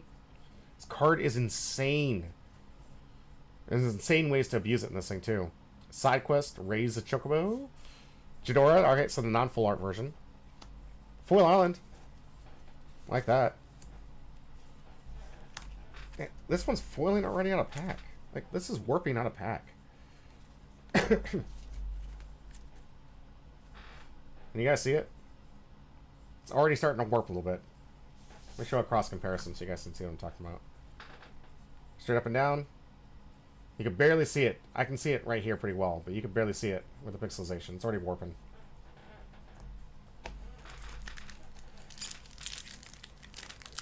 While I'm opening these packs, it's slowly warping. Wait till the end of the box and see if you can see a definitive curl. Wizards! Get on your quality control. It's a premium set. Eject. Summoner Esper. Side quest Catch a Fish. Summon Primal Odin. Not a bad card. Ah. Balam, I love this. Got some forest cycling in the set. This was a fun card. I play this one quite a bit when I'm in green. Alright, no big money's hit yet. Nothing big yet. Got some good hits, though. I mean, not money-wise, but definitely cards I've wanted for my collection. So, that's always a win. Blitzball Shot. Ooh, yeah, Lightning Bolt! I love this Lightning Bolt. I need to get a place out of these. These are so good. Eden... Ultimacia. Okay. Rabban, Bowl of Alamigo. Okay. Good legendary. Good for maybe even dual commander, honestly. Is there a pull rate in the Magic? Yes, there is. There's about 3 to 4 mythics per box. Not counting the foil, of course. Then every other pack comes with 1 or 2 rares. You get in each box you can get 1 foil altar, or sorry, one of like you can get like 1 of these foil cards that are considered alt arts or universes beyond foil. Just one per box. And sometimes it can be an uncommon, so you can be like, want. But you can get the foil, which is really good. And the foils go for a lot of money. You guys see the values on that. So we're hoping my full art foil is going to be of some decent value here. You get about maybe 4 or 5 of these. That can be uncommon too. I don't know what the ratio is with this set because I haven't opened up enough of it to figure out how many of the uncommons and you know the outside stuff. Ooh, our first mythic, normal. Bahamut! Excellent. Love this card. This card's so good. It's an enchantment I want to abuse right now so badly. I want to bring this out with a Bell's Awakening. Just to completely ruin people's days. Just draw it to 1 non-land target permanent. Just cheat that out. Oh, man. It's going to be gross. We'll see. I'm trying. I'm trying, guys. I don't know if it's going to work, but this card's definitely pretty good in that deck. Alright, alright.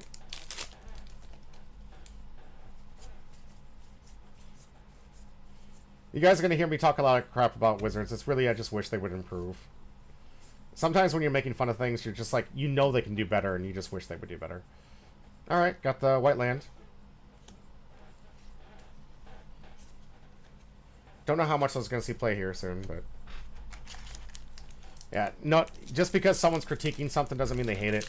Sometimes, especially in today's day and age, if they're critiquing something, it's probably because they love it, and they're just like, hey, you're going down a path I don't like. Can you please fix it? Like, don't ruin the game for me. I want to keep playing. And I think that's honestly a lot of the griping you're seeing online. That's what the case is. You have a lot of people that know that things could be better, and they just want to see things, they want to see better. Was that a trample cactus? No, it wasn't a trample cactus. Oh, wait, the 3/3 trample cactus? Yeah. I thought he was an uncommon. Yeah, Cactar. 3/3 trample Cactar. Yep. This isn't the one that everyone's been talking about. It's not the one that adds 9,999.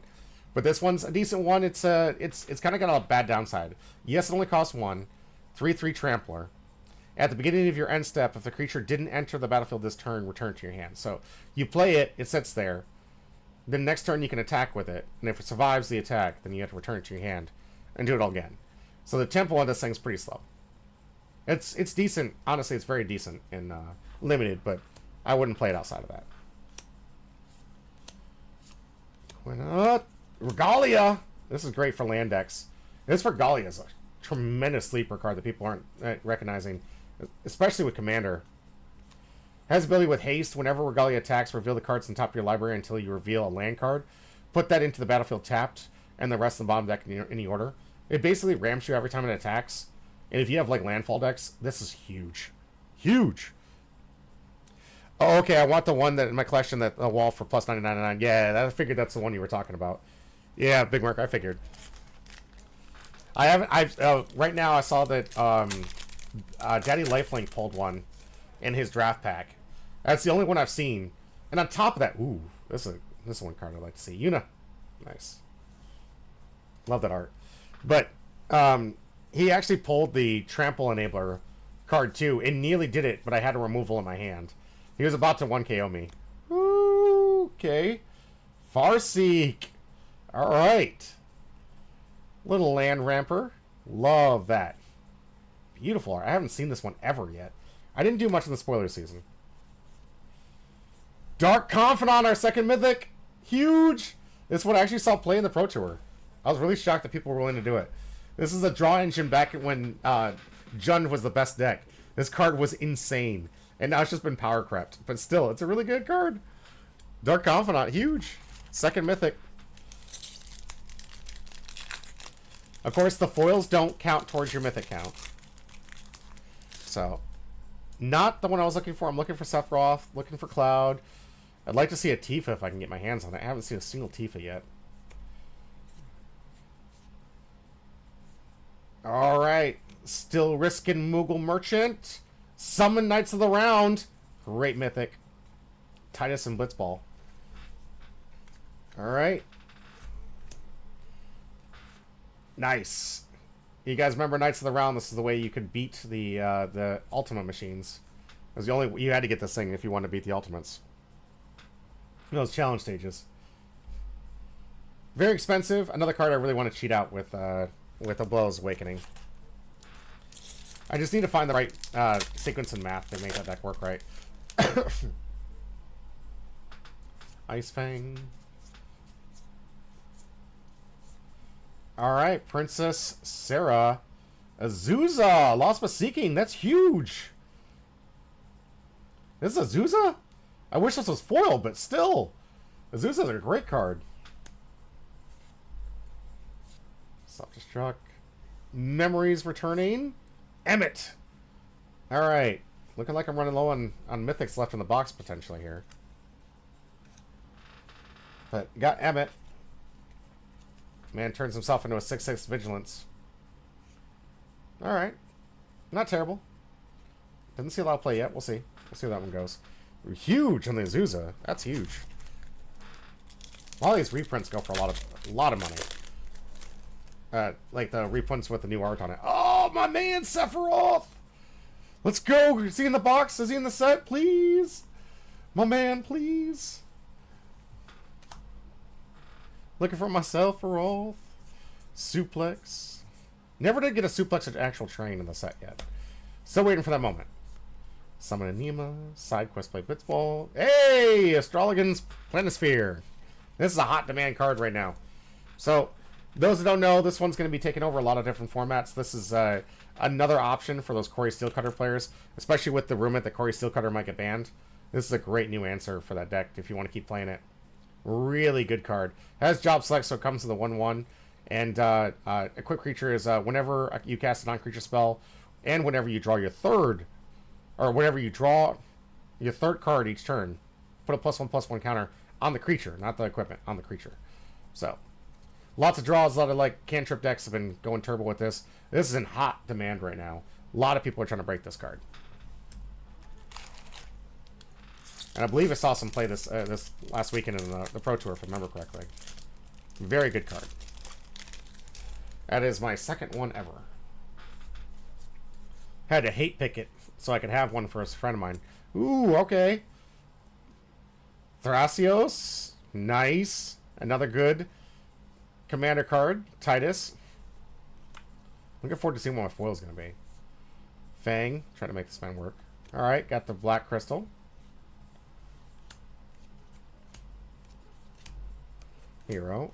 Let's do another check. We're about halfway through the box. I don't know if you guys can see the curl. Like, do I have to put a straight line to show you guys how much the curl is? Like, you can see the gap. There's a gap. You guys can see the gap. I need to shine a light through it to show you guys how bad it is. This is in real time. In real time. You can't see it? You can't... Like, let alone that there's cards bending. You could tell which ones are newer. These are flatter than these ones. You could tell because they're fighting each other. Oh, you can see it. Okay, you can see it.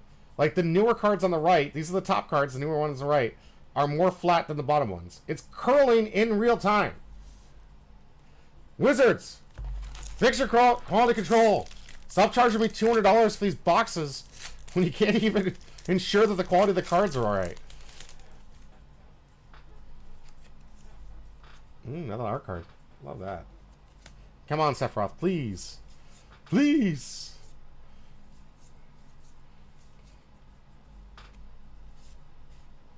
Reach the horizon. Summon Chocobo. Hey, alright, I've been looking for one of these. Balthier and Fran. Good. Ooh, okay. Venet Heart of Hadeline.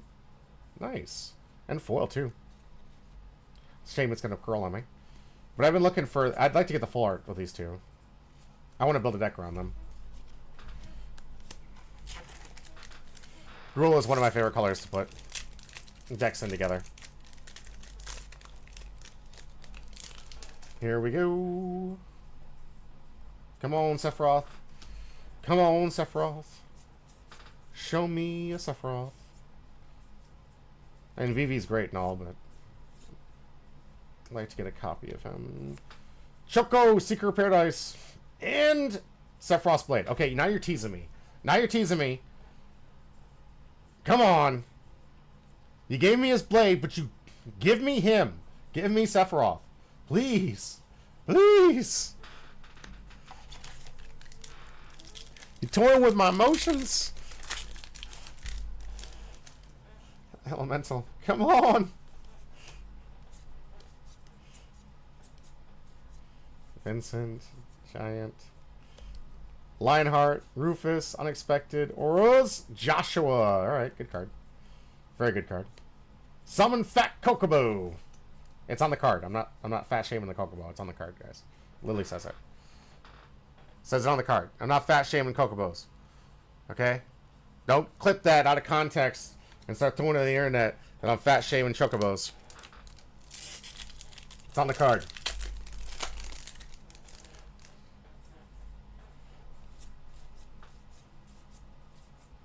Kilgessa, Crossroads, Lockhole, Barrett Wallace, Capital. Okay, summon Black, Legendary. Kane! Kane, you son of a... Oh! Oh, so close! Kane, you traitorous butt! Ah! Okay, so those who don't know, etching over here means legendary. Sephiroth is a black legendary. I got super excited. I thought it was there. And then Kane frickin' shows up. Alright. Still there. Still on the hunt. Some of you can see my foil full art yet. I'm gonna be sad if it doesn't give me one. Usually every box comes with one. Venat. Okay, non-foil. Got the foil version of this. Come on, baby. Another art card. Sometimes 2 signatures per box. What, can I get my second signature? Hey, Red 13. Good character. Love Red. Okay. Looks like we got another one of those from Beyonds. Baron Rivalry. Deadly Dispute. Nice. That's a really beautiful Deadly Dispute. That's a great card. This is going to replace one of my commander deck. My dual commander deck, to be clear. Water Crystal. Summon Chocobo Moog. And Insomnia Crown City. Okay. Double rare. Or double foil. Okay. Okay.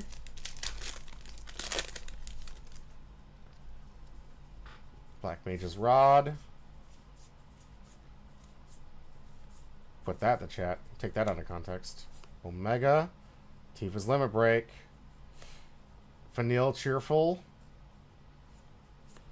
Ah, Matoya Archer Elder. And the final days.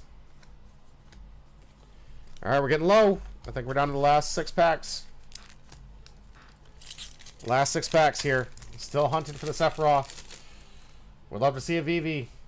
What's my full art foil going to be? Are you going to jip me on the full art foil? And End Walker Brainstorm. Great. Love this art. Love this art. Gaffel's Hope. Esim Shinra. And my art card. Nice. Beautiful card. Sages. Nice. Beautiful. Alright, 5 packs left. Camera's holding strong. Stream's holding strong. Things are going great. Work's paying off, guys.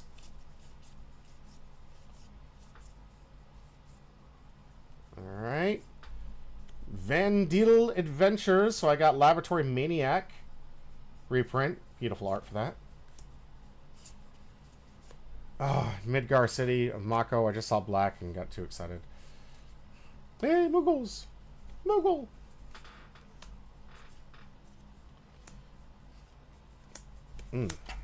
4 packs left.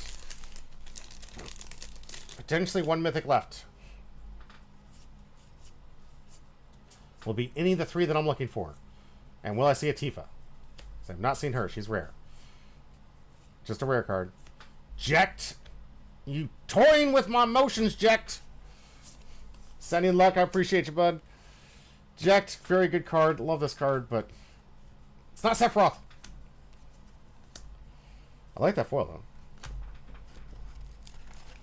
though. Last 3 packs, guys. I still haven't found my full art foil yet. Should have a mythic left here. Sephiroth's Intervention. Calling my name. Renoa. Queen Bane. Golden Sauce. Cloud. Earth Crystal. Okay, I got the Earth Crystal. Dreams of Luna. Alright. 2 packs left. Don't jip me, Magic. Don't jip me. Don't do this to me. Don't take away my full art. Please. Please don't take away my full art.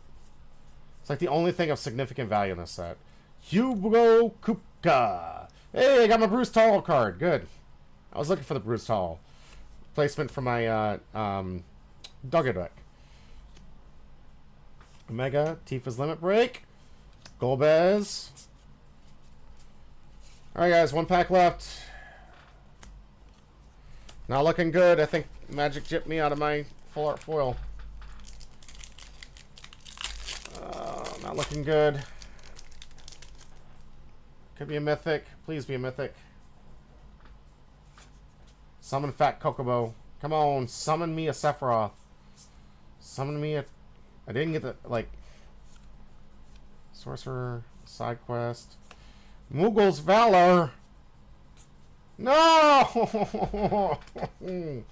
I got gypped. Oh, I got gypped. Oh.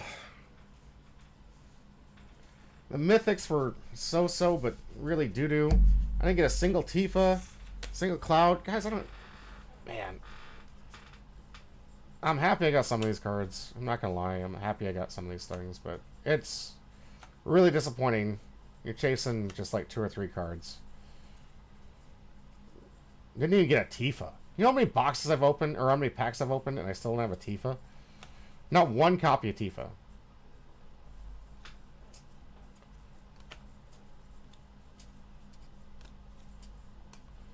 Like, this Dark Confidant's like a slap in the face, because I own like 7 copies of it. It's a reprint. And it's good for new players, so they have some way to get into the set, but... Yeah, gypped out of my full art foil. Ugh.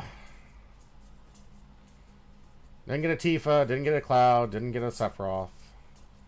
Got teased a lot. Got teased with this one. Did get this card I've been looking for. Didn't get my oh,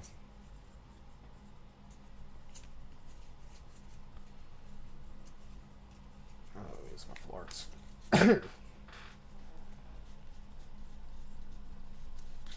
Sorry, just trying to pull out the full art so you guys can see what the supposed ratio is. I honestly feel like I got gypped on the ratio here. So you got a common and uncommon, full art, random arts that you can get usually just in Collector Booster. My full arts were here, non-foil. I didn't get a single full art foil. And not even an uncommon full art foil. That's how insulting this was. Usually it's like a bad box if you get the full art foil uncommon. Didn't even get the uncommon. Like, apparently it is worse. You can not pull a single uncommon or a single full art foil. Here's my mythics. Here's my alternative universe cards. None of them foil. Good cards though. And for my mythics, just 4. Summon Bahamut. Love this card. Need more copies. Summon Knights of the Round. Love this card. Need more copies. Reprint. And I don't know if Emmett's going to see me play. We'll see. Maybe. Hopefully. Those are my mythics. All in all, I lost probably about $180. Who knows? I'll have to look up some prices. I've probably got like $60 in value in cards. But that's... sad face. It happens.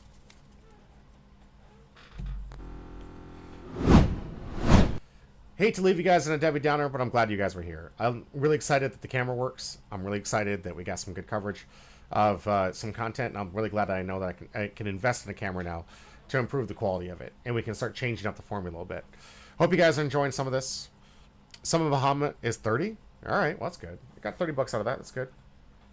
Yeah, a lot of these things, like, they shoot up and down, guys. It's like some of the cards are like great, but some of them are just not there.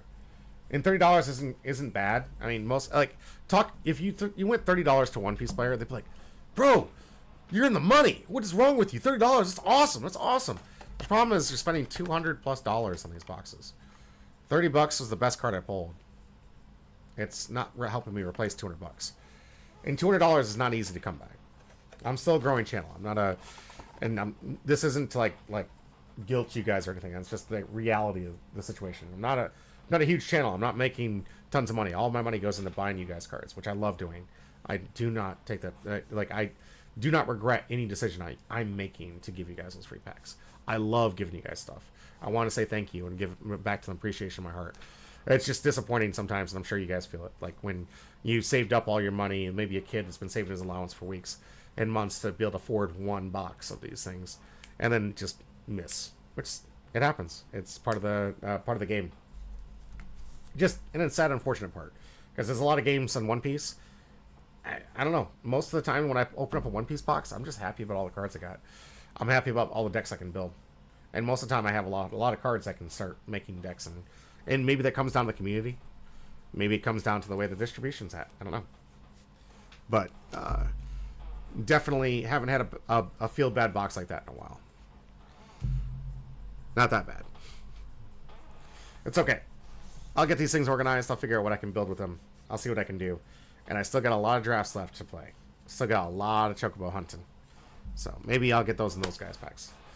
And maybe in about 2 years when these boxes are $5,000 a piece, I'll be able to afford one.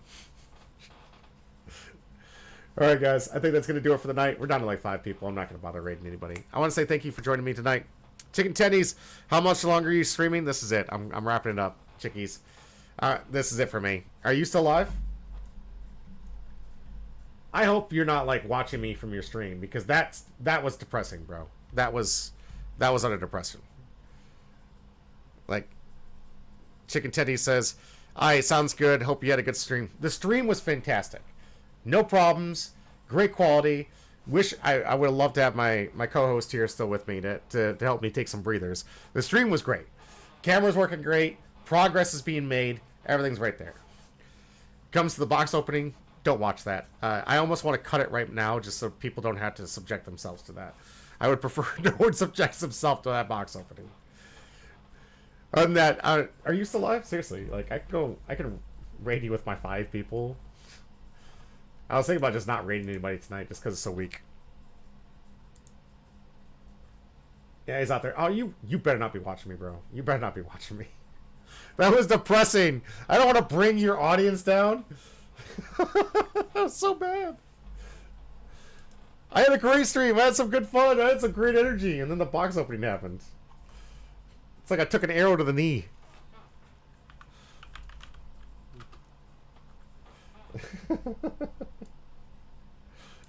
Heart your bud. Thanks for joining the chat. We'll give him a raid with the remaining people we have here. Okay, no, I thought he raided me. Alright, let's go.